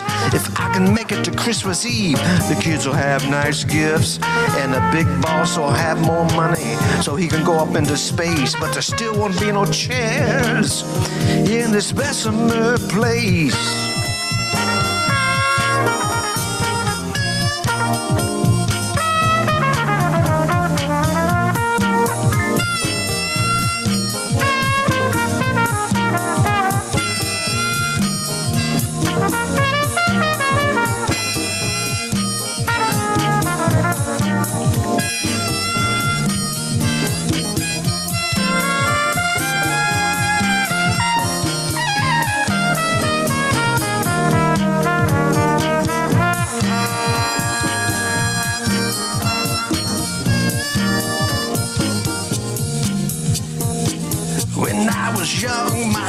Were bold. Now every day my life's controlled. Last year we had a meeting and they made us go. They gave us all pins that said vote no. But maybe this year union can give us a little more and put some chairs on this Bessemer floor.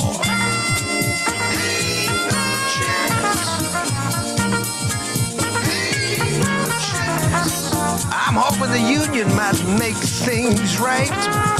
Some days I just don't have the strength to fight. This plant down here can take its toll. It'll break your body, it'll crush your soul. Feels like this packing ain't never gonna stop. And there still ain't no chairs in this Bessemer shop.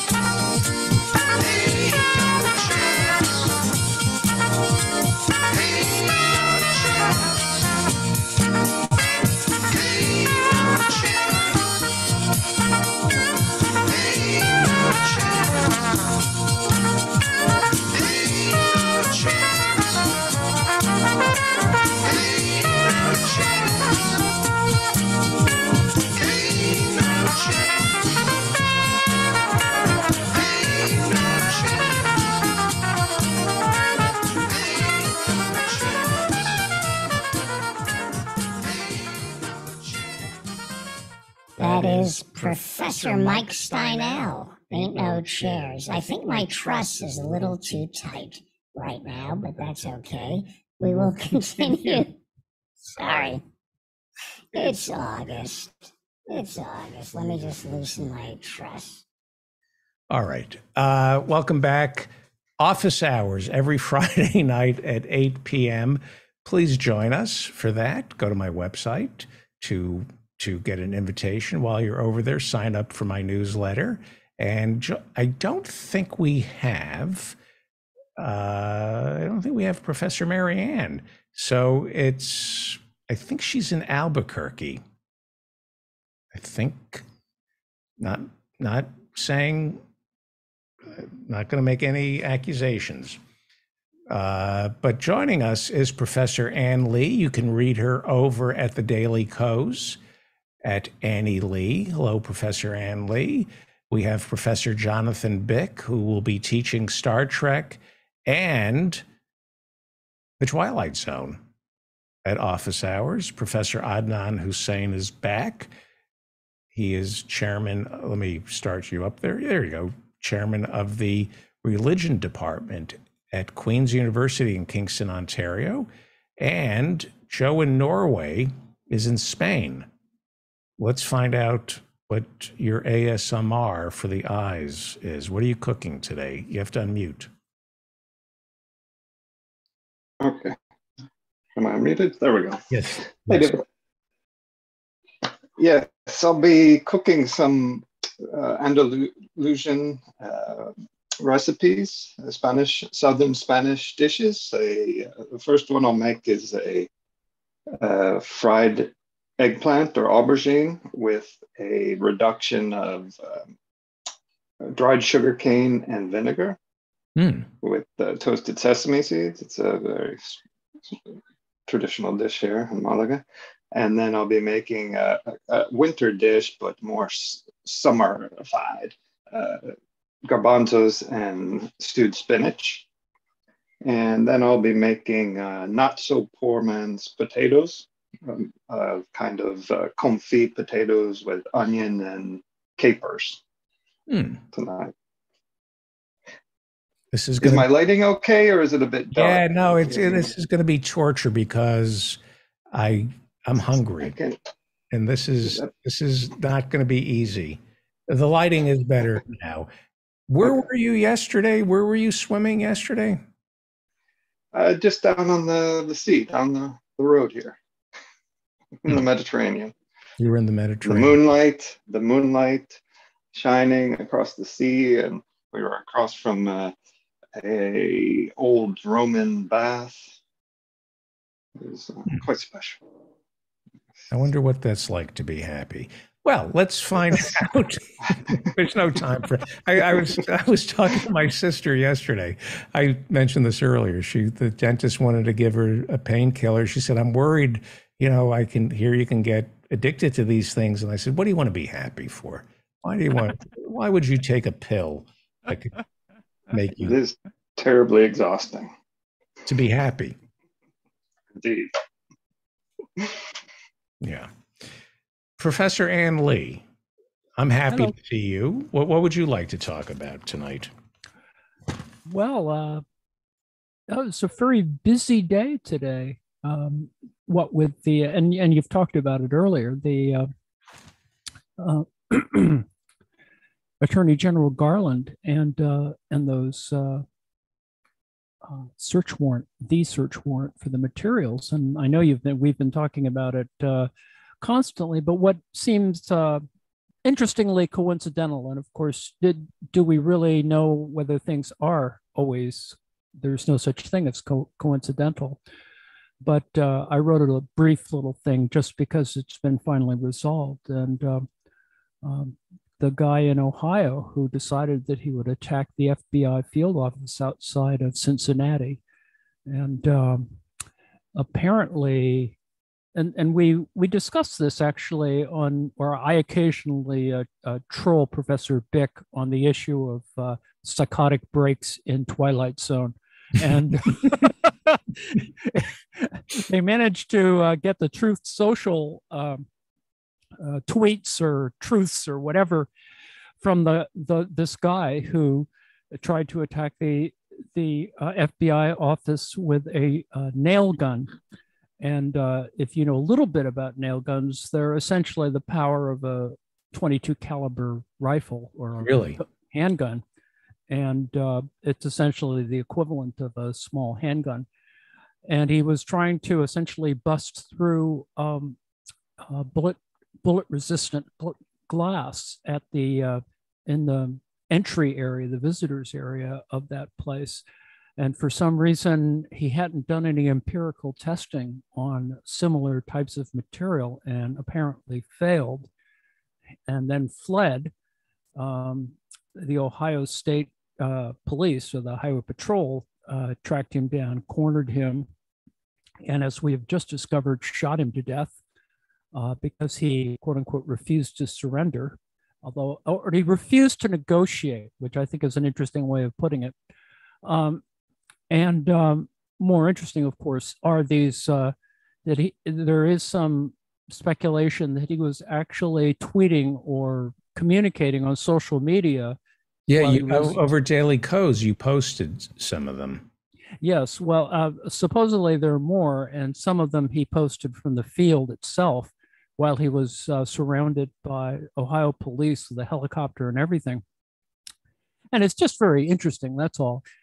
Because if you, and this gets back to the issue of the psychotic break, if you look at the way that these are all written, they have a, kind of an interesting, sort of language construction. Is really kind of the kind of things that when you start seeing them or listen to people say them, you begin to think something is wrong, some kind of aphasia or something is at work. And do you mind if I post one of them? Because it's kind of sure. Yeah, they're interesting. This is from Annie Lee over Daily Kos. And do we know if this is Twitter or? These are Truth Social. Truth Social. They've been scrubbed from Truth Social, as far as I can tell. And they're just strangely constructed, when you look at the kind of negative, Well, he's saying, his name is Ricky Schiffer, yes. Ricky Walter Schiffer. I always love the multiple names. This is the guy who allegedly tried to shoot up an FBI field office in, was it Cincinnati? Cincinnati. And he's not so allegedly dead. Right. No, he's quite dead. He was wearing body armor, so I assume that's why the FBI was quite thorough about their neutralizing him. So this is what he writes. People, this is it. I hope a call to arms comes from someone better qualified, but if not, this is your call to arms. From me, leave work tomorrow. This is really creepy. But he's saying to go to pawn shops, Army Navy stores, fighting tyranny. This is war. I'm proposing war. Be ready to kill the enemy. I mean, I don't really feel comfortable posting that stuff. Go ahead.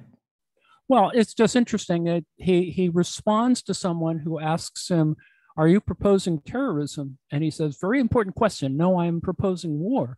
Be ready to kill the enemy, not mass shootings where leftists go, not lighting buses on fire with transsexuals in them, not finding people with leftist signs in their yards and beating them up.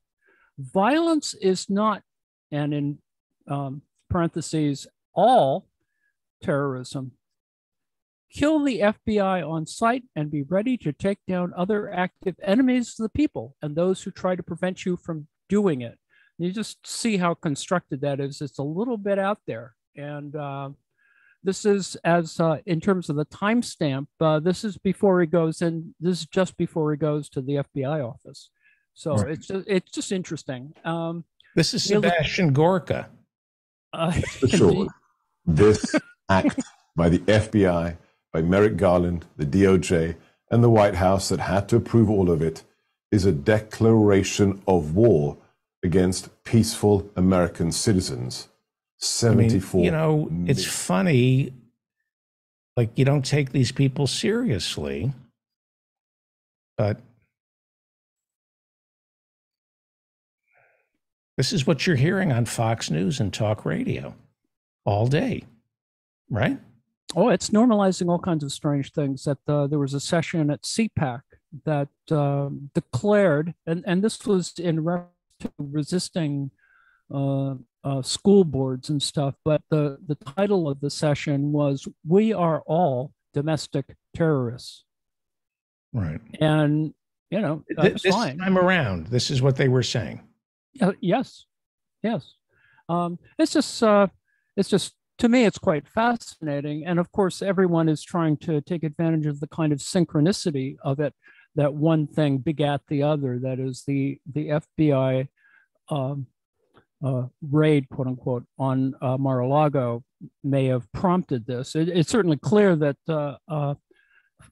right-wing media was whipping up the hate against the FBI. So there must have been some connection between the two.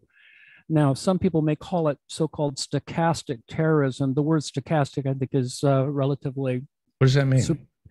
Well, it is a description of sort of a randomness relative to stochastic or probabilistic stuff. In other words, it's a kind of randomness that you can't identify, but it's relatively meaningless because it's just meant to sort of dress up the word terrorism. I try never to use it because it renders the idea of lone actors meaningless, and they are not random. In fact, it's part of a larger argument that the media, and in fact, that's why I don't like using the word stochastic terrorism, because it's really talking about media effects. That is, when you have something on the mass media that reinforces a certain set of actions, and then when that terrorist action occurs, then therefore it is stochastic, as though it was causal but not causal. And the fact is, it's causal. Just get over it. That's the problem with media effects arguments. Media effects arguments include, for example, television violence. For example, the argument for television violence is a stochastic argument, that is, because it's out there and because children watch it, therefore they get more violent, and then you can prove some kind of connection. Well, not really. This is this problem of that one thing begets, it's cause and correlation stuff. So similarly, I would not refer to this as a stochastic terrorist event. And in fact, it is quite causal, and the line seems pretty clear to me, if it's not clear to anyone else. Also, this fellow has a January 6th connection. He was at the January 6th riot. Really? So, yes, that's referred to, in fact, in the Pursuit. The Ohio police refer to the warrants related to January 6th while they were still trying to track him down. So yes, it's not stochastic. It's not very random. Let me play you Sean Davis. He's CEO of The Federalist. He was on Fox News yesterday. I couldn't believe what I was hearing. Well, I think it's a declaration of war against the American public, against the half of the country, if not more, that doesn't want to be ruled by a bunch of corrupt oligarchs.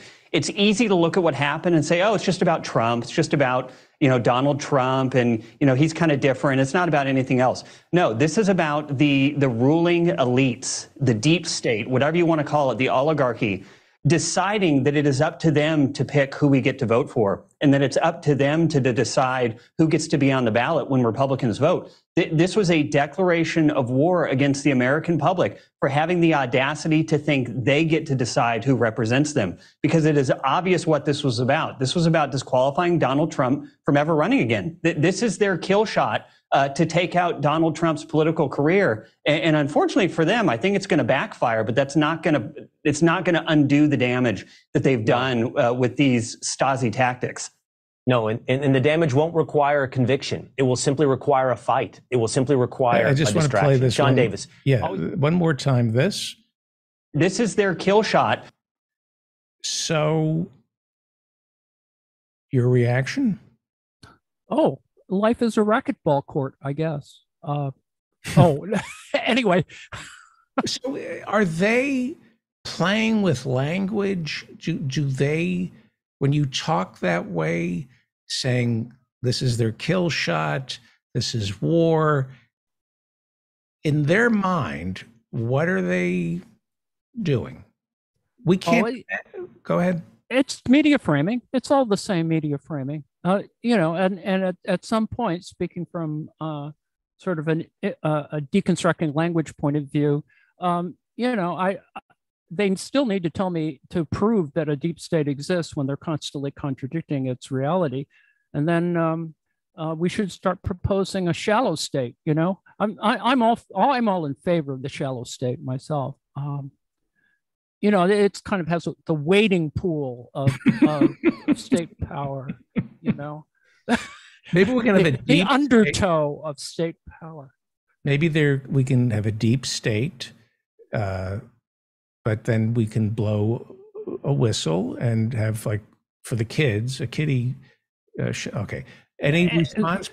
Go ahead. Well, the Stasi inference is interesting, mainly because, what was it, 20% of the East German population was connected to the Stasi. Everyone could inform on everyone else. And speaking of Stasi tactics, it seems to me that the censorship of intersectional reading material in the primary and secondary schools and public schools is very Stasi. But anyway, so I interrupted you. I'm sorry. Well, it doesn't feel random anymore. It feels like they are working off a playbook where they're talking. It's once again, the right wing is parroting talking points, but this time the talking points are not tax cuts for the rich or denying climate change. It's civil war. Somebody is feeding them two types of talking points. One that flows from the nullification crisis before the Civil War that led to the Civil War. And there's another series of talking points that flow from Goebbels and Hitler. And somebody is studying Joseph Goebbels. And well, it is the flood of, it is that there's a good Rand organization study on the fire hose of falsehood that largely explains Russian propaganda, which essentially goes back to Goebbels in the sense that it's constantly repetitive and iterated. The constant repeating of lies eventually, conditions you to accept its normalcy, and pretty much that's what they keep doing. And we're currently in that cycle relative to the raid on Mar-a-Lago, and I think what had to be done today with Merrick Garland saying, "Well, I'm going to call your bluff, and we're gonna release it. And if you resist that, because Trump can always release it, they're just calling his bluff, And I think the interesting inference is whatever we get to at the end. Did he have nuclear secrets? Was it a new weapon? We know that he really has a thing for yakking about secret new weapons that nobody knows about. He's done that several times before. For example, with the hypersonic missiles. The reality, of course, is that everybody knows that we are working on hypersonic missiles, so it's no big deal. But he was, was another one of these measuring, urination exercises with the Russians when they were talking about hypersonic missiles. It's just very silly. But the fact is, he's violating the law because he's essentially stolen library books and won't return them. Professor Hussein? Well, I guess I was just going to say that, it seems to be of a piece with so many of the Democrats' critiques of Trump, which is not to get to the real base problems, it seems to me, but his violation of the norms of what they consider appropriate political culture and behavior. Anne just mentioned that Trump has loose lips. He likes to brag about these weapons. He likes to be in the know about the secrets and kind of reveal them as ways of staging his own braggadocious, kinds of relations in among other world leaders and so on. But it's not as if those things are really secret. Everybody, already has a kind of knowledge about these weapon systems and so on. So what is it that's so terrible about him doing that is that he's not acting the way other people think the president is supposed to act. I wish that, more of the attention would be on the genuine damage, that he does or that his policies do, instead of these, kind of manneristic complaints, which, I don't find myself very much in sympathy with, because if we're talking about misuse of mishandling of classified documents and issues like that, I realize that there's a range of issues. There's some we talked already on the show on Monday. I talked a little bit about the presidential it was great. Records Act, and I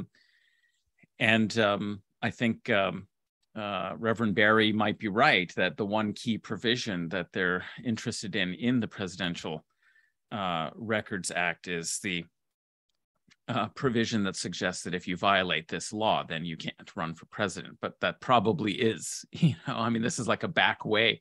If this is the Democrats' key strategy for trying to win the election in 2024, they should really be reconsidering.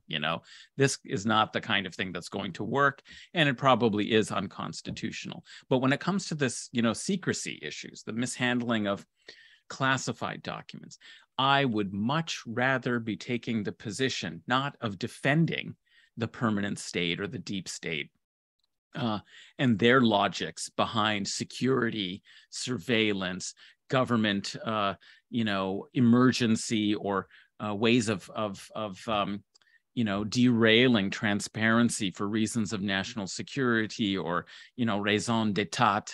I would much rather critique the fact that we are over classifying things. There's rampant government secrecy, classifying absolutely everything. They always err on the side of caution because there's absolutely no incentives for transparency. There are only incentives for erecting more and more secrecy and preventing democratic review, whether it's by Congress, whether it's by, the public, for government actions and decision-making that should be defended and should be, clarified and should be open to critique and review. And so many of the decisions are being made behind closed doors, without any public access, that it's actually a complete epidemic. So I'd much rather be talking about that. I'm on the side of the whistleblowers. I'm on the sides of the leakers who bring these things to light. And, how can we have this sort of a discussion about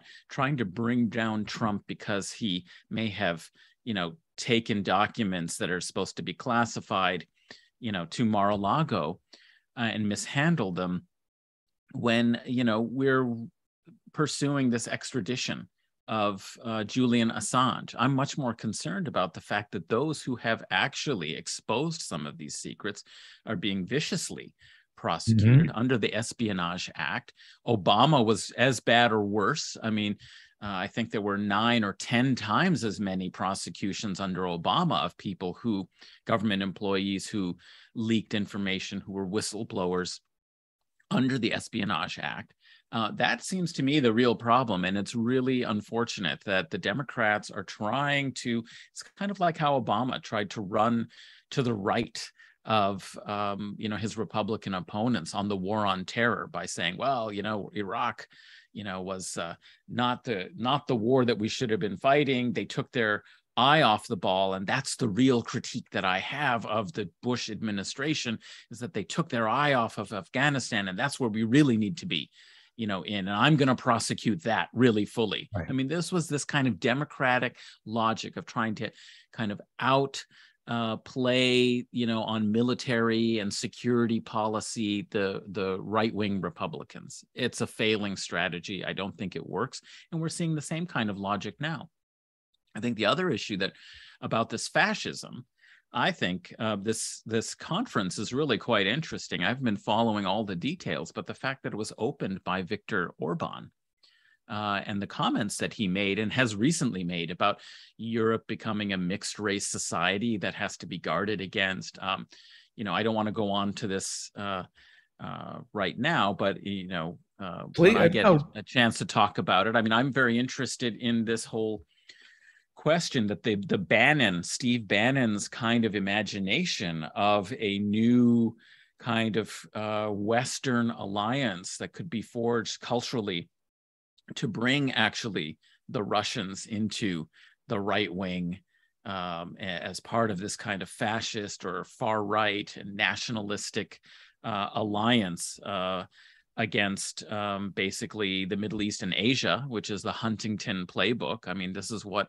Samuel Huntington explicitly wrote in his book, and the article about the clash of civilizations was that the real danger for the West was the rise of China and the Middle East. And he posited that should there be a geopolitical alignment that would bring the Islamic world with China, that would be it for the U.S., because then you would have control of Asia, with the U.S. and the West being locked out. And this is exactly the politics of these far-right internationalists. That's, I think, what's interesting.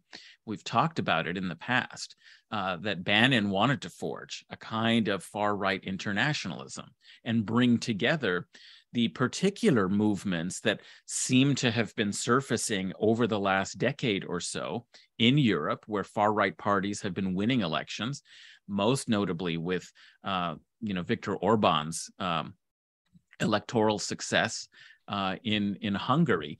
He failed at it, though. He was not particularly respected, but it's happening anyway, because structurally there's a reason and there's a logic to it. And this is what will become dangerous. The real question is okay, why is it potentially more successful now? Normally, you don't think of ultranationalists as being able to cooperate and collaborate with people from other nations, because they're nationalists and their unit of analysis is the nation state, right? So far-right extreme nationalists in Hungary, how is it that they're going to cooperate with French nationalists? Bibi Netanyahu in Israel. Well, again, exactly. I mean, so that's actually a really interesting case. I think we could talk a lot more about why his reference point.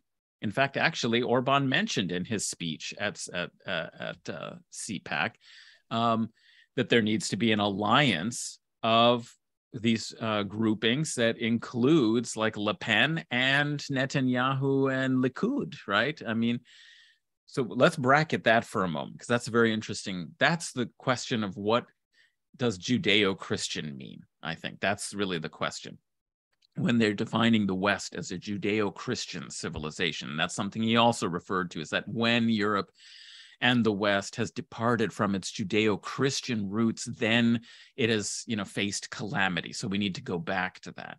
But I think what's actually a more precise formulation for him is this idea of Christian nationalism. In other words, there is an internationalist potential to a transnational Christian identity to be recovered that can allow some of the sharp edges of extreme French nationalism, Hungarian ultra-right nationalism, and other variants to actually find some common ground by forging this idea of Christian nation as a transnational religious form of nationalism. I mean, it's very dangerous, it seems to me, as an idea. And it just recalls me to the project that I'm working on in the medieval period, which is of, Christendom, of forging Christendom through a crusading society. And what he fails to recognize when he decries a mixed society in Europe is, what is Hungary? I mean, Hungary is forged from migrations from the Central Steppes. Who are the Magyars? They are a Turkic people, sometimes thought to be similar to or related to the Khazars, another Turkic people from the western part of Asia who migrated. I mean, people have heard of Attila the Hun. I mean, it's Hungary because we're talking about the Magyar peoples. We're talking about Huns. We're talking about Asian migration into parts of Eastern Europe that continues when the Mongols emerge and create their powerful world empire in the middle of the 13th century under Genghis Khan, they push all sorts of Turkic peoples who flee the Mongol armies. And interestingly enough, for Viktor Orban, who's claiming that they actually built the wall that Trump talked about and kept this wave of invading, refugees from, coming into Europe, that the kings of Hungary, resettled and welcomed a lot of these other Turkic tribes who were fleeing the Mongols, who came as refugees, basically, to Hungary, and integrated them. So if you're going to look at the real history of Hungary, it is forged from great diversity. Huge Jewish population, liquidated, of course, during the Holocaust. But we're talking about a massive Jewish population, in the pre-modern period. In Hungary, the largest synagogue in Europe in the 19th century was a kind of Eastern style, Arabic style, Moorish, they used to call it, Moorish style church, Moorish style synagogue in Hungary. And of course, in addition to Jews, people of Turkic background, there was actually a large Muslim population in the 13th century in Hungary, in what is today's Hungary. I mean, there's such a more complex history of migration, of interaction, of multiplicity, and of diversity, that this is why history is actually so important. The vision of history, of monochromatic, uniform Hungary that has to be defended from new peoples coming from outside, is such a fiction, and it's such a dangerous fiction. Anyway, that's dangerous because it leads to what? Well, it leads to this far-right exclusion that sees people who have a different language or a different culture or of a different race or a different religion as a mortal threat to your identity, rather than as part of the historical process that has forged a nation into being what it is, which is that there have been constant processes like this, and it has not meant that it has not meant that that new groups coming in and being settled have somehow made it impossible to have a whole integrated culture. It's just that culture has changed over time. And these are people who don't want to face the inevitable and necessary changes that take place historically of their cultures. That cultures grow, they learn from one another, they absorb influences, they transmit influences. They think of it as this kind of bounded organism, and that it's like a virus comes in and it's going to sicken and destroy the cell. But cultures are not cellular organisms. But that's the imagination that you have in this far right kind of mentality of nationalism, that sees it as a bounded entity that has to be protected from anything that's different, and then will take any extreme emergency measures because it's a existential threat. So it authorizes any form of suppression of minority rights, of violence against people who are different. That's the inherent logic of that sort of politics and that political and historical imagination. Wow. I have let's go to thank you. Professor Beck, what would you like to talk about? Well, I certainly agree with Adnan that, Christian nationalism is a clear and present danger, not only in the United States, but around different countries in the world. And, someone said in the chat earlier that Republicans have always been fascists. And whether or not that's true, I'm not going to argue here. But I will say what's different is that they are explicitly anti-democratic, small d democratic today, that they have no regard for the will of the American people, for elections. if their candidate doesn't win, then it's not legitimate. That's not democracy. That's just saying we always win, or else it's not fair. This is a real problem. We are in a very, very dangerous place. And I wanted to, I think, disagree with something you said in your opening monologue, David. Good. When you were talking about Jon Stewart and his role in getting money for medical treatment for soldiers that were exposed to toxic burn pits and so forth in Iraq. I agree that that's a good thing, right? But I think and you also said, he worked the system. And what you seem to be implying was that's what we should be doing, is to simply work the system. Now, let's take a look at who is working the system and toward what end. First of all, it's a multi-millionaire neoliberal hack, as you described him. So he is clearly no threat to the political interests that the Democratic and Republican parties cater to. He's no threat to the profits of corporations. And what he's actually doing is strengthening the foot soldiers of imperialism, which, and I'm saying, and many of those soldiers don't realize that's what they're doing, and they should get medical treatment. But in the end, his actions are strengthening the military of an imperial power. What were they doing in Iraq? Well, you're not allowed to say that. Well, that's why I say it, because while I'm still allowed to say it, I'm going to. Hang on.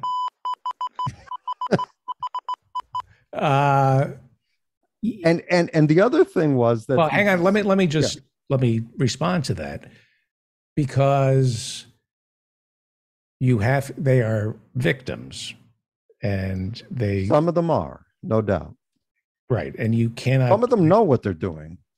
Let's not give them all a pass, but I would say probably most of them are victims. Yeah. Okay, and taken advantage of, exploited. They should have never been sent there in the first place. And everybody deserves health care. Everybody. I'm opening you up now for the next statement.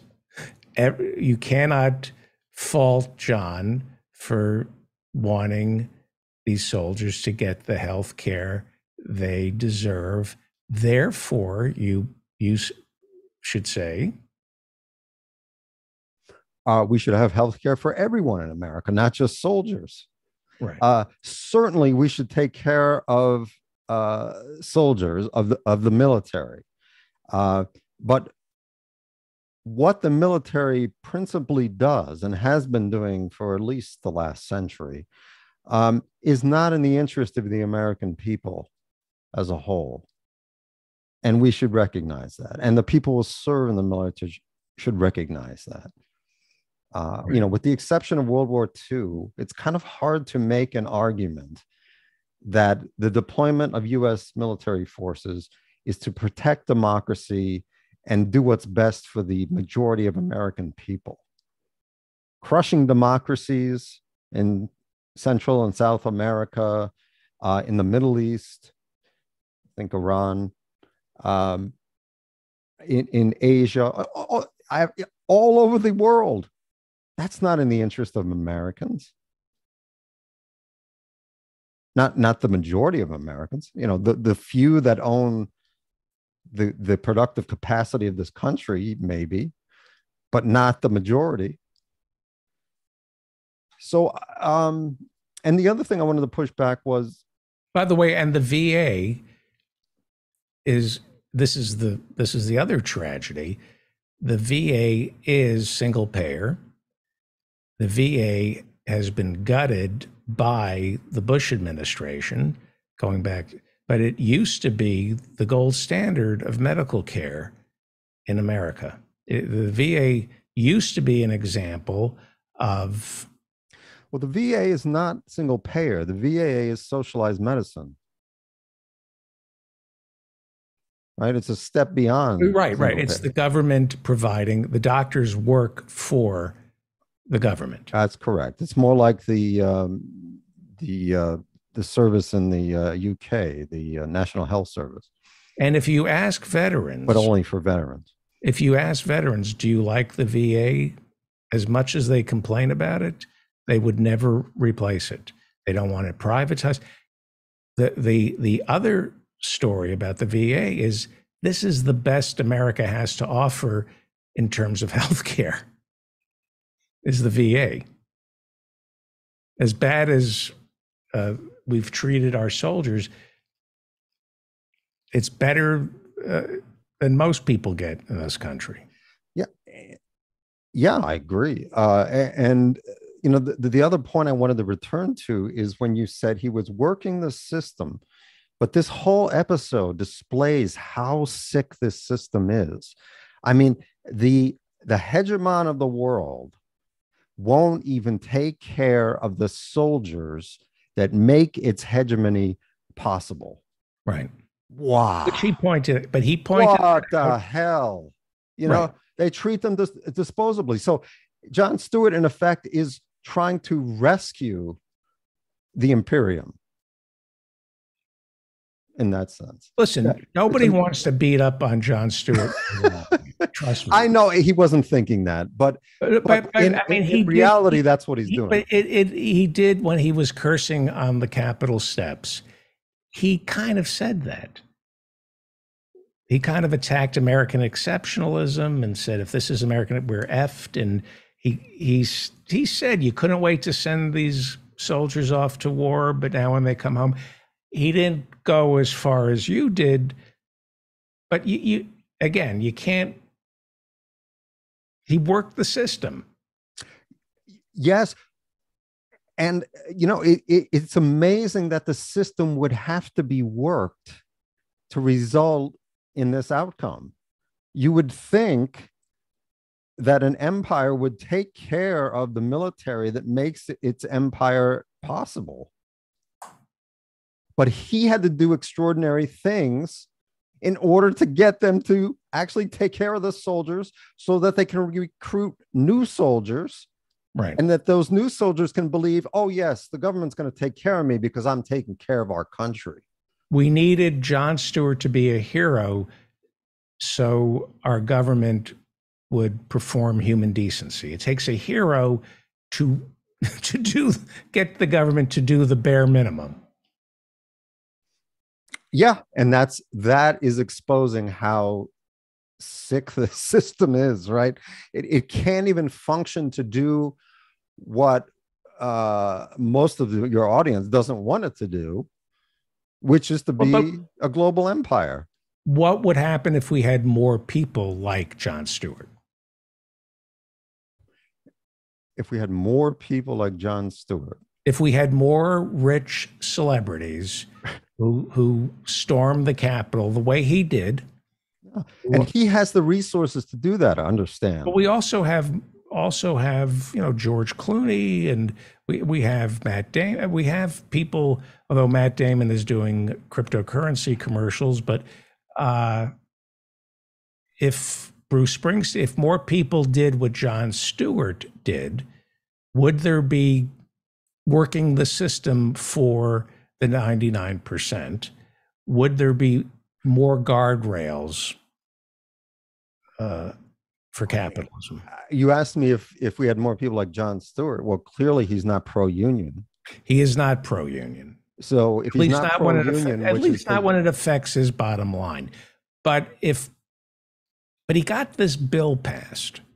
Imagine, you cannot take that away from him. No, I don't, and I'm glad it passed. Right. But at the same time, when you look at it from a structural point of view of what it's actually accomplishing beyond helping those particular soldiers, that were being treated as expendable. Right. When you look at it and say, wow, this is going to increase recruitment.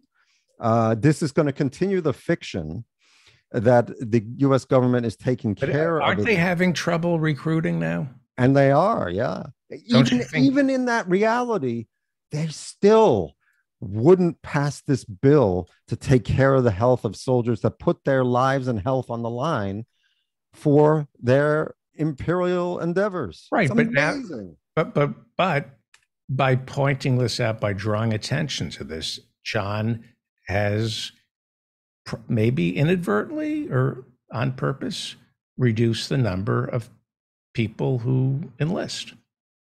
Reduce the. They're having trouble getting recruits. We're not going to be well, it's for another conversation. We're not going to be sending troops into harm's way if the Pentagon has their way. I think they've figured out how to cut out the middleman, get rid of the troops, and just give weapons. The Pentagon was always a clearinghouse for the military-industrial complex. Why send soldiers when you can just have other people fight your wars by giving them our weapons? And as Professor Hussein was told by Noam Chomsky, it's the Keynesian stimulus package without any soldiers getting killed. That's where we're heading. The military. Well, I guess it's better than World War III or nuclear annihilation. I hope we're not heading there. That's a possibility as well. Go ahead, Professor Hussein. I just wanted to say it seems like the military is mostly procurement officers. I mean, okay, there are soldiers, but they're heavy on the ground, basically people who work with contractors, suppliers, and so on. And when they're done with the military, if you're a procurement officer, then you get a nice position working for some of these companies because you can advise on what's the best way to propose your products and so on to the Defense Department. That's the other side of globalism, in the sense that subcontracting your warfare is cost saving. It allows you to save costs at the national level, but allows you to project power, right? It's what Russia is doing with its Wagner group. That if you have more mercenaries, you don't have to. I mean, they don't have any VA. the Wagner guys don't get benefits. Right. I mean,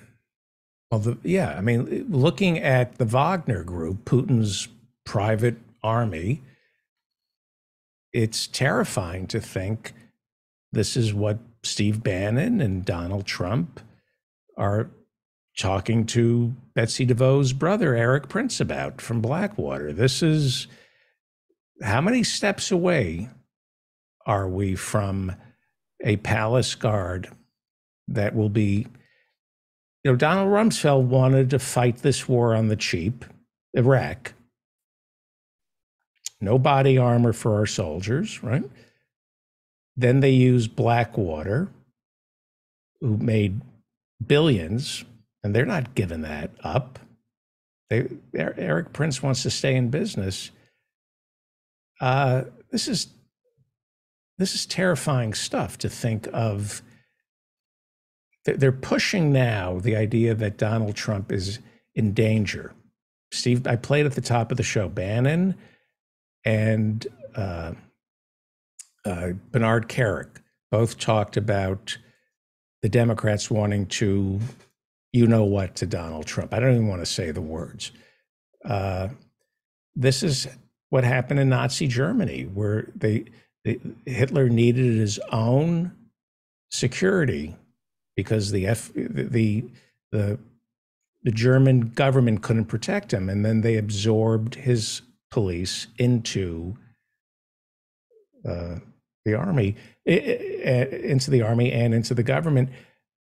Bannon is reading about Hitler. They know right? Professor Hussein, you're nodding your head. They're studying Hitler. not as a cautionary tale, are they?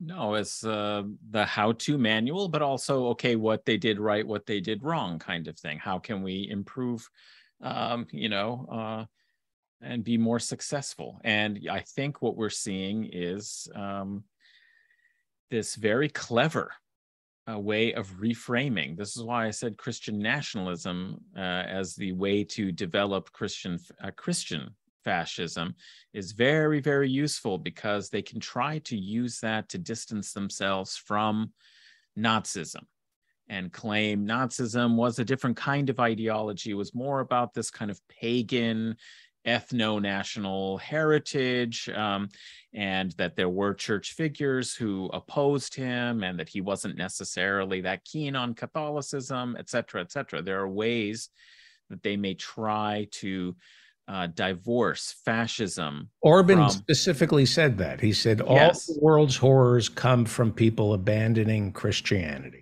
That's right. And that Christian politicians cannot be racist. In other words, whatever it is you do to protect your kind of Christian identity, Christendom as a kind of territorial and cultural and geopolitical unit is allowable, is authorized, because they're drawing a line between whatever it is, the way they want to shape this kind of far-right ideology around a few different bases, in different vectors, to distinguish it from Nazism and communism and other so-called totalitarian movements, and present this as a defense of freedom. Right, so this is where this populist, anti-government, and anti-elite, anti-globalization, which is what Hitler did. He did exactly the same thing. That's the thing, is that it is so parallel. It's just a matter of a few vocabulary changes and a few different references to legacies of history than what Hitler was emphasizing in order to preserve, it seems to me, the fiction that this is not fascism, right? And that is interesting that they don't want to. They are studying it. We will find that there will be further embrace of it. They will say things increasingly. There will be people who will say things that weren't possible to say for the last 50, 60 years. But overall, what has allowed, I think, the emergence of this new far-right internationalism is forging some idea of Western civilization that is transnational and can be embedded in Christian identity. And the real question is, well, where do Jews fit into this, right? I mean, because obviously that's a problem. I mean, Nazism, and we still have anti-Semitism, deeply at the root of this. It's however, the way in which he can say that Likud is okay is because Zionism allows for a new form of Jewish identity. And national. As a form of Jewish nationalism outside of Europe. Okay, so not in Europe. This was the problem. The Jewish question was, well, how do we give full citizenship rights or not? How do we integrate them into this new construction of nation state identities with this ethno-religious minority? How do you do that? That was like, the question. And one solution for it is, of course, they have their own state, and preferably, in this era of colonialism, that they do so as a settler colony elsewhere. And so that can be a way for washing the anti-Semitism of Orban. Orban is a deep anti-Semite, but he can kind of make this pretense that, oh no, I'm in favor of Likud, and I think the policies of Bibi Netanyahu are wonderful, and we can collaborate. Right. So that's, I think, how it's working. Right. I'll give everybody the last word. Professor Ann Lee, please.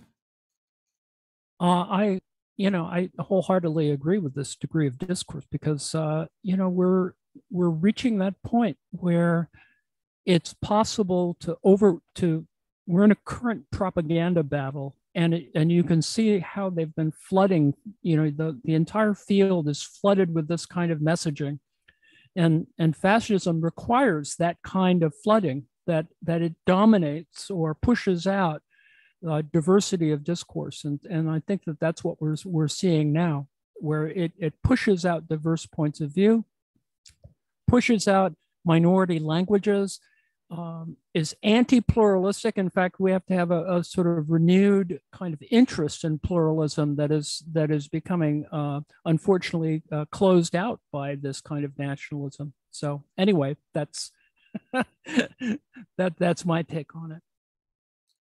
Professor Bick? I don't think I want to add anything more. I've got something, but I'll share it with you next time. Okay. This was amazing. Amazing. Everybody should read Professor Annie Lee over Daily Kos. I always just type in Annie Lee Daily Kos and it takes me right there. Every midnight, you have an update on Ukraine. So, and it's great. And Professor Adnan Hussein has Noam Chomsky on guerrilla history. What more do you have to say about that? Well, not much. I mean, we also have a great series, Sanctions as War. The first episode of that series comes out tomorrow. And I believe the week after then, the Chomsky interview with him and Vijay Prashad about their book, which is kind of a conversation between them called The Withdrawal, Afghanistan, Iraq, Libya, and the Fragility of U.S. Power. Fantastic. On guerrilla history. Thank you all. And we'll see Professor Jonathan Bick teaching. Joe in Norway knows he's speeding up. He tries to finish everything right on time. He's racing. You can slow down, Joe. It's not a race. I know it's personal pride. You want to finish the food. You can relax. We're going to be here. And Professor Jonathan Bick will be at office hours teaching Star Trek as well as The Twilight Zone. Please join us for office hours every Friday night at 8 p.m. I hold down the fort starting at 8 p.m. Eastern, and then it's turned over to the rest of the community. Joe, relax. I have a new book, an old new book. It is The British Marxist Historians, written by Professor Harvey J. Kaye, a new preface from him, as well as a foreword by Eric Hobsbawm. And I know. And this is exciting. This is your first book, right? Yes, it was my first book. It was your first book. It's not it was. Right. Well, you've also written The Powers of the Past, The Education of Desire, Why Do Ruling Classes Fear History, and Other Questions, Thomas Paine, Firebrand of Revolution, Are We Good Citizens, Thomas Paine and the Promise of America, The Fight for the Four Freedoms, Take Hold of Our History, Make America Radical Again. And then there's a whole host of other books that you've edited. FDR on Democracy is the most recent one, which everybody should pick up. And thank you for this book. It's not signed, but that's... Sure it is. No, it isn't. Oh, my God, it is. Oh, my God. Thank you. You know how to read a book, right? You open the thing, you turn the page. It looks so... And also joining us is Alan Minsky, Executive Director of Progressive Democrats of America. Joe in Norway, I am lightheaded. What do you make? Oh, that was a close one. I know. You don't need to do that. That's very cute that you're trying to... He tries to finish this exactly on time. Now look at this. He's coming to us from Spain. Look at this, Alan Minsky. Look at Professor Harvey J. Kaye's face. The pain on your face. What's really interesting to me is what that's not is that eggplant? What is that? This is fried eggplant with a vinegar and molasses reduction. That was great. Very, very nice combination there. The vinegar and the sugar cut the sweetness, and the vinegar The acid in the vinegar cut the fat of the eggplant, and it's nice and juicy inside. Speaking of juicy, they've got garbanzos called espinacas, so stewed spinach, more of a winter dish.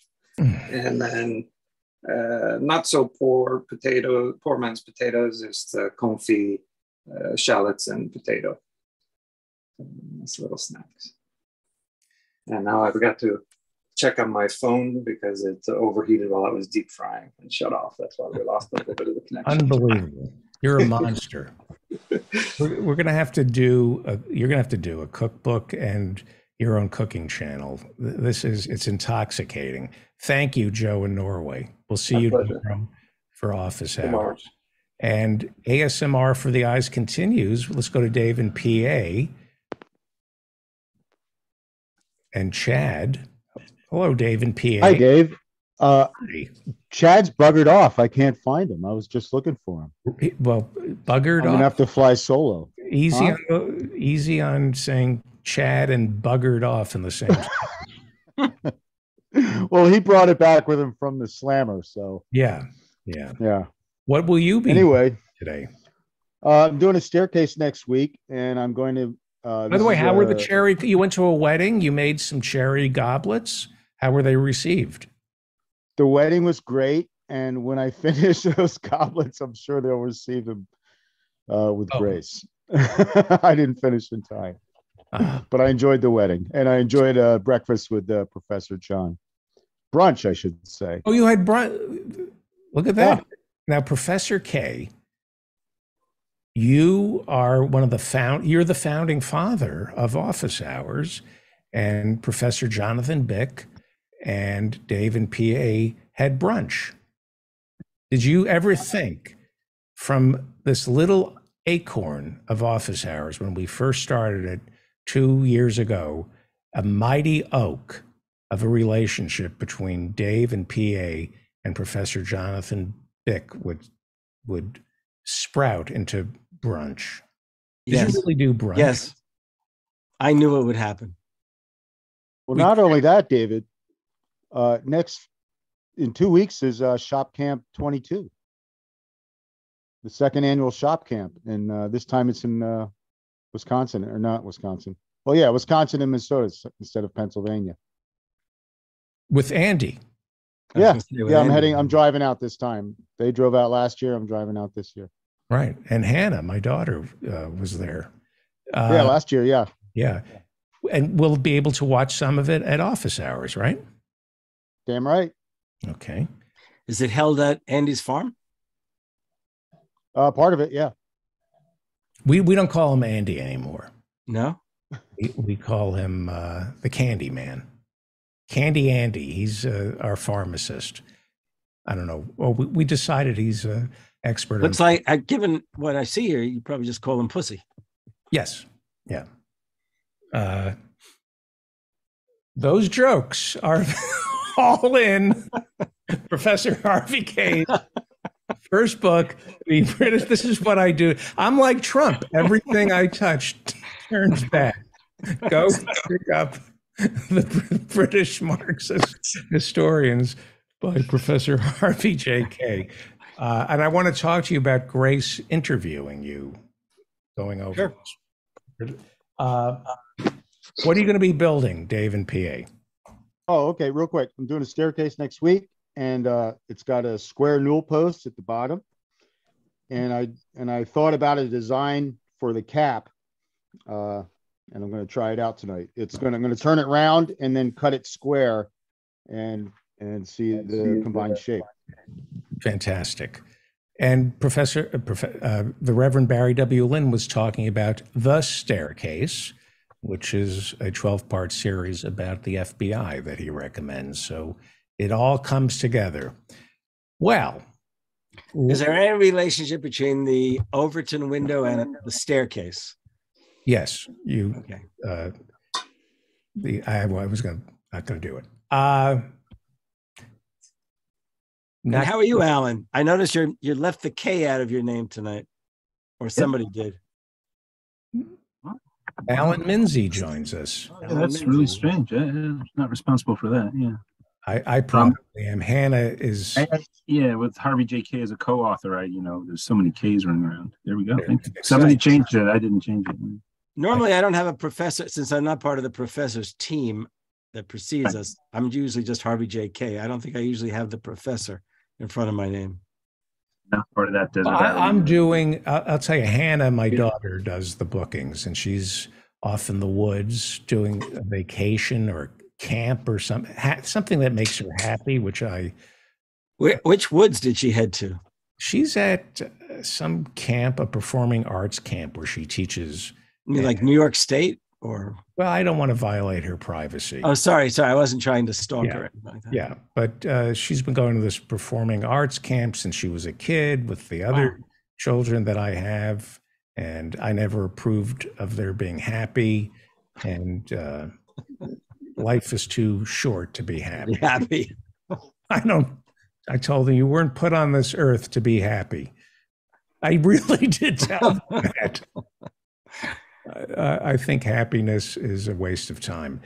I'd give anything to just have 30 seconds of just calmness. But let's talk about, we have by the way, do you remember that? Sorry, as long as we're schmoozing at first. Yeah. So I just blanked on her name. I feel terribly embarrassed.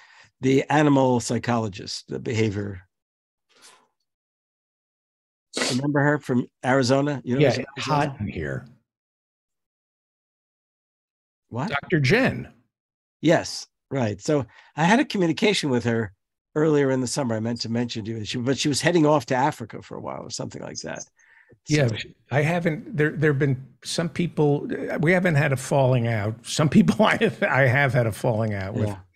Some people get really busy. I do have to call Dr. Jen. I'm really bad. I think she's due back in September. I could be wrong. I'm a horrible human being in terms of keeping up with people. Like, there are people who, like, my mother passed away. Well, you don't answer my texts. I do know that. I am the worst. I have people who have sent me notes and cards and called me and about my mom, and I just have not,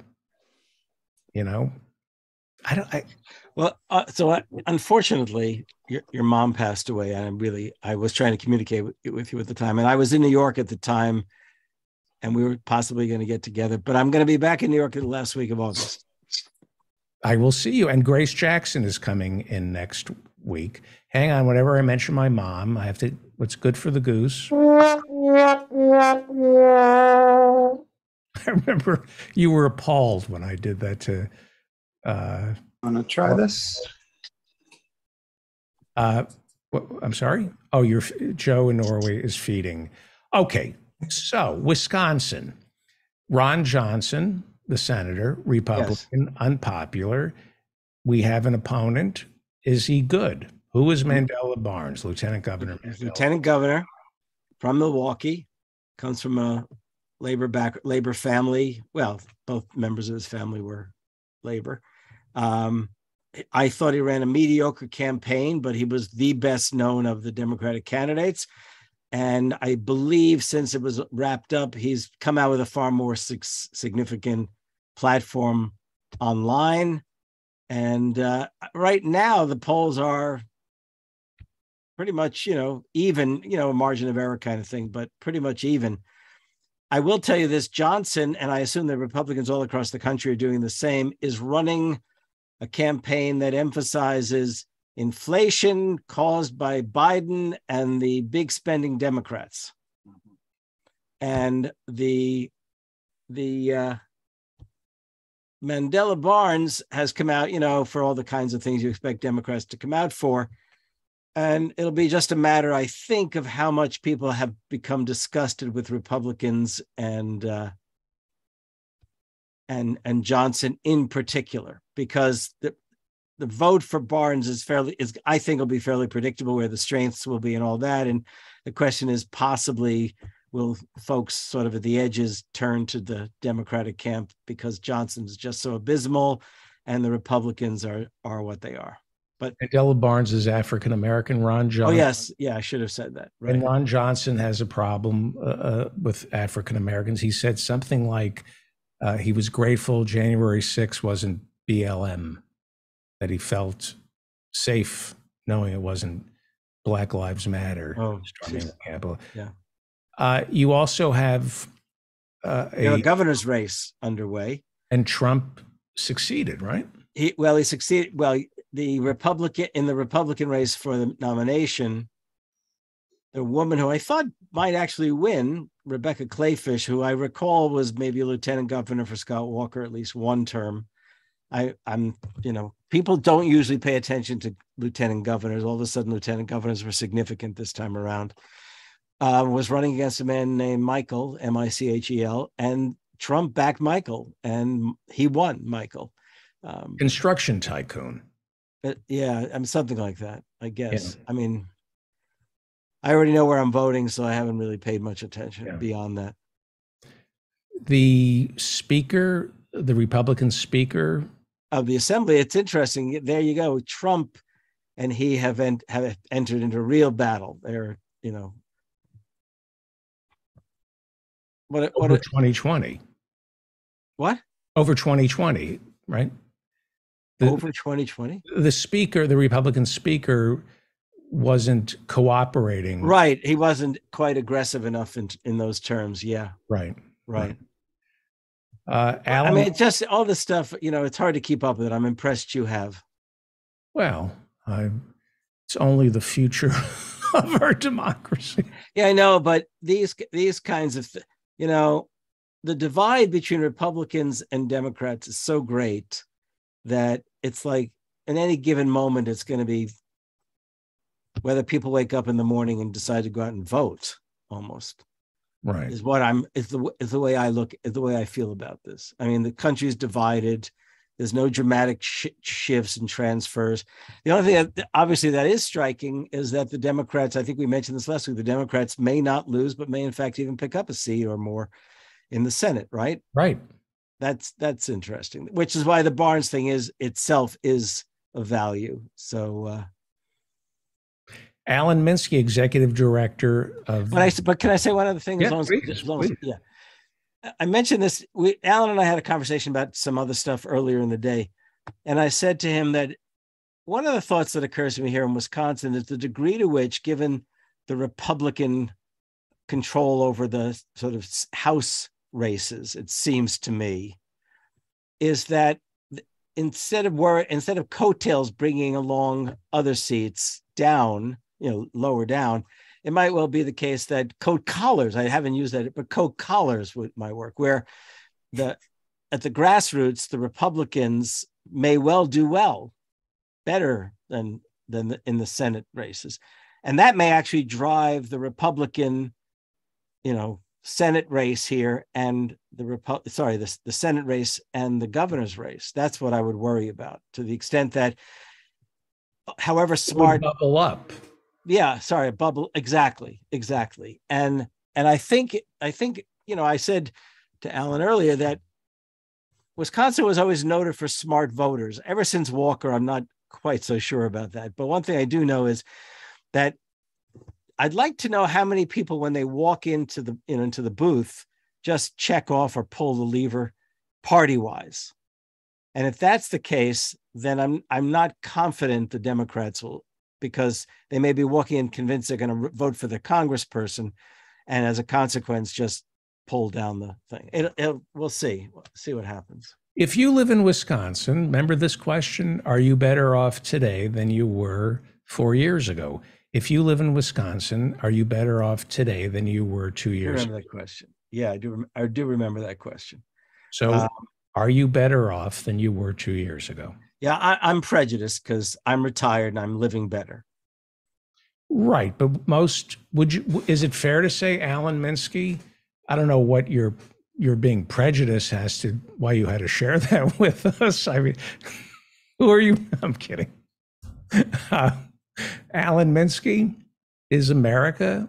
are Americans better off than they were 2 years ago? Are they, and do they know they are? Because they are better off than they were 2 years ago.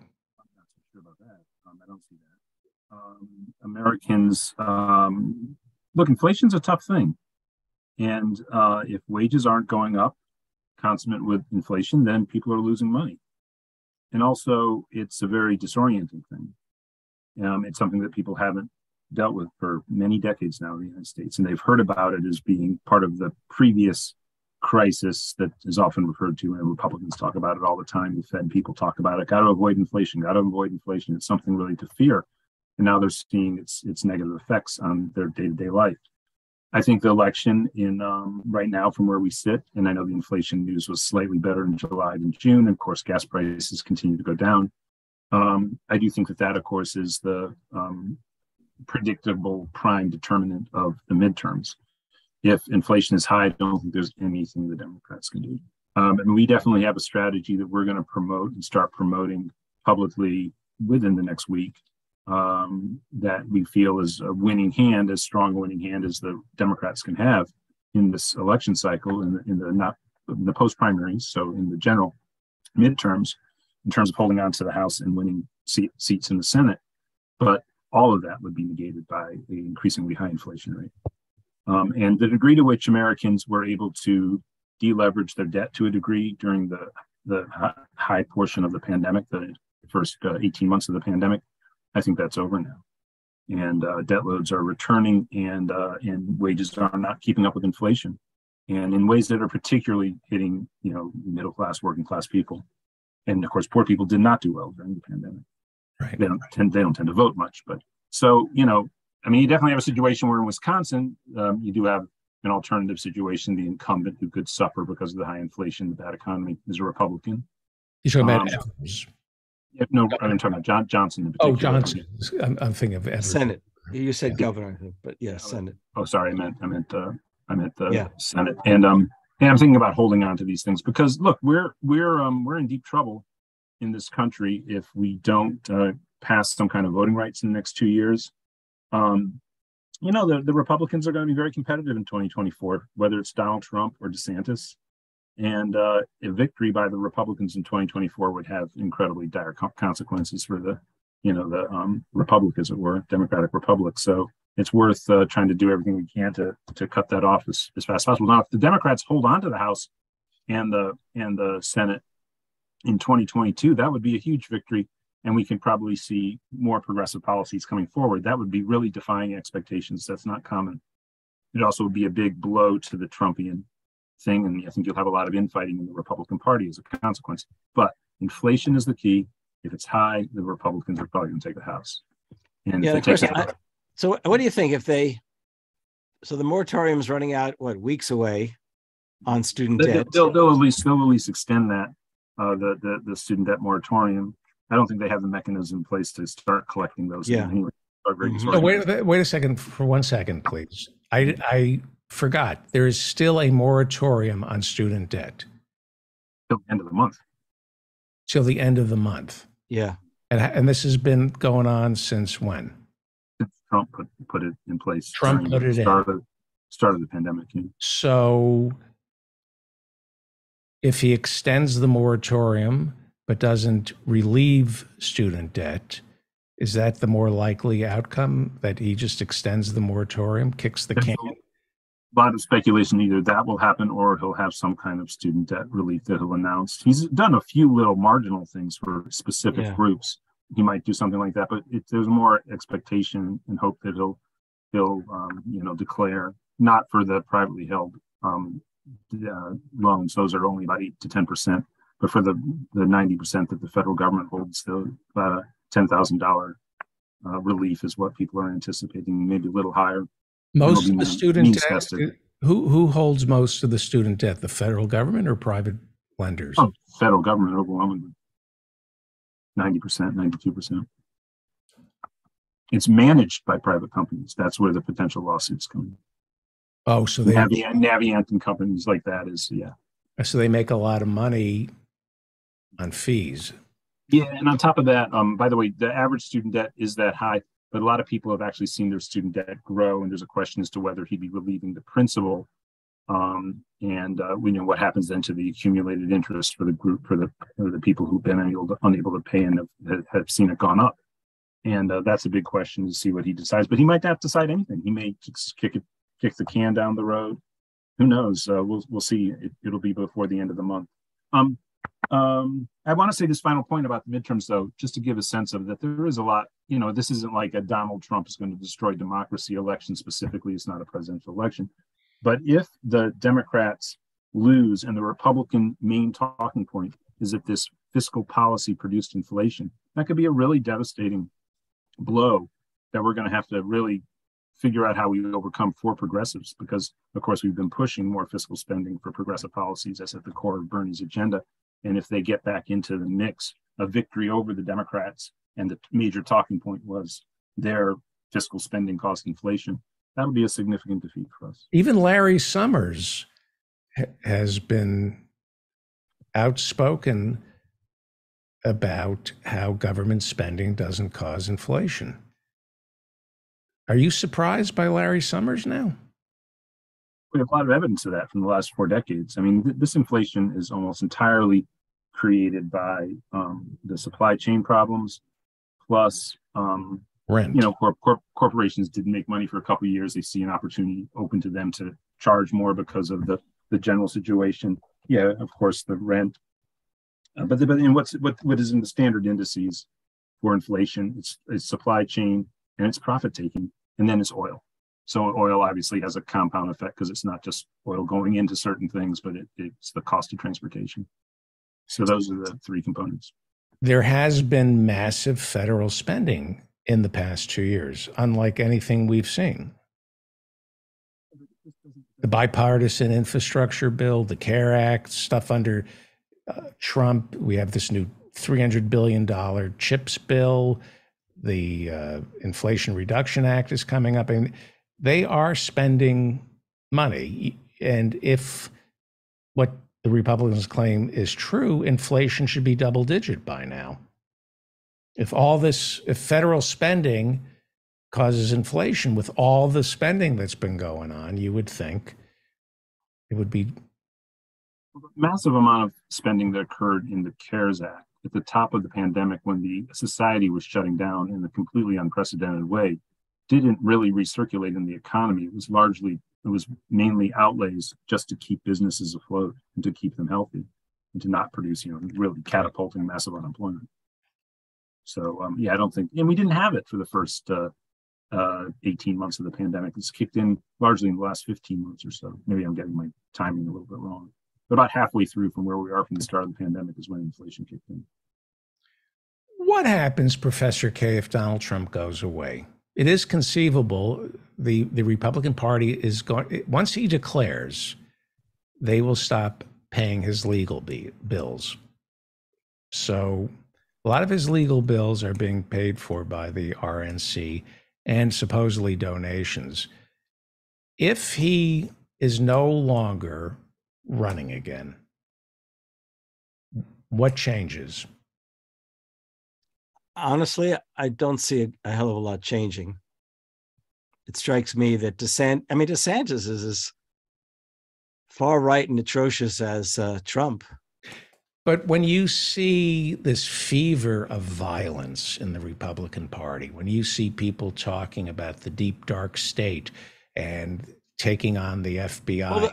The language may change, but consider what is it, the Don't Say Gay Act down in Florida. It's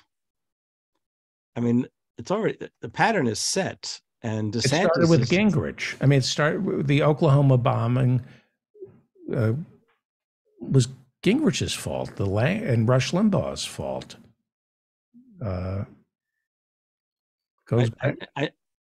I'm not sure about that connection. I don't know. The tenor changed perhaps, but I don't know about that. Dana Milbank has a new book out that I've been skimming, and he says this iteration of the Republican Party is the culmination of the Gingrich revolution, that it can be traced directly, the meanness, the unwillingness to compromise flows directly from Newt Gingrich in 1994, not Reagan in 1980. Well, that's assuming that there would have been a Gingrich without Reagan. Right. For that matter, Reagan without our friend Carter, right? Right. I mean, look, Carter did what he did, paved the way to Reagan. The years of the Reagan administration, okay, and which already in essence was the time of the celebration, that was the age of the celebration of wealth and lifestyles of the rich and famous. Right. It's all there. And Gingrich, I mean, obviously he was in the House, and the contract on with America. Mm-hmm. I mean, that was not inconsequential. I mean, let's put it this way. It's not like it wasn't predetermined as a consequence of Reagan, but similarly, it wasn't predetermined as a consequence of Gingrich. I mean, the Democrats just literally over and over again fail to respond. In fact, not only failed to respond, they literally created the divide. I mean, the neoliberalism of Carter and then Clinton created this mess. The Republicans couldn't have gotten away with all of this if they hadn't been empowered by the Democrats during all those years. I've said this before. I said it when Trump was nominated. I said it when Bush destroyed the country. Not to be an accelerationist, but have things gotten so bad? Have the Republicans run out of an argument? And yeah, I mean, I've asked myself, what are the chances? There are no longer any. There is no bringing back a Republican Party of the likes of the past. Say it's going to sound funny. Eisenhower, Nixon. Remember, I'm talking party, not Eisenhower, Nixon kind of years. Right. I mean, it's just not. That's not going to happen. That party must be destroyed, right? Either by itself or by somehow,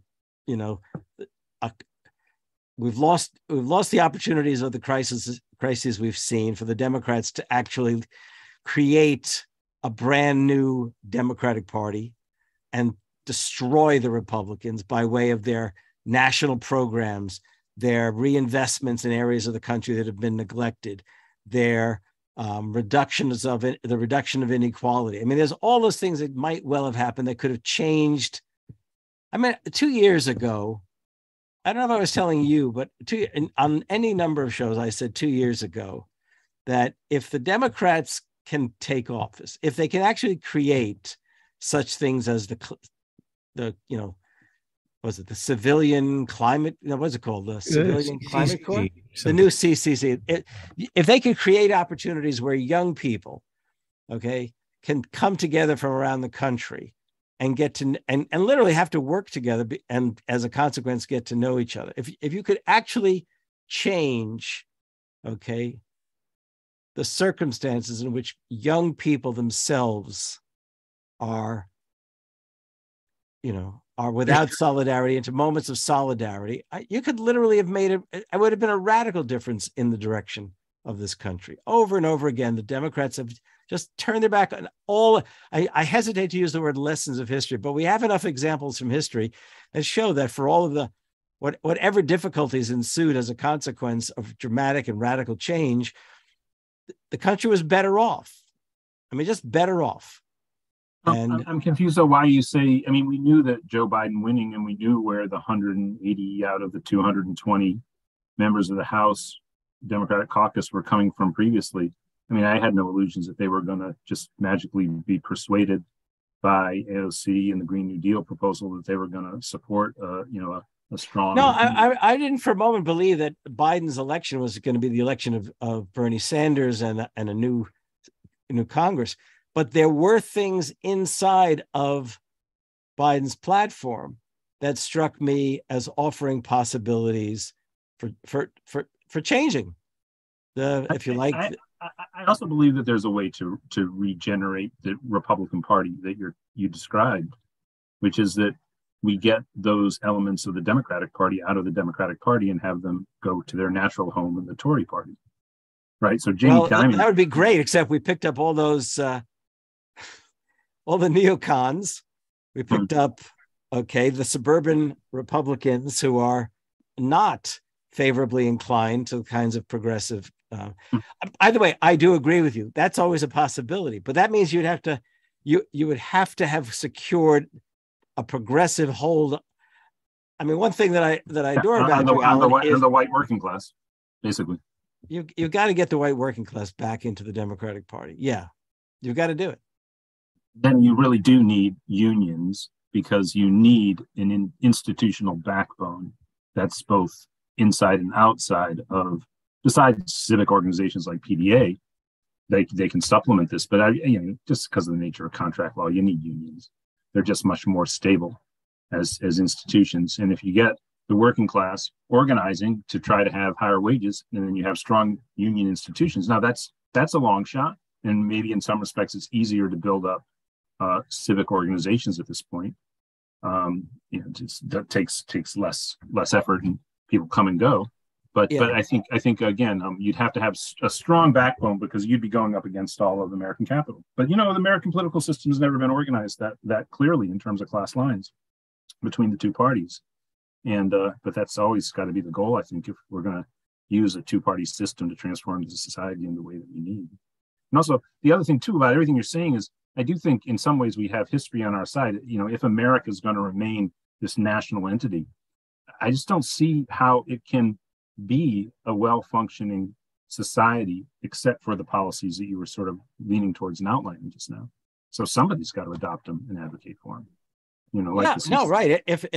I wouldn't argue with that. I'm just my view of the near future and longer term, actually, of the United States is. I'm not saying it's predetermined, but I am actually rather pessimistic.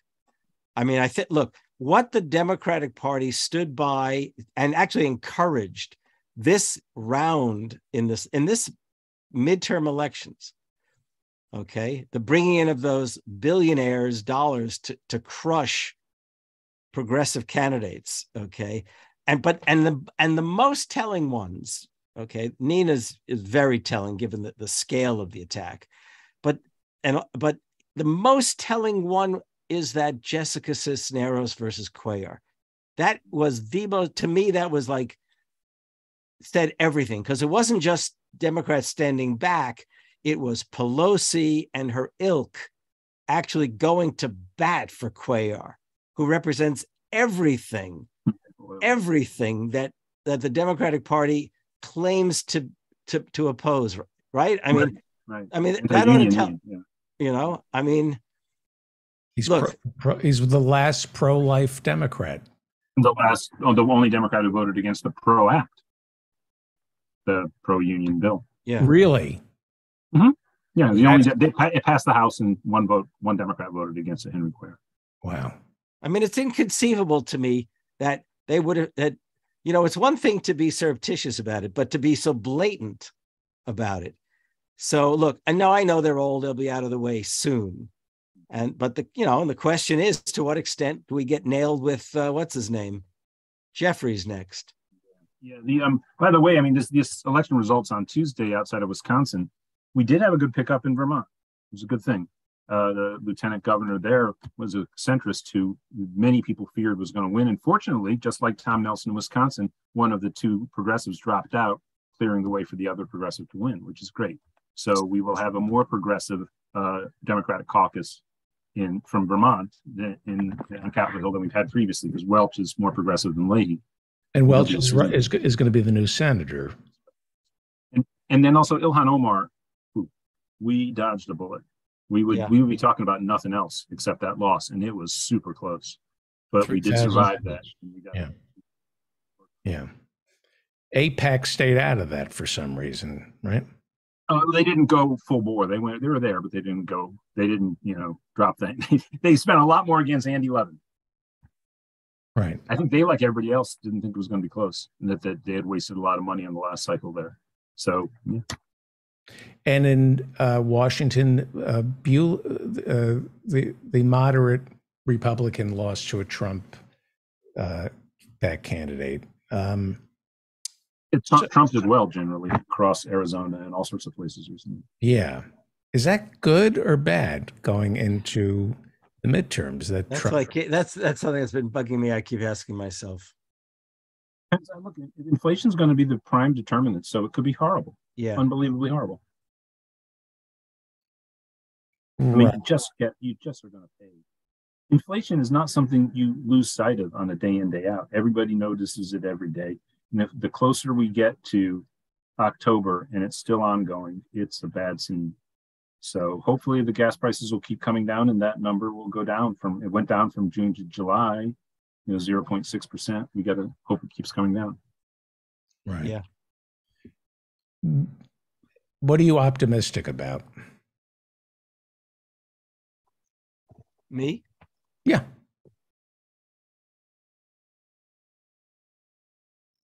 Cooler weather's coming.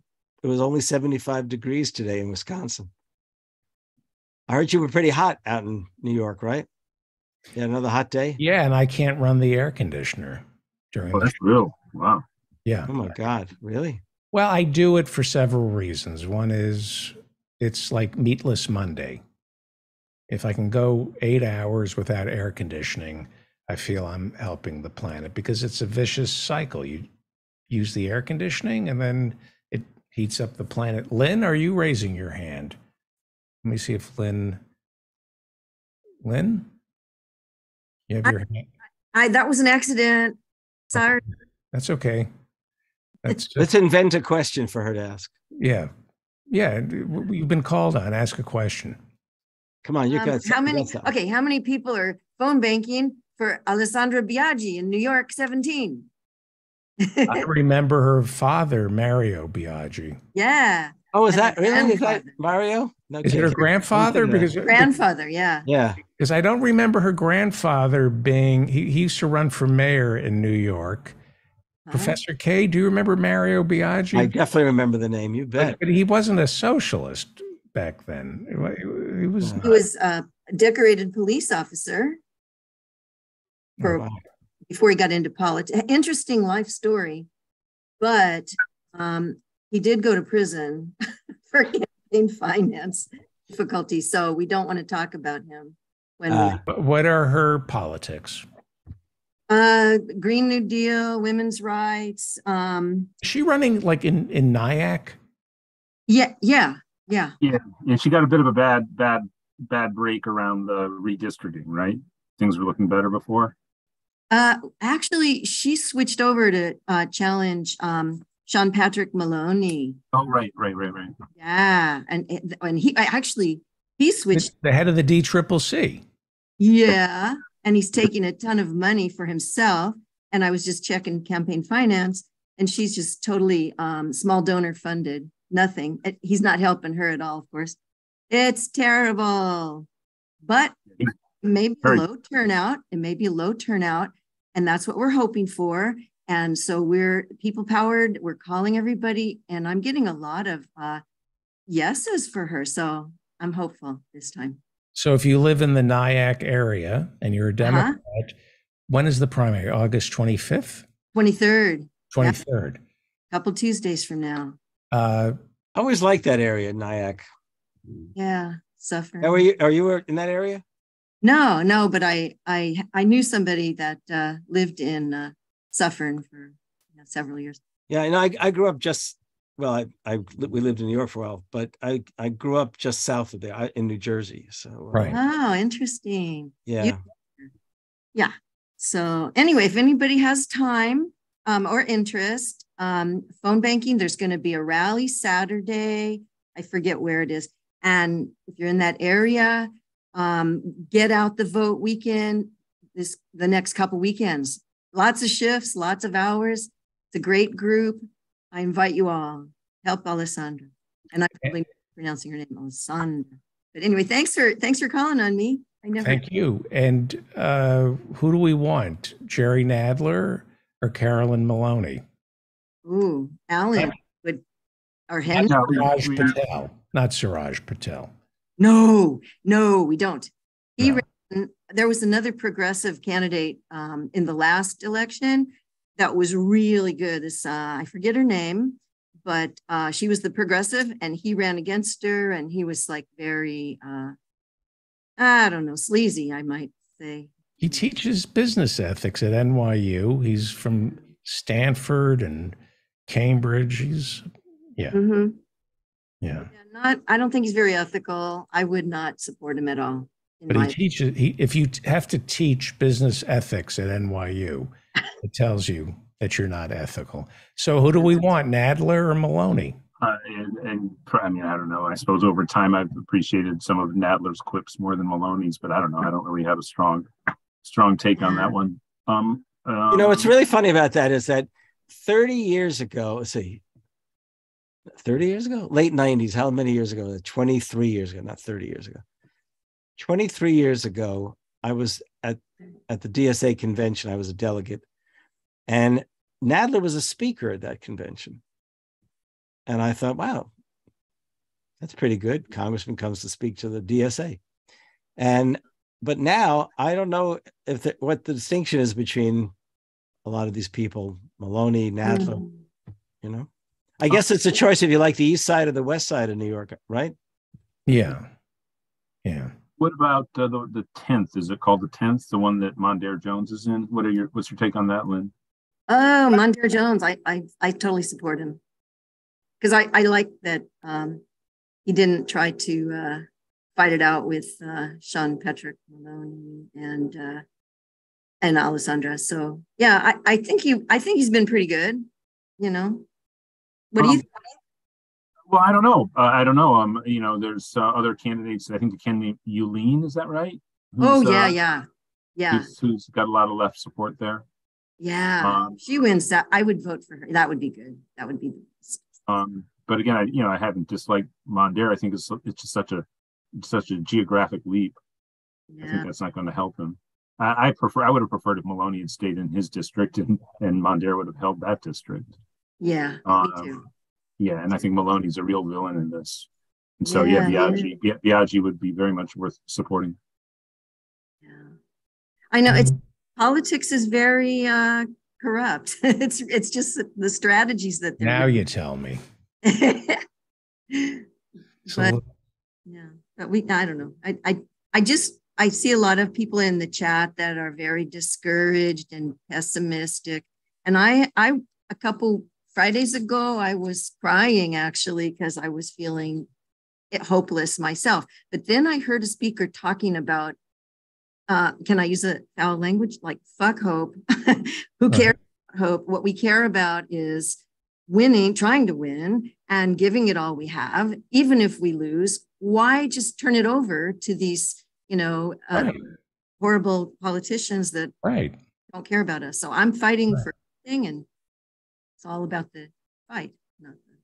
They want you to give up hope. I'm looking at New York 12th. Nadler in an August 5th poll is leading Maloney by 9 points. So he's up 9. And Liz Cheney is going to get clobbered next week, isn't she, by Hageman? And then they give her a cabinet post? Is that it? What? Listen, at this point, am I wrong for rooting for Liz Cheney? Yes. Oh, I don't know. It's too perverse. That's so perverse a choice. I can't. Knowing the Cheney family, I'm sorry, I just can't. Well, I'm glad she spoke up. I mean, good for her, but I'm not gonna spend any emotional energy on that choice. Let me run an idea past you. Okay. Bush and Cheney destroyed America. Trump will destroy democracy. Yeah. America. Yes. Let Cheney win, but it's not going to happen. America can come back from. It can't come back unless there's a democracy, and Trump is destroying our democracy. What's left? Well, that is why I said in the end I'd vote for Biden. Right. All right. Alan, I guess, dropped out. I threw him off. He was. Was he being? We got into a big argument, and I said, "Get off the show." I'm trying to be more like Alan Burke. Do you remember Alan Burke? No. Wait a minute. He was one of the. Alan's back. Alan's back. All right. Internet disconnection there. So British Marxist historians. Can I just show that I got today arrived the final cover. Oh, I don't have the final? No, you guys got the advanced copies. Yeah. Everybody Those will be collector's items someday, actually. It'd be like coins that have their own date on them or some upside down dates. Right. Signed too, yeah. We got to take this to Sotheby's in a few years. Yeah. Anything else before we call it a Well, we didn't. I don't want to get into it, but we didn't talk about Missouri at all. Go ahead. No. I that was God calling me home. I gotta run. Okay. But Missouri's my home state, and I was very disappointed. Yeah. Somebody I know who was in a conversation with the winner. He was not a supporter. Are you talking about Kuntz?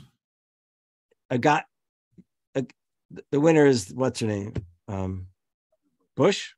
Is that her last name? Anheuser-Busch. Yeah, but who was the guy? Kuntz. There were three. Kuntz. Right. And then there was another guy who I actually kind of liked, Spencer Toder.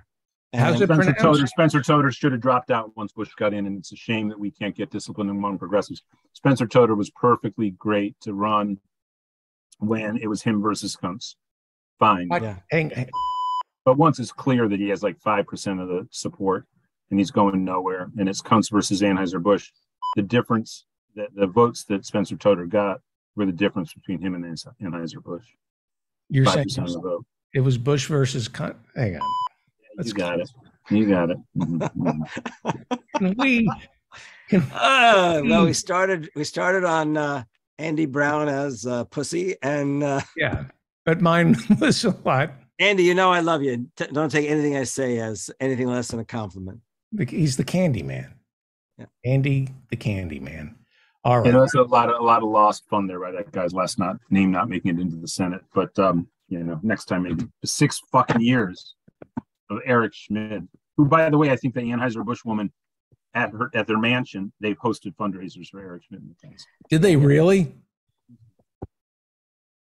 Wow. They what? What did you say? In the past, there have been fundraisers for Eric Schmidt earlier in his political career at her mansion. I mean, it's the mansion on Grant's farm. The Anheuser-Busch owns the Ulysses S. Grant's old farm. Well, what I didn't get to finish is the guy who was in a conversation with her after her victory was astounded at how dense she is. Oh yeah, horrible, unbelievable. She wouldn't debate Kuntz. She and her media appearances, just the St. Louis Post-Dispatch and utterly dense. Just like this woman has nothing to say. She can't even answer a question straight. Yeah, and she fucking won with their own money. Well, at least Cori Bush won. Oh, and Claire McCaskill was a huge supporter of the Anheuser-Busch woman. Oh, I'm sure. Absolutely. A corporate centrist Democrat. Absolutely. Right. We love Cori Bush in Missouri, right? Yeah, she won handily, which is good. We love her. All right. I have a daughter who lives in her district. Unless they redistricted her out. I don't know. She is, I think, is St. Louis. She lives in St. Louis. Yes. My older daughter lives in St. Louis too. I think Cori Bush is the best. The best. Everybody go by the British Marxist historians. FDR. Please go by it. I really, my retirement with this inflation desperately needs people to buy my books. Yes. Please go by the British Marxist historians, and then give to Progressive Democrats of America. Follow Harvey JK on Twitter at Harvey JK, and Alan Minsky. What's Progressive at PD America and unfortunately, somebody had to step down from our staff to run for state assembly in Arizona. They didn't win. They were in a tough district where there were a bunch of incumbents were forced together. But that means Brianna's returning to our Twitter handle, and she's brilliant at it. So PD America, at PD America on Twitter. Fantastic. Thank you, Minsky and Kay. Thank you, David. And I'll see you next week, but I will also see you in like what? 2 weeks. 2 weeks. Yeah. Fantastic. Live. We go from Minsky and Kay to Dave in PA. What do you got? That looks beautiful. Where'd you go? There you are. Yeah, here I am. First of all, don't kid yourself about Andy Brown. He's an Aryan phrenologist. Make no mistake. But the difference is he gives you the bumps on the head first before he interprets them. Yeah, he told me to bring my calipers with me. So anyway, yeah, made this little newel cap.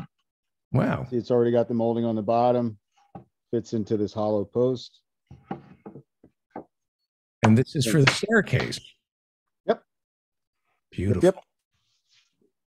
That's beautiful. Thank you. How do people stay at your bed and breakfast? With money. Go to Tiny CC, Bertie's Country Cottage, or go to Airbnb, and in Millerton, PA, I think it's called Small Farm Retreat. Small Farm Retreat. Retreat. Small Retweet. Farm Retreat. Yes. On Airbnb in Millerton, Pennsylvania. That's right. We should show. Yeah, check me out. Check me out on Instagram at Hedgerow Joinery LLC. Okay, we'll show some pictures next week. Thank you. Tight. Thank you. Beautiful. Have a good weekend. You too. I can't believe it's already the weekend. Cannot believe it. Rodrigo in Mexico. Hi, David. Contain yourself. I know you're excited talking to me. It's a big thing. I'm very excited. I wanted to ask you to show an image I just posted on the chat.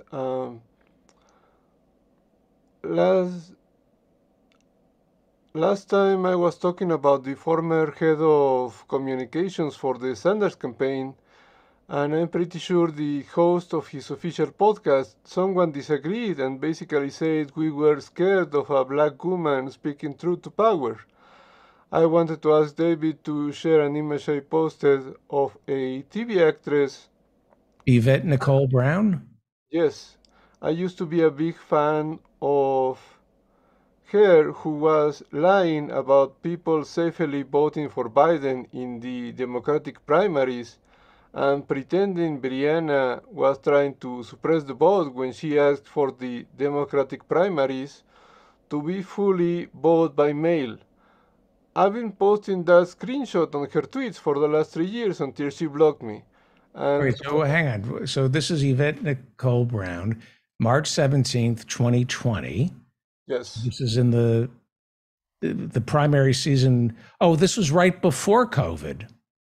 This was during COVID, yes. March 17th, right, okay, yes. Whelp, what does whelp mean? Oops. Oopsie, yes. Joe Biden has a clean sweep. He won Arizona. This is what she writes. He won Arizona, Illinois, and Florida. Guess folks didn't listen to you. Rejoy. They safely showed up to vote en masse for Biden, which is what you feared when you came for Simone D. Sanders and tried to suppress the vote. I don't understand what this is about. This is about a Biden surrogate actress pretending that Brianna and the other Bernie people were trying to suppress the vote when they asked for the Democratic primaries to be fully voted by mail. And I don't want to talk too much about the personal cost to me of defending Brianna, but this actress hosted a cosplay competition on the Sci-Fi Channel that I was a big fan of. So please believe me when I say I have followed Brianna and I have continued to defend her against bad faith attacks from Biden people At least until she said that Tucker Carlson was anti-establishment. Tucker Carlson, who made Ted Cruz beg and grovel for 5 minutes. This is the power of the anti-establishment icon, Tucker Carlson. And anyway, I know there's way too few women of color speaking truth to power, but when you refuse to give up on your icons, you end up defending the indefensible. 5 or 10 years from now, Brianna Joy Gray will talk Chris Hedges into going on Tucker Carlson without ever mentioning that Republicans are worse than the Democrats. And I want you to remember, not that Rodrigo was right, but that Brianna's entire value to the right consists of how many leftists she can lead down the meandering and crooked left to alt-right pipeline. And did you hear that Tulsi Gabbard is going to host Tucker Carlson tomorrow? Yeah. He took another unexpected vacation, and one of the people who is going to take his place is Democrat Tulsi Gabbard. Mm-hmm. Speaking of the left to alt-right pipeline. So, thank you. Great. Okay. Let us call it a night. I want to thank all our guests, Professor Ben Burgis, the Hirschenfelds. Go buy Ethan's book, Today Is Now. I want to thank Emil Guillermo, the Reverend Barry W. Lynn, the professors and Marianne. Professor Marianne wasn't here. We just had the professors. Read Ann Lee over at the Daily Kos under the handle Annie Lee. Thank you to Professor Adnan Hussein. Listen to Guerrilla History. They've got Noam Chomsky. And listen to the Mudgeless podcast. And of course, Professor Jonathan Bick.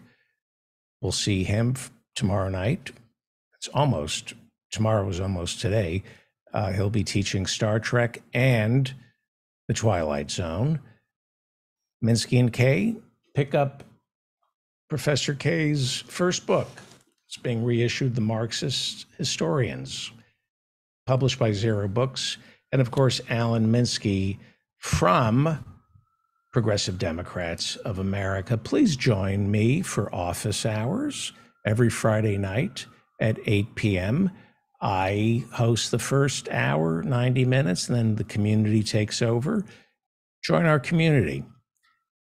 If you would like to attend office hours, go to my website and hit office hours. It'll take you right in. Or go to my website, sign up for my newsletter. It comes out every Friday, and it has in it an office hours invitation. I think that covers it. We would love to have you come into our Zoom room. Go to my website to join us. Thank you to the mods in the YouTube community. I don't have their names in front of me. Today's show, as always, is produced by Andy Brown, Sarah Bush, Professor Jonathan Bick, Hannah Feldman, Grace Jones, the Invisible Ninja, Joe in Norway, and of course, Dan Frankenberger. I think that covers everything. I'm David Feldman. Remember to stay strong and protect the weak. I'm on my way to be a billionaire. Now you can make fun of me, but I don't really care. I have a plan to get there by and by, as long as I stay healthy and I never die. $15 an hour, 5 days a week, 52 weeks a year, and 32,000 years. I know it's a long time, honey, to 34,020. But when I get there, babe, I'm gonna be in the money. I'm on my way to be a billionaire. Now you can make fun of me, but I don't really care. I have a plan to get there by and by. As long as I stay healthy and I never die. All I really need is a second job or a third. Lift myself off my boots and join that elite herd of the 600 billionaires in the USA who make more in a second than I do in a day. I'm on my way, yes I am. I'm on my way. I'm on my way. Oh, yes I am.